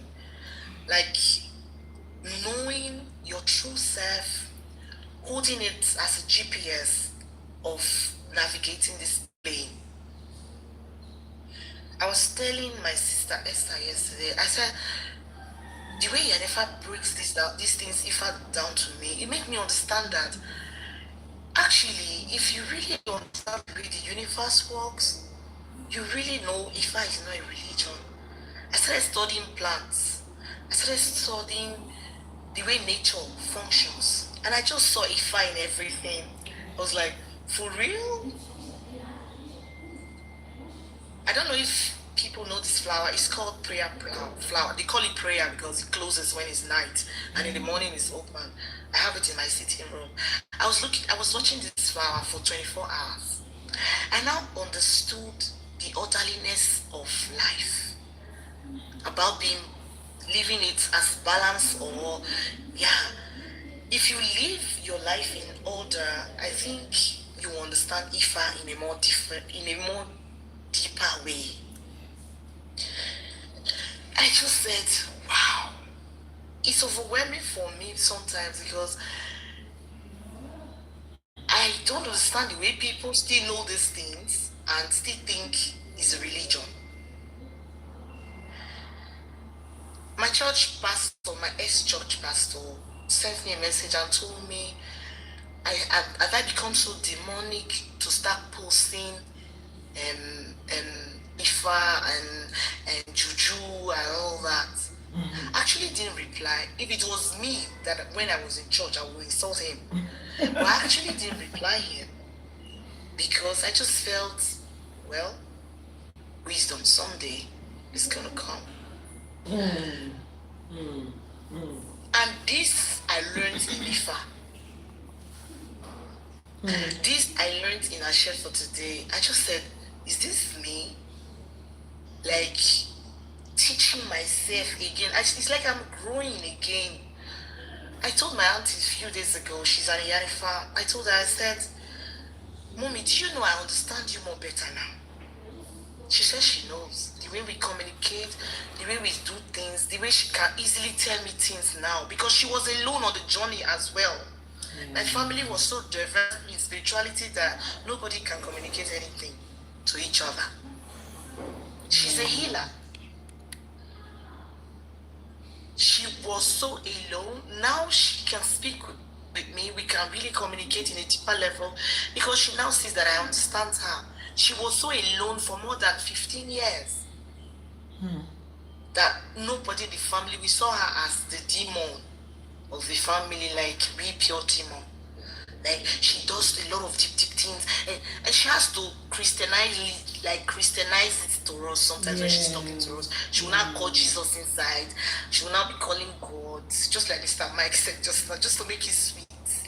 Meeting us somewhere, like try to make us see, okay, yeah, it's like God and all that. She sweetenize it to make us not to be afraid. But now, while we communicate, she asked me, wow, can I actually talk to you like this? I was like, for real, be myself, I sure cool. How come? You know? So I want to tell all of us out there that are still navigating our way, that's still trying to learn, that's still trying to walk the baby steps of it all. We are not in the wrong path.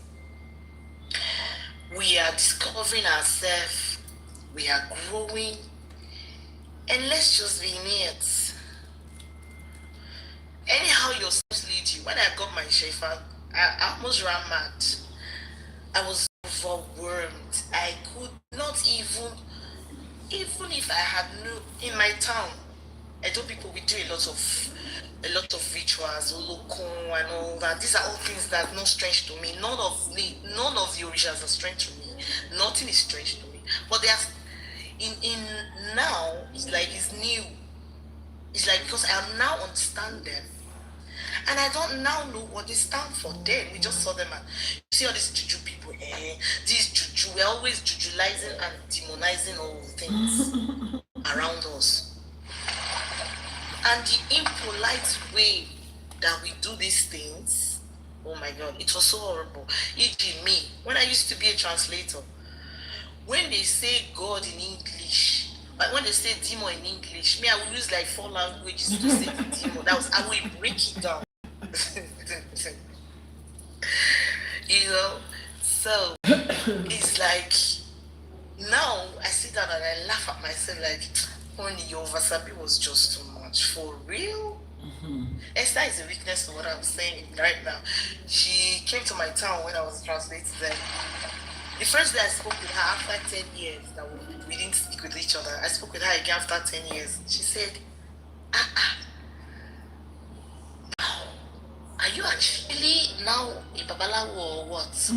Because the way you are talking, not you, did Jesus die?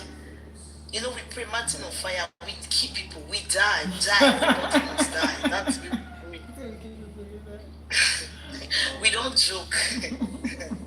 She was like, what's going on with you? I said, I can't hide it, sorry. This is true, or this is me now. I'm so grounded in it that, okay, accept it or not, this is me now.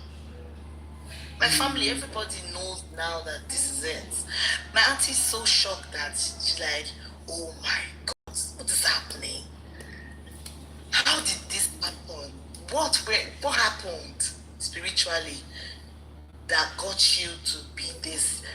The part of me that is a loyalist, when I'm here, I don't deviate. Yeah. It just got me to be who I am now. When I was in church, I do it all the way over. I read books on it, I study everything. So when I got to IFA, like searching and researching, doing the same thing, I told my auntie, I said, you know me now. She said that's why she's so shocked, because she know me, I will do this thing over and like more than even her. I said, no, I won't do more than you. You are my mother. But maybe in different form, but normal. So all these things are now coming to me in reality now. Okay, I now understand why I was so weird, why all these things were happening to me then. Sometimes I don't learn, but I just know. I don't know who teaches me. So I now know the reason why these things were like this. And there's this clarity, this peace. There's this peace. Even if you have money, like Bami was talking about praying for IFA to give you money. I laughed and I said, money almost killed me. When I was living in, will I call it ignorance of stupidity? You understand? Getting clarity and knowing how to navigate in life is the best thing that will happen to any human. Yeah. I don't think I see money as one of my problems now, but I see it as, okay, it's a needed thing that I will have to use to get to where I'm going. Yeah. Because I know if I do one or two things, I can't get money. But if I don't have the wisdom to navigate this path, won't I die? Because I almost started taking drugs at a point in my life because I had too much. You know, not almost, I did. And I was this weird girl. I had too much. And when you don't have the wisdom to have too much, you become weird. Yes. So what I seek in IFA, it might be different from what other people seek, but I just want us to know that let's grow baby steps. Let's just be there. Don't overwhelm yourself with what you don't understand.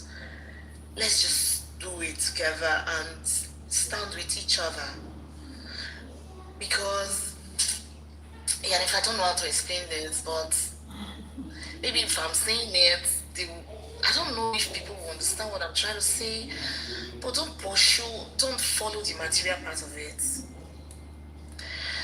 Just seek it genuinely. Be part of your true self. Discover who you are, and let every other thing flows into you. And I'm quite sure it will come. Yeah. The patients have developed here. In fact, I don't know where it came from. That part. I don't know where it came from, and I don't know how I'm taking it. I don't know how I'm living. And since I got my shefa, I noticed something in my marriage. My shefa gave my husband clarity about me. Yeah. He made him. it made him see the confusion that he was seeing. You know, he was confused by part of me because I'm a very weird person. Maybe I'm an onion, or I don't know who I am. But this weird part of me, he actually saw it through my shefa. And he was so overwhelmed. He was so happy that he actually finally knew it.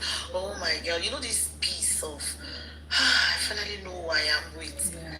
And it changed everything in my marriage. Tell me about it. So these are one of the points that we have to sit down and think about sometimes. Don't follow the world, or how would I say, everybody. Follow yourself, your own path, your personal spirituality, who you are. Yeah, in the community we have a lot of Yanifa, we have a lot of Babalawos. People, some of the people, they just seek respect. They want to be called Yanifa, to have this title and be, just be behaving as if, but I don't know. And some want to be, how will I say, a millionaire through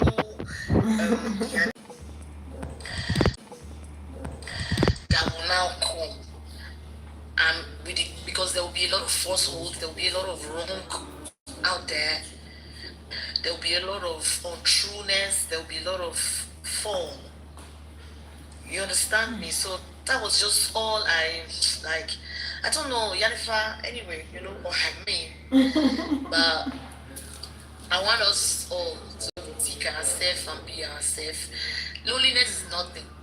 Spirituality is filled with love.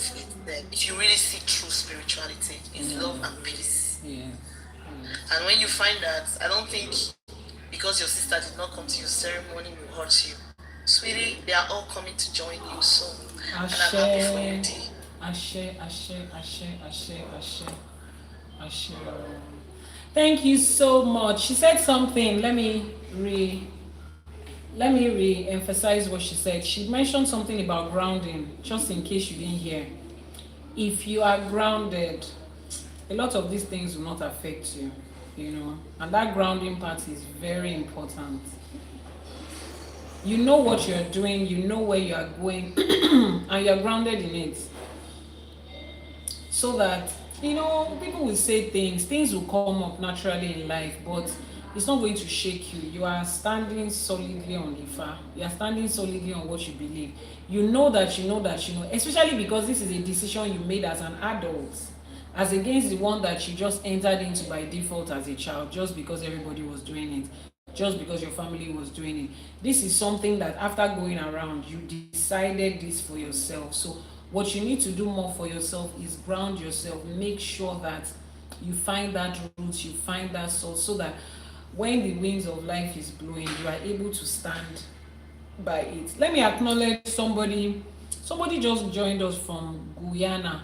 Is that the name? Is that the pronunciation, the correct pronunciation of that country? Guyana.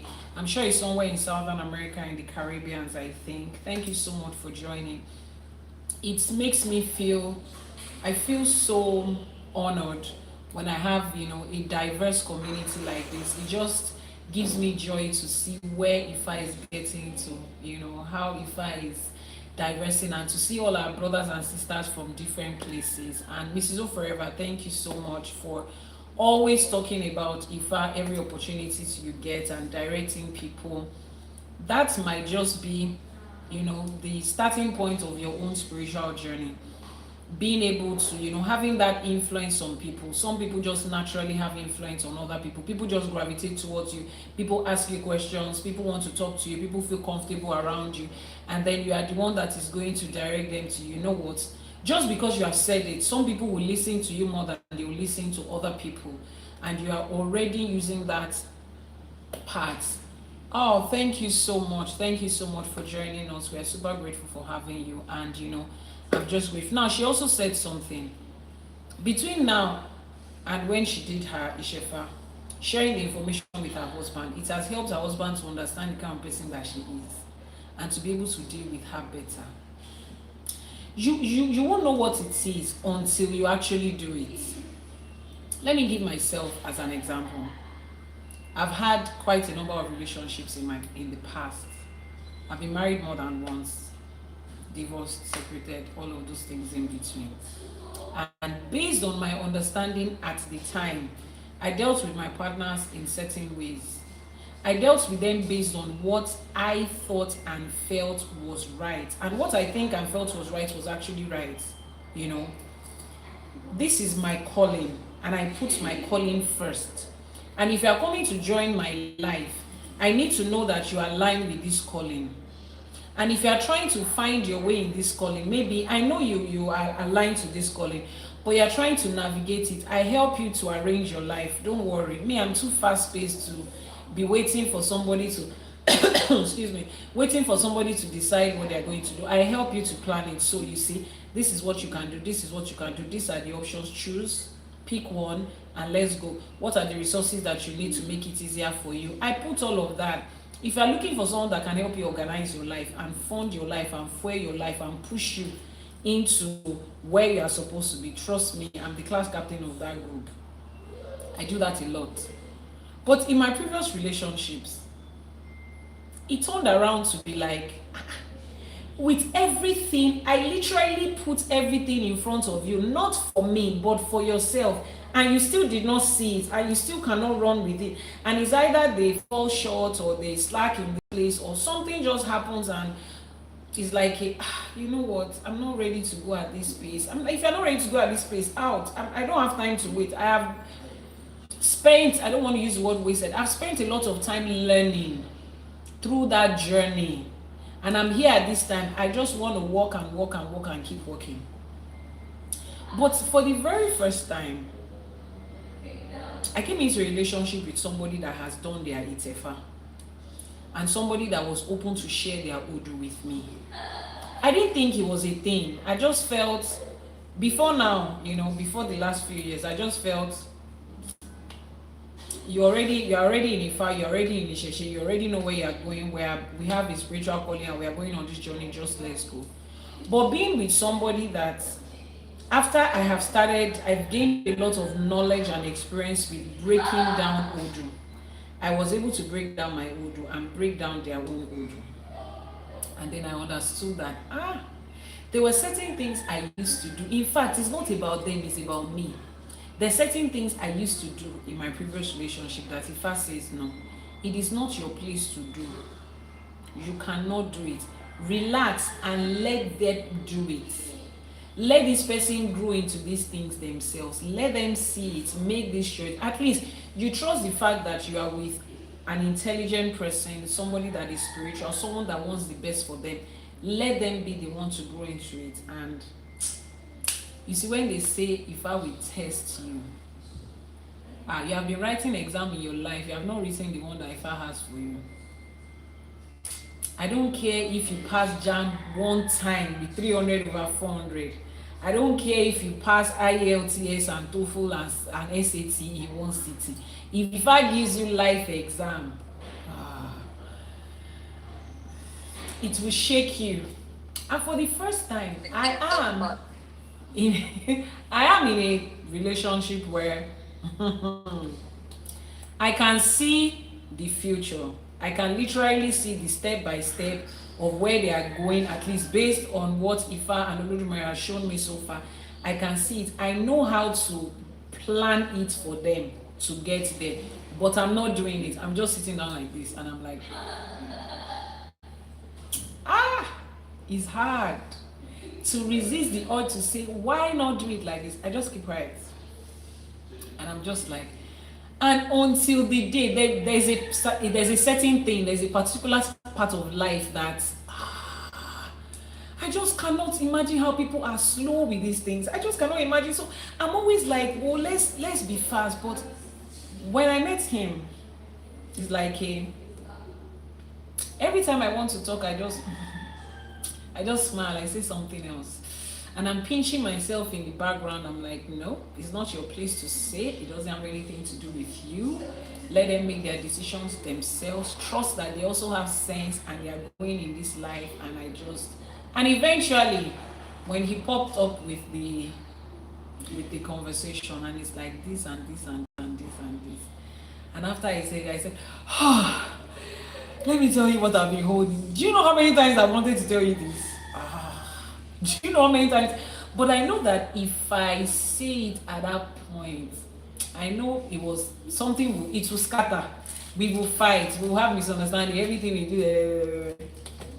And I just kept it. And he told me, was like, thank you. Thank you for giving me my own time to do it at my own pace. And you know how interesting it is? When your partner comes to you to say, I see that you have strength in this, and I really want you to help me 100%. Take over this part of my life. I trust you with it. As against you being the one to say, can't you see it? Don't you know? Of course they can see it, they know. You think they don't know that they have a problem with that part? We are intelligent human beings and we have sense. We can see it. But they don't want to be told in that way. They don't want you rubbing it in their face that you know better than them, you can do better than them in this way and everything. Especially when the gender is, when it has that order of gender. I don't know how it is for you as a woman. For an average African woman, there's certain things that you have strength for.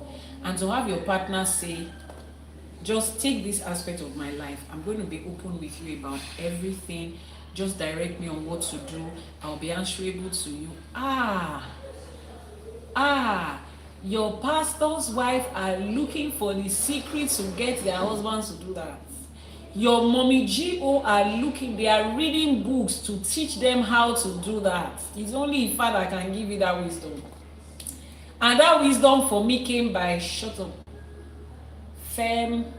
phenomenon, just keep quiet and watch. What's the worst that can happen? They won't get it. And then if I would tell them, you are not the one that created them, they are not answerable to you, and it's like that. As simple as that. So you see, when you do this Itefa and Ishefa, you get your Odu that we are talking about, it helps the people around you to understand. Every time I go back to reading his Odu and the breakdown, I'm able to understand why he's the way he is, why he does the things that he does. When we have a misunderstanding, I know what's happening, I know how to handle it, and we're just fine, and everything just happens. And there's so many times where I'm like, I know when to just shut up and and it's just okay. And when he's going to talk about it, like my husband, if I have to say this. Are you serious? That's what he told me yesterday. That's what he told you yesterday. I'm serious. That's what that thing does to you. That is what that thing does to you. You just start to look at them differently. It's like when you see somebody that is not, when you see somebody doing certain things around, and you're like, you are so disrespectful. Don't you have home training? Didn't they teach you? Then somebody says, this person is not Nigerian, no. Oh, or Yoruba and Igbo. You know how Yoruba and Igbo say, this person is àwọn àjòkúta máa mú mi tó máa ń fìgbà jìyà wọn lórí bed. We will now begin to look at them like, okay, there are certain things that they do that will just excuse it because they are not, originally from here. If they are originally from here, they would have known. Because you now have more information about them, you will now be like, oh, okay. But then you can sit down and teach them that, I understand where you are from, but here, that's not how we do it. Or if somebody else sees it, they might not understand. But you are kinder to them. It's like you're speaking to somebody that has, that is somewhere on the spectrum. And you are wondering, why is this child acting like this? If they tell you, you become kinder to that child. You encourage every effort. You now begin to see their small wins as a whole lot. There are certain things that he does that I'll look at it like, man, you have improved a lot. Meanwhile, if somebody did it to me from way back, I didn't have the patience. I did not have the time. It does not make you a bad person. Me, I just don't have the time for it, because where I'm going, there's a lot of work there. I'm not about to. But right now, if you say that I've learned how to slow down just by knowing, not because somebody preached me a sermon. We have been hearing these things every day. Patience is a virtue. A virtuous woman and patient. A woman builds her home with patience. You don't know the number of times I've preached that sermon myself in church. But I will still drop the mic and tell myself I'm not part of those that they give cup of patience. They do not give me, and I don't want. If you cannot move with me at the pace at which I'm moving, just go somewhere else. I'm okay by myself. But I've come to learn it now with him. I may not extend the same level of patience to somebody else, but because I know him, I've seen the Odu, I've seen everything, I'm able to say, all right, okay. So you see, in all, this gives us a better understanding about life. For the person asking what is Odu, Odu Ifa is the chapters of Ifa, general word, but your personal Odu is the information you get after you've done a consultation asking Ifa about your purpose. So your Odu is just like a letter, an envelope that contains your entire life purpose. You know how you go to the hospital and they give you an envelope that this is your results. Then you open it, you find your DNA, your blood group, your genotype, your age, your level of red blood cells and blue blood cells, and your liver and your kidney. You see everything in that envelope that the doctor gave you exactly. So if I gives you an envelope that contains everything about your life, your finances, your marital life, your health, your relationship, your children, who you marry, where you will live, the sickness you are likely to have, your taboos, and more like that. Now, when you have that level of information about someone, you are better able to relate with them. You understand? Mrs. O Forever, thank you so much for that. Ianifa, let's round this off. I missed you so much. Thank you so much for joining us. So you've heard the conversation so far. Just chip in whatever it is that Ori is asking you to add to this conversation. Whatever the room are asking you to add, just chip it in. Somebody is saying, sorry, hold on, must the Odu be done physically? Can I do it from abroad? Oh, all of these people that you hear them speak right now, they are abroad. Oh. Mrs. O Forever lives in Europe. She lives in Europe and she did her Odu. Sumaya also lives in Uganda at the moment. She did her Odu. Mena lives somewhere in the wintering part of the world, and she did her Odu. So it really doesn't matter where you are. Ifa welcomes you. If you are home, you can do your Etefa. If you are in the diaspora, you can do your Eshefa. Whichever way, you will get that information that you need to a very large extent, you understand? So anywhere you are, just send a message to the WhatsApp number that will be posted. Mrs. O Forever will post the WhatsApp number shortly. I'm not able to pin it because I have guests. So just copy it. You see the number, Chief Ianifa Ewa, then the WhatsApp number. Just copy it and send the message. Yes, she just posted it. So copy it and send the message. Ianifa, over to you. Thank you so much. Ogbo ato you. I missed you. I missed you too. Yeah. We have to catch up. Yes, we Yesterday was my Temples of Doom Fair. So. Oh, congratulations. I hope it was great. I know it was great. Congratulations. How was it? It was a beautiful. It was so beautiful, and like the Odu we got was so very feminine and soft girl and encouraging, and Ifa encouraging me on the side about understanding more about who I am as an Ia and how I am different, and honoring that fact. And so when I saw you were talking about balance and Ifa says it's not going to be easy, I'm like, and like Aloya Ewa has done divination for me. Ifa has told her about me, and so she knows things about me I don't know, and so I'm gonna say some things, and she's probably going to smile because she's like, And one of the things, because I'm also in the States, I'm in the diaspora, and though I was not raised Christian, I was raised in an Abrahamic religion, and I realized something. I didn't have church, but at least in my very younger years, I had family because we were all doing the same thing. I had family. And so I think that's been the challenging part now is not having the whole family. But I have my children. And it was one of those things where Like Mr. Mike talked about how he's introducing things to his children. And I am an IFA. And as much as I try to run from that, IFA would not let me. And I'm also a very young Ia um, in my walk. I'm old apparently in my spirit, but like my physical expression is Ia. I'm young, and so being able to see, and it's like the question kept coming up. It's like, how do I help my children? Both of my children are on the spectrum. What do I need to do to help my children? And if I said, Itefa, and I said, but in my own ceremony, my Ialode, she told me, you're going to be the one to do Itefa for your children. You're going to be the one to do their Itefa, you're going to do their Shango, it's going to be you. She told me that at the mat. She said, it's going to be you. So I already knew it was going to be me. I don't think I was mentally ready at the time when it first popped up. And then when I came back again, Ifa said the same thing. And I am very honored when I sat and thought about it. This is the practical reality, because you want it practical. I'm a black girl from GA. I am a black girl from Georgia. And I'm a black single mommy in Georgia. And grew up in an Abrahamic religion.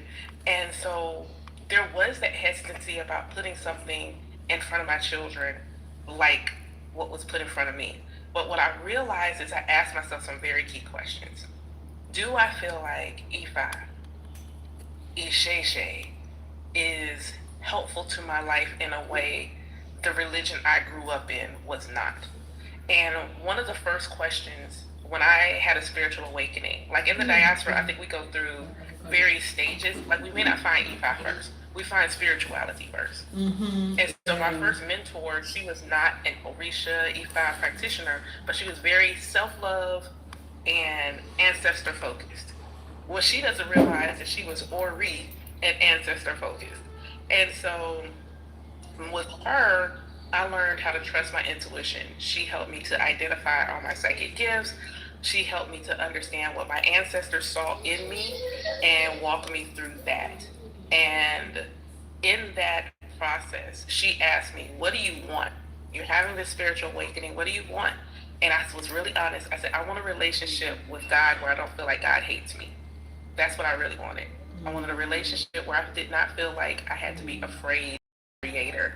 It's like your parents created you. I don't want to be afraid of my parents, so I don't want to be afraid of my Creator. And I just want to be cool with who I am. And it was like the spirit said, oh my God, we've been waiting for you. Like, oh my God, we have been waiting for you. Here you go. Here's every psychic that you have. We're just going to give everything to you at once. Here you go. You're welcome. And so when someone asked me, like, it's like Mr. Mike, the first thing I came to was myself. The very first thing that I came to was me. And being able to recognize me. And when I started to recognize me, I started to recognize Oludumare. And I'm like, oh, I was looking for God everywhere, and God's been in my mirror this whole time. God's been looking at me in the mirror, in my reflection the whole time. I wanted that for my children. I wanted that for my babies, my boy babies. I'm raising young black men in the U.S., at least at present in the U.S. Raising young black men in the U.S., and both of them are on the spectrum. Like, I need them to revel in who they are. I don't want them to grow up feeling like they have to mask all the time because they have speech delays or anything else.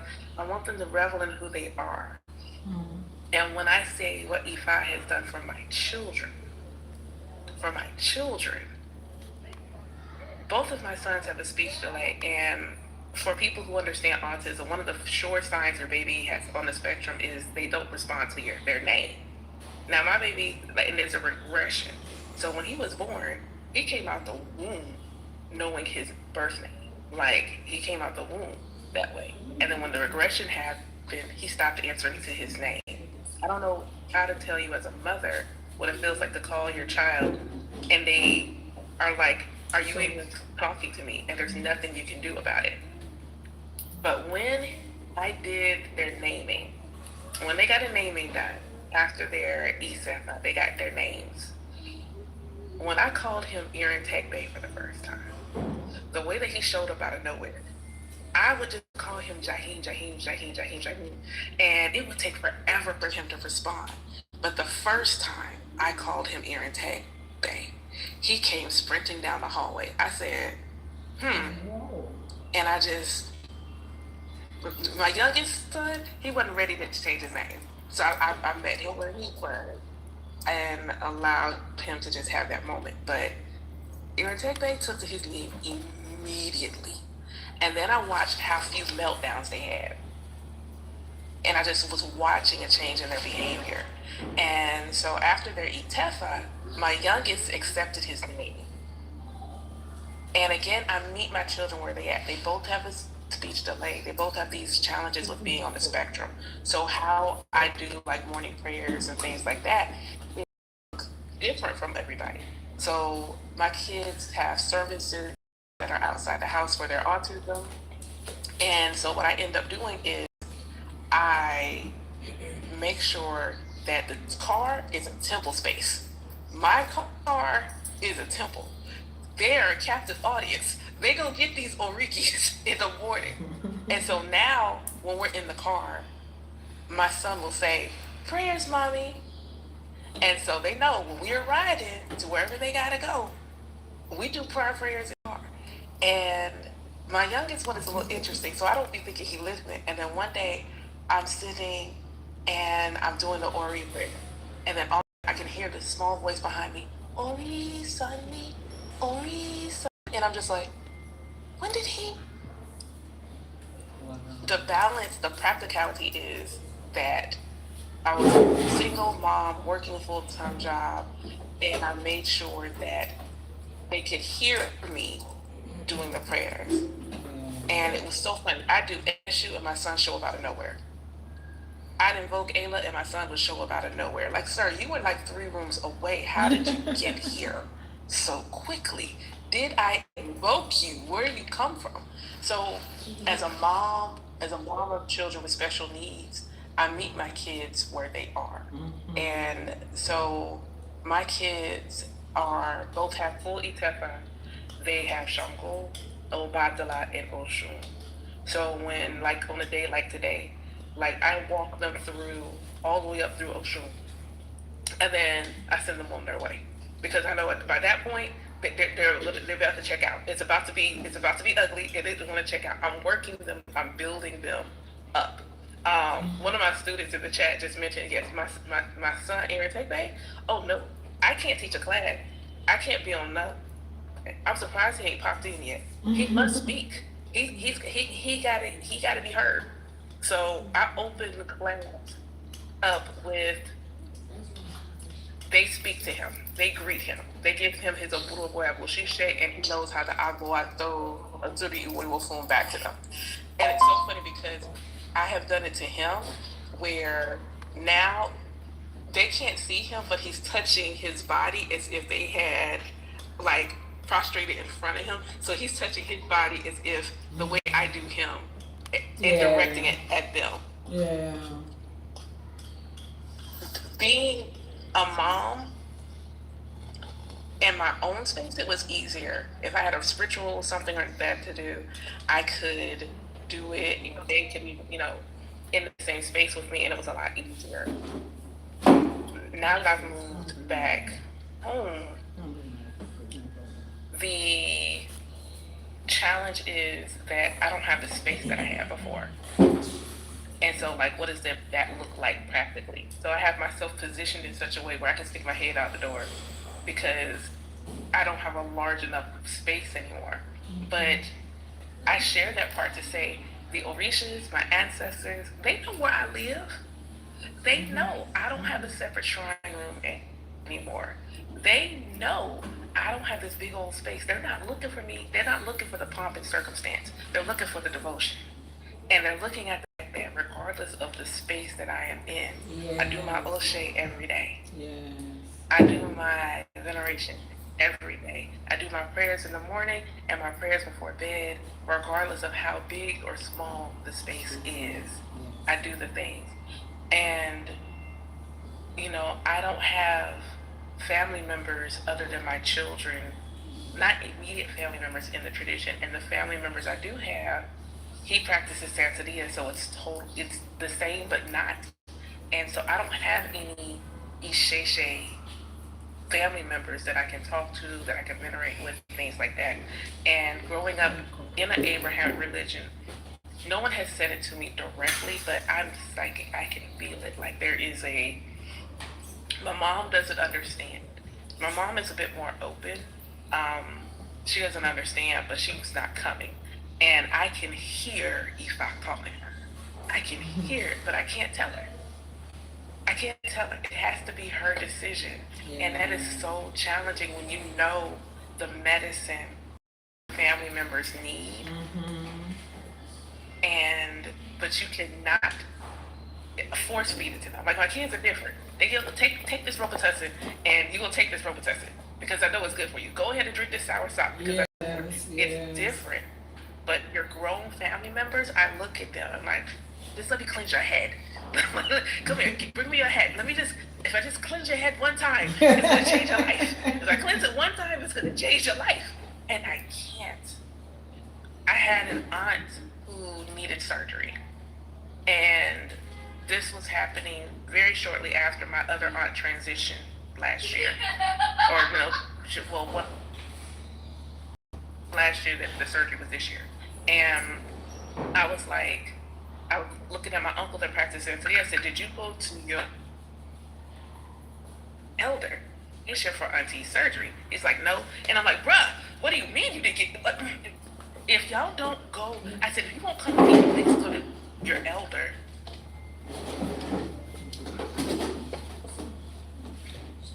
I can hear you. I was mad when my aunt transitioned because I couldn't help. Because there was everything in me saying this was premature. Everything in me said this was premature, and had someone said something to me, maybe there would have been an Evo or something to help. And I was angry. I was really mad when she transitioned. The balance of that, and that's the reality. As the IFA, it is not my job to save everybody. If you don't come to me, you don't come to me, and that's it. And regardless of how often I'm looking at somebody, if they don't come to me, I can't do anything. And there's going to be, my family will never know all the prayers and offerings I do behind the scenes. That part. To take care of it. That part. Like, they don't know every Oshe, when I bless my offering, my family is covered. They don't know that, and they're not going to know that. And accepting that is it. My friend circle, it's interesting because I listen to a lot of people say, and no one has, I don't know what I told my Ori or Eshu or whoever, but I rarely get the insults directly. I don't really have a lot of people that come to me and it's like, oh my God, you're doing the devil work and da-da-da-da. No one says anything to me directly, but I'll get something where, like, they do, like, passive-aggressive stuff. When I got my name, it was one of those things where I had to make a decision about how I wanted to be addressed, what people called me. And I made a conscious decision to not harp on it with family. This is where balance comes in. Like, you, especially with my parents, like, y'all gave me the name. And so I don't harp on it too funny with my parents and whatnot. But other people, stop calling me that. And realizing, I told somebody, I was like, no one calls me D anymore. No one calls me Dania anymore. And he's like, yeah, but when I met you, like, use Queen D. You always gonna be Queen D to me. And I said, and that's the problem. Because Queen D was in a different headspace. And when you say things like that to me, it's you saying, I don't recognize your growth. I don't recognize the fact that you're not the same as you were when I met you. And for me, that is the problem was, I think, why some of my friends, I can't, and I didn't have, no one had any, there was no fights or anything, and I think it's because I told my Ori I didn't want falling outs to be like that. So a lot of times people just melted away. It's like they were there one day and then they were gone the next. And it is lonely. I want to go out. I want to be like stiletto pumps in the club. I want to go out and hang out sometimes, but I can't. I don't have the luxury of being able to do that because they still want to see me as who I was, and they're not trying to see me as who I'm growing to be. And a lot of times that's challenging. But IFA, when you said earlier, like IFA does not let you do this alone. When I say I am so grateful for Temple Oturu Gunda and my students, because to be able to cultivate a space full of Black women and mothers and people, all of us trying to just grow together. Yes, I am their Ianifa, but I'm also a fellow Black woman in the States. And so the connection is so special. And then coming to find you, and it's like, oh my God, look at her. She's so, let's just look at her. Like, so grateful. And it's like, if I say, I'm not going to leave you out here by yourself. Yes, yes. And if I could encourage anyone, it's like being an Ianifa, specifically the balance of being an Ianifa. You know, you talked a lot about, you asked about people not in the tradition, and I find my most challenging connections are in the tradition because of what it is I am being asked to do. And the things that are very specific to me. There are certain things that are so specific to me. There are certain things I can't do. I can't do it, I can't see it, I can't witness it, I can't have no parts of it that are specifically in the tradition. And it's because of how Ifa wants me to be in Ifa. Like, this is where you're going to be. When Ifa said, don't stop talking about astrology. And it's like, what? Don't stop talking about it. And me and you have had this conversation. Yeah. Like, don't stop talking about it. What do you mean, don't stop? Because I always, like, everyone else is saying, like, people call them the devil. I have had so many really horrible things said about me to other people that have come back to me. And they don't know what Ifa told me on the mat. They don't know what Ifa told me to do. And the people that know, you know, they know, but there's something I'm supposed to do, and I can't run away from it. The practical aspect of it is what Mrs. O said. I have to be balanced, and I have to recognize, like, I have to recognize when I am, My hair, mommy. when I'm letting the outside, yes, it's my hair, baby. When I'm having the outside coming in. When the outside is coming in, I have to recognize when that's happened. That's why Ori work is so important. I can tell when the outside's coming in, and I gotta go back to the mat, and I gotta go back to Ifa. I got to go back to my center so I can remember where it looks like. But in a practical sense, the reality is people gonna talk about you. Like, and that's reality. People are gonna talk about you, and you have to decide what your non-negotiable is. Yeah. King Ade was on here. He said, he talked about when you do something great and people are like, can I do it again? Yes. You think I could do this? Yes, you could do anything. Cool. Would you sit with me?